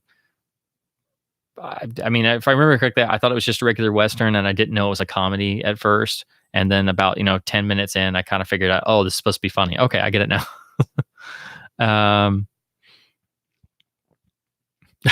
Heavy Gardner always gets on the cover of 7 Days in May, which is bad luck for Marty Balsam. Yes. Who is great. He's great in everything.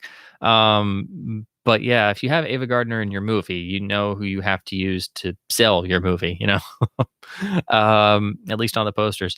Um, oh gosh, I love Martin Balsam. Anytime I see him in anything, he's one of those faces you just love. Of course, most people know him as the most ill-fated private detective in history, um, who should not go near a staircase.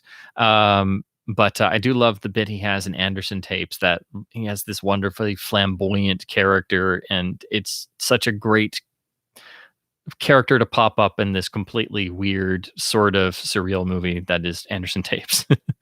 um, Oh yeah, Wolf. When you see Seconds, yeah, oh, it's incredible. Yeah, you won't be able to sleep that night. It's one of those that will just never leave you. It's so.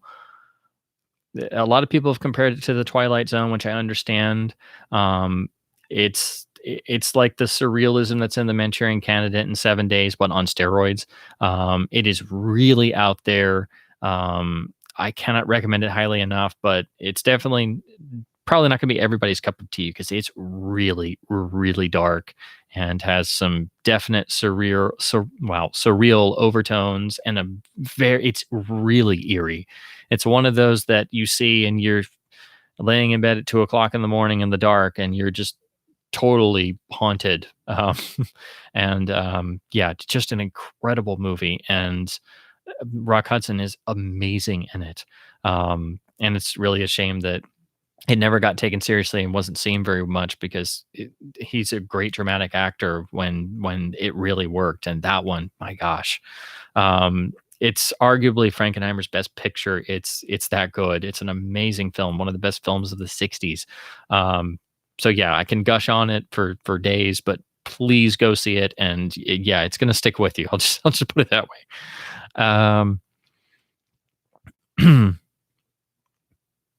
Yeah, Burt's character in 7 Days. Yeah, you're right. He takes no prisoners, and it takes Kirk Douglas to be able to stand up against that level of intensity, because Kirk is so ridiculously intense. But in 7 Days, his performance as Jiggs Casey, you feel the emotion there, but he has to maintain this great stoicism, and he has to maintain a front because he realizes, his best friend is plotting to take over the government. So it's like, this can't possibly go well, can it? But yeah, it does build to that the whole film builds to that last encounter they have, and the ending was supposed to originally go on a little bit. And if you listen, I think Frank never talks about it in the commentary, but there was supposed to be a tag ending after that. What happens to the General Scott character? But you really didn't need it after that scene. That scene is so eloquent, and just it's one of those moments where not just the visuals but the words really stuck with me, the particular lines, which I don't really want to say here because it's kind of spoilery, I guess. And if you've never seen the film, you need to see it and hear those words at the very end, because they're so good. And I really wish Rod Serling had written more screenplays, but he was never really given the opportunity to do so. And that's one of the examples that showed that he could really knock it out of the park in terms of a film screenplay, instead of just being a television writer, producer. I really had to head out. Thanks for hanging out, man. Yeah, I gotta wind it down myself in a little bit. Oh man, we've cracked 4 hours already. No wonder my throat's dry. Let's see. I'm trying to work my way backwards through all the comments while I was spieling. Let's see. Let me see really quick. Okay, yeah. Talking about the Spartacus Blu-ray. Yeah, it did originally come with that slip cover, but I guess most don't have it now. There's also a really great steelbook that I would love to have, but it's the same disc, but it's really cool. It's got Saul Bass artwork, and I'm like, oh man. But it's supposedly going to be coming out on 4K at some point in the next year or two, because I think the scan was in 6K, and there's a 4K DCP around there that gets shown sometimes. So it's totally done in 4K. So it's definitely All they need to do is release it on UHD. So that would be astonishing. Um, oh, got some Star Wars talk. Okay. Um, oh yeah, 4K 77 is just, oh man, it's astonishing that we've gotten to this point. Especially for me, because I came into it and everybody was still tinkering with a VHS and captures and struggling to get Laserdisc captures working, and then working with the first Gout DVDs, and seeing what people were able to achieve back then was fascinating. And then when the mono mix was restored by fans, and then finally getting to hear that for the first time was just mind blowing. But then 4K 77, seeing the Lucasfilm logo, the original green text Lucasfilm Limited logo, just seeing that and that level of quality, I started crying. I couldn't help it. It was just so beautiful, and it meant so much. And that we had gotten to this point where we could have this level of quality out of sheer dedication and sheer hard work, and continual efforts among hundreds and hundreds of people. That just made it mean so much more. And that was the moment for me. I was just like, oh my God, I can't believe we finally gotten to this point. And yeah, the original mono mix is a really different experience if you're used to hearing the stereo mixes, and especially in a home theater environment. Most people are not going to listen that way. They're going to use their TV or computer or whatever. So you'll notice the different dialogue and different sound effects and stuff. But when you listen to the stereo, in a home theater, and you're used to that, and you're used to the versions of that, going to the mono mix, it's not just a fold. That's not just some of the dialogue's different. It is a completely from the ground up new mix. The music is mixed much differently, and it's mixed much more like a classical Hollywood adventure film. The way they mixed John Williams' score and the mono mix, it makes it feel much more like, in a lot of places, you're watching the Seahawk, for example, and it's the Corn Gold, amazing music. And of course, it's single channel, so it's much more in your face. It's much more dynamically limited, but that means the dialogue is so much clearer. And then you have all the differences, and you have the fixes and the tweaks, because it was supposed to be the final mix for the general release, which it was. But then people started upgrading to Dolby Stereo. So then they wanted the stereo prints in regular theaters. So then people just didn't hear the mono, or didn't know there was a difference outside of noticing some of them themselves. So, and a lot of the mono stuff turned up in the 97 mix and has carried over since. So that's where some of those came from.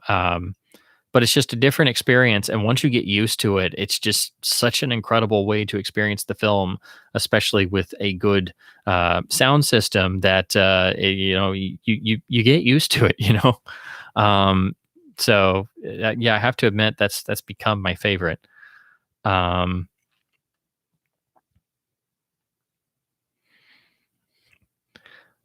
Before the 2015 Blu-ray, I always borrow the Criterion DVD from the local library whenever I wanted to watch. Yep, that's what you had to do. It was literally that that bad on that first Blu-ray. Every official review literally said, stick with the Criterion DVD. It's much better. Robert Harris said, whatever you do, get the Criterion DVD, because I personally helped color grade that. That first Blu-ray was just atrocious.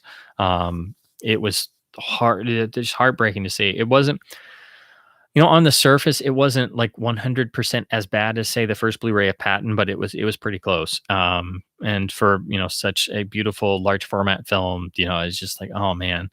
And of course, the Criterion DVD still has those great extras, so you got to hang on to it. If you don't have a copy, definitely go pick up a used one. They're pretty cheap now. They, back when I was growing up, it was like $55 or $70 for the 2-disc Criterion edition, and I had to finally buy a used copy for like, I thought I got a steal getting it at like $15 when I was I think I was still in middle school or high school or something, and I found it in a used shop, and it was like the greatest moment of that half of the year, that I finally found the Criterion Spartacus, and I watched it to death over and over and over again, and the special features over and over.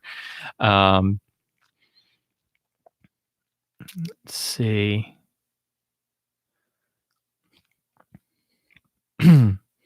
Yeah, the Ben-Hur Blu-ray is just astonishing that we could get it, and that and Spartacus at this level of quality and in our homes is just crazy to think.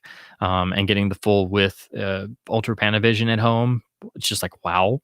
Um, I do wish they would. I mean, the sound is fine on Ben-Hur, but there is discussion that they probably remixed it some because it should have some directional dialogue, which it really doesn't. And the surrounds are there, but primarily in the chariot race, big sequences, which is really the first film with design surrounds in mind, outside of just doing a general mono ambiance to maintain through the rest of the big theater hall. Ben-Hur is one of the first films that really has uh,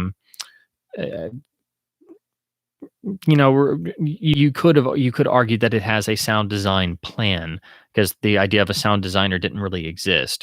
Ben Burt was really the one who came up with that term when he was trying to figure out what to call his job on Apocalypse Now, and everybody got mad at him for it. But Ben-Hur is one of those forerunner films where, particularly in the chariot race sequence, you can hear the noise of the crowd and all the sound effects build into the surround. And they probably played around with it a little bit. They may have remixed it some. It would be really cool if we could find out for sure and get a original untouched version, because the film did win the Oscar for best sound, and rightfully so, and is very historically important. But I can't tell for sure.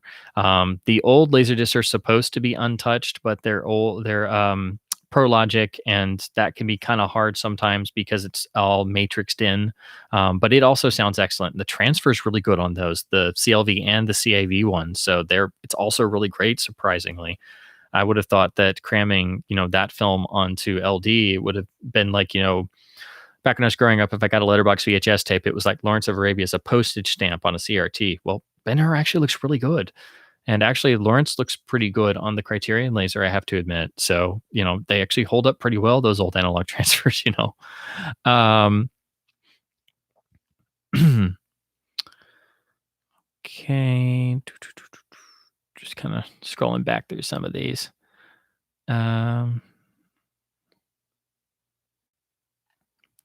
Okay, so we had lots of back and forth, and okay, I got some got some Disney Star Wars trilogy stuff, sequel trilogy stuff going. Let's see. Christopher talking about Ace in the Hole. Thanks, man. I'm just scrolling back through all these, so I'm trying to make sure I covered everything.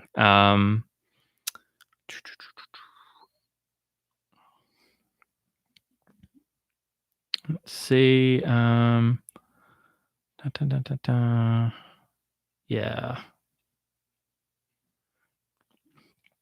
Yeah, the Pete talking about the notion that Kirk did Spartacus because he didn't get to do Ben-Hur. I've heard that before, and I think that probably had some of the impetus behind it. But of course, the Vikings was very successful, and I think with that, Ben-Hur being made, and then Kirk didn't get to do Ben-Hur, whether that story is completely true or not, or whether he was ever really considered. And the fact that there were all of these films that were being successful and being made, these big epic productions, and Kirk wanted to do something similar himself. I think that all kind of added up over time. It was also funny that a rival production sprung up at the same time, and they were getting Yul Brynner, and they were going to do it about Spartacus or about the same time period, and they were trying to rush it out and get it in production before Spartacus could get in production. And then Kirk was like, "Are you freaking serious?" So in addition to having to constantly get the script redrafted to make everybody happy, then he had to struggle with a rival production springing up and being like, we've got all this sunk into it. And he basically managed to get them to back down when he's like, oh, well, okay, well, I've got Charles Laughton and Laurence Olivier, Sir Laurence Olivier, and Peter Ustinov, and of course me, and we've got this, and we're going to start shooting next week, and da. And then they were like, oh, okay, yeah, I guess you're right. Which part of that was, kind of blustering, and part of that, most of it was true. So that's another fun one. Agree that if you announce something, then nobody else could touch it because they didn't want to have everybody competing against one another because it'd be bad for business. So it was an actual unspoken rule and code of honor and code of conduct that if you announce something, even if it was just announcing in the trades, nobody would touch it with a 10-foot pole because it meant unfair competition and everybody's picture would do bad. So that's something I thought was really interesting, and that seems to have been upheld for the whole golden age of Hollywood, at least for the most part.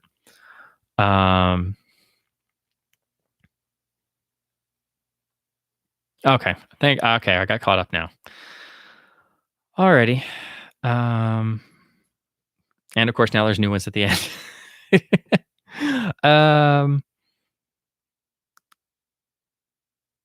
Let's see. Oh,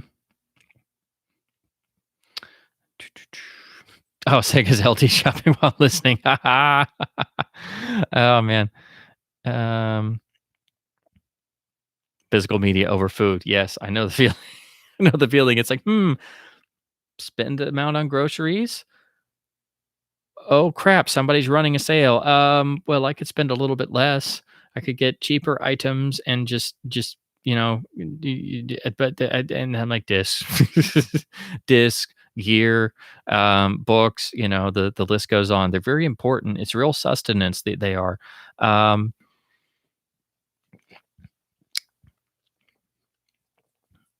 God, Frankenheimer, Anthony Mann podcast. Oh man. I've actually, I never really listened to podcasts for the most part, and then recently, in the past year or two, I found a couple that I just kind of got sucked into. That I'm like, wow, these are actually really good, and it's not just people sitting around talking about nothing. Okay, but usually it helps if there's somebody else in the room, and it's not just me talking to a microphone, because then I'd just be like blabbering on. But yeah, I definitely feel like I could take a swing at that. If I got like some sort of setup or like a show idea or like some cohorts to go back and forth with, etc. I got started. Basically, I started listening to the Projection Booth podcast, which is really fantastic, and they go into ridiculous levels of detail and go and scour for and find really great interviewees and do all kinds of great long form interviews with anybody and everybody involved in the production of the various film or topic they're talking about. And some of their shows can get, they're many, many hours long, and they're really, really great. So I guess I got started with a really good one. And then I listened to the really phenomenal Secret History of Hollywood series on Val Lewton, because I was just amazed somebody was doing it. And I think it was somebody in my Val Lewton stream mentioned it. I think maybe one of you guys, I wasn't sure. I'm not sure. But I listened to that, and that was just incredible and an overload, because there's so little information about Luton out there outside of the one or two books there are. And gosh, that was an incredible job. And I really need to go back and subscribe to that so I can listen to some of their earlier shows. That was fantastic. But then most of the others are just, super goofy and stuff like that, which is fine. But, I guess I got spoiled. I started with some really good ones. Oh my gosh.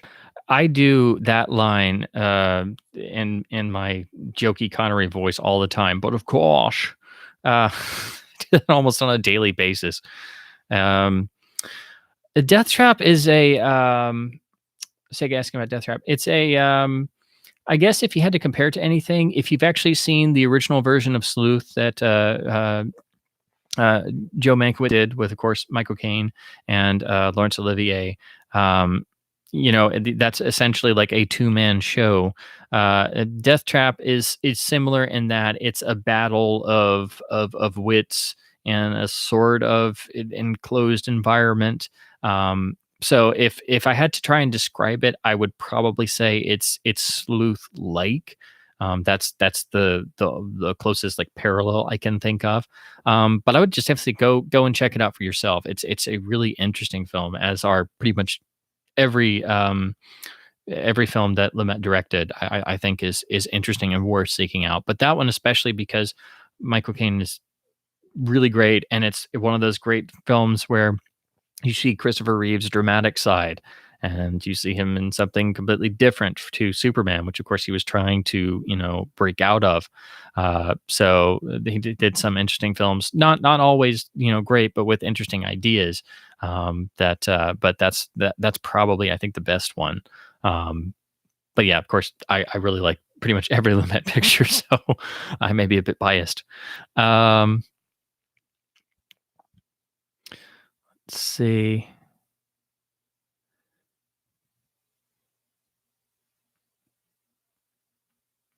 Let's see. Some Unholy Hour in South London. Oh man. Let's see. Oh, cool. Somebody likes French Connection too. Oh, I'm thankful. I'm glad it's not just me. Yeah, different race. Exactly. I remember I saw it for the first time. I missed the beginning, but it was on.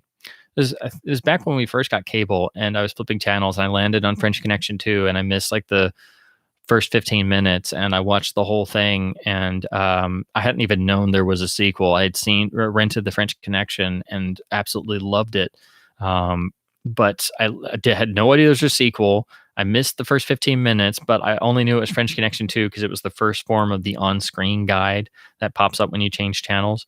And I was like, there's a sequel? And I just got wrapped up in it. And then when that ending came up, that actual foot chase, and especially when Frankenheimer used the camera in a POV shot actually running, and you hear Jane Hackman's labored breath, and he starts jumping over the barricades and the fences, and he's chasing, and then the boat takes off, and he's chasing a literal boat, and he's like, there's no way he can catch up to it. That just really stuck with me. So I was always like, the French Connection 2 has really good stuff in it, and nobody talks about it. So yeah, that was the thing I remember most. But yeah, that's how I first saw it, and I've always liked it ever since. It's not perfect, but there is good stuff in it, and there's great stuff in it. Oh yeah, Sega talking about, you must remember this. I think that's the regular podcast of the Secret History of Hollywood. So yeah, I've been meaning to check that out. I've just gotten really behind, so I'm definitely going to do that. Definitely helps to have something different, at least when you're driving around or doing normal stuff. Okay,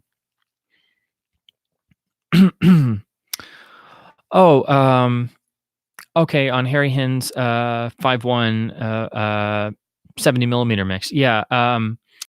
His latest version is definitely his best. He did go out and track down the really obscure, hard to find Shure HTS decoder, because he's having to work primarily from the definitive collection mix, which is based off of the 70 mix, supposedly, and then having to make edits to bring it back to the original state and remove added effects. But the Shure decoder is supposedly the best matrix decoder ever made, and so good that Dolby got mad and made them stop making it. But Shure made 3 varieties of it, and the third is the most advanced. And it's actually got a monitor on it that shows you this actual it's like a wave pattern, a monitor, and it shows you what parts are being decoded and where, which is really interesting. I've always wanted to get one. They're very rare, and they pop up on eBay, and then they're like $70 shipping, and it's listed as may work, don't know. But I always miss out on them. But he went and tracked one of those down and used that to do the matrix decoding into 4-channel, and then went from there. So it's much more advanced and much more technically precise. Of course, it's still a I'm trying to think of the right word. It's still a what if. We've never heard the original mix. We don't have any official release of the actual 70 millimeter mix. So this is all based still on research and guesswork for the most part. So yeah, it's definitely the best presentation of what we think the original 70 millimeter mix was like that anybody's ever done. And it's like, I forget what version number he's on now, but he's done so much work on not just Star Wars, but also Empire and Jedi. And of course, those have been a lot less intensive, and because less changes were done. And again, we don't have a clean 70 mil source of these. It's still a lot of guesswork. But yeah, it's amazing that he's been able to go back and constantly refine that through multiple different versions. And this latest one is really the best one because of having that really great source decoding from the Shure decoder, which I think it's the Shure HTS 5300, and they called it the Actra Vector decoding system. It was found by the incredible disc lord who was on the Laserdisc database forums, who had worked in theaters and had worked with sound companies and corresponded with them. And I think he'd also been a projectionist for a long time. So he had years of experience and technical knowledge. And he was the one who first posted about it. And that's how myself and everybody else kind of found out about this thing. And we've all been trying to find one of these magic decoding boxes. But that's the real key difference, is that the coding of the original matrix stems that Harry Hind's been having to source his work from is much improved by that. So anyway, that's what makes the big difference in this latest version compared to his previous ones. I'm still amazed by what he's been able to do, and I've followed that thread and corresponded with him many different times about technical geekery, and every time I just come up learning even more stuff. And I'm like, geez. All this because the madness of Star Wars continues, right? It becomes like a second job. You learn more. What's your job? Trying to fix Star Wars. What? It's a lifestyle. Just trust me. It's a frame of mind. I wish I could tell people that. Let's see. People claim the audio on Close Encounters on the Collector's Laserdisc Wars is based on the 70 mix.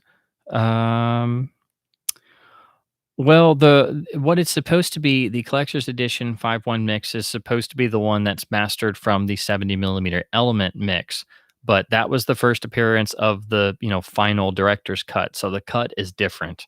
So in that way, it's probably like the Star Wars definitive set, where they started with the 70 millimeter source and then mixed it down for home video and then made some changes and tweaks. That's why I bought a copy, and I did check it out and compared it against the Criterion and the Blu-ray and the 4K master and stuff.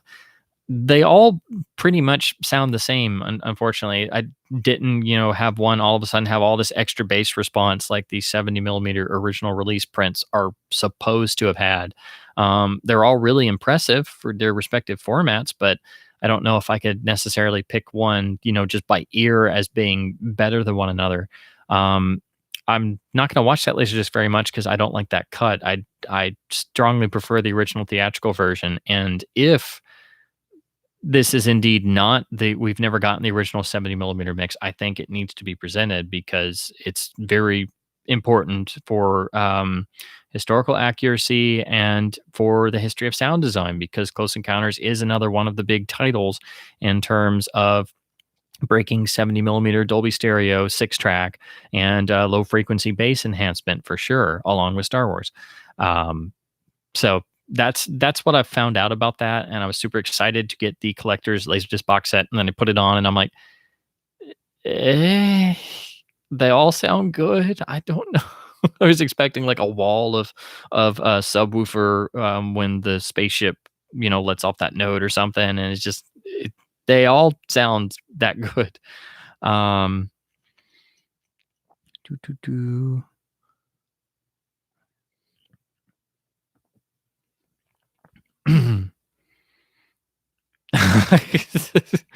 Sega asks, who is Harold Lloyd? Well, I'm trying to figure out if you're asking just in general or well, long story short, since I'm trying to think of the easiest, best like Cliff Notes version. Essentially, if you had to look at all the great silent clowns, you have Chaplin and Keaton, and then Lloyd would be the third of, if there had to be like a big three of great names. And Harold Lloyd specialized in okay, in general. Okay. Yeah. So basically, if you looked at Harold Lloyd films, they have a flavor of their own. And there's some things that might remind you of Keaton with the sort of everyman characters that Lloyd would play, but Lloyd, of course, he's famous for always keeping his glasses on. The most famous image would be from Safety Last, where he's hanging on the side of the building on the hands of the clock in the top of the building, and hanging in complete peril. But yeah, basically, if you had to look at the most successful / most well regarded, Harold Lloyd would be right up there. And so you have Chaplin, Keaton, and Lloyd as like the big three of the great silent comedians in motion pictures. And of course, you have everybody else, and all the great comedic teams, of course, Laurel and Hardy as well. But if you were just looking at the great single performers that are known for the big, specific, hugely successful, highly influential, great silent comedies, those are your big three. And Lloyd's, like, for example, his some of his famous titles would of course be Safety Last or The Freshman, which Criterion just did in a really nice Blu-ray, and I think they've done a couple other Lloyd films. So Lloyd has been a bit more obscure than Chaplin and Keaton, but then again, Keaton was on the obscure side for a while until seemingly like the 60s into the 70s, where critically he started to be much more well regarded.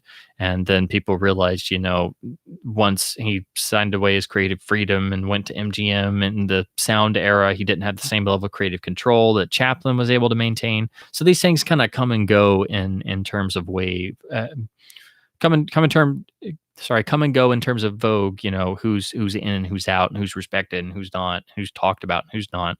But if you were looking at all the great names, Lloyd is like right up there, and they form like sort of a big three. Lloyd is the rich man's Chaplin. that's an interesting way to put it. Thought Laurel and Hardy were third. People can argue this stuff and debate it. I'm just saying, in terms of, if you were just thinking about the big single performer names, as in like single individuals, there's so many great ones, and then so many that were great and popular back then, but are now forgotten. And then you can get much more obscure with people who worked on certain films, like Capra working on the Harry Langdon films, which were very successful then. And then Langdon his career didn't take off after that, and those became forgotten, but, so you can really dig into this stuff. And I really need to, actually. I've read a lot of books. I've seen some of the famous titles and then most of the Chaplin and Keaton films, but I still really, really need to go and dive deeply into the whole world of great silent comedy. But I've kind of been holding off a bit because there have been a lot of restorations, and there's a lot of different ones. So sometimes it's hard to figure out which version or which restoration to go with. And then, of course, silent films, you have the differing frame rates, which don't always play well, even with HD technology. So it's not that easy sometimes. And of course, they're usually expensive, and sometimes you have to import them. And I really need to get those Eureka Keaton releases, and now I'm just reminding myself of stuff I need to buy. It's probably bad. Yeah, Langdon would suffer from really bad prints. Yeah, the more obscure you get, the more you're going to run into that. And of course, you have to hope that most actually survived. So yeah, I'm trying to remember. There's one thing I wanted to mention before I finished. One thing I wanted to mention, the one really big piece of disc news that came out. I'm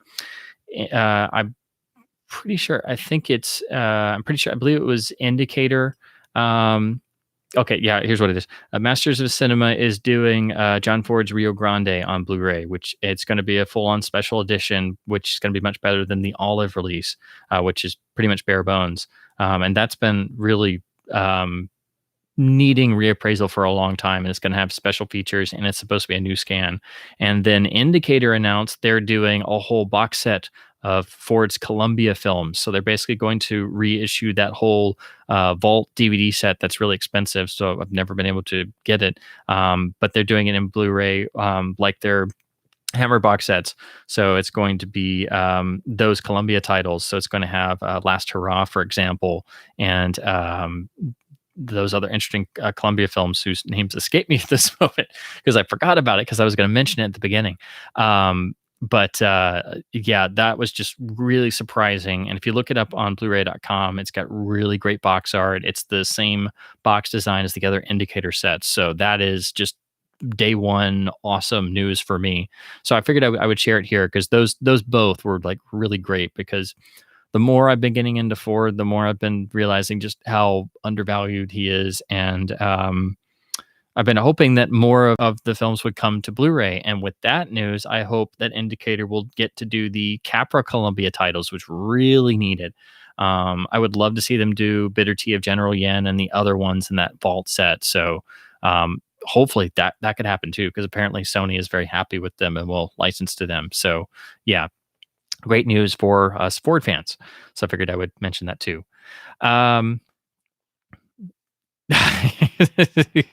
Yeah, yeah. Kirk is saying right now, damn it, this is supposed to be about me, not Star Wars. Yeah. Well, hopefully he would have liked this. You know, hopefully people do. Hopefully I don't just babble on and completely incoherently.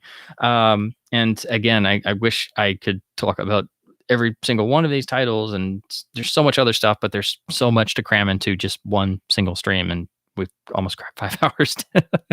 That seems like it's been 5 minutes. So anyway, on that note, thanks to everybody for hanging out. It's been a wonderful discussion, and just as always, it's wonderful to hang out with you guys and just kind of as I do, just wax poetic about all kinds of stuff. So anyway, thanks for hanging out. Hopefully you're gonna dig into the Kirk filmography and have fun rediscovering things or finding new favorites or interesting gems. And we're all struggling with our physical media addiction as always. So I guess that'll do it. Thanks for hanging out, everybody, and have a better one.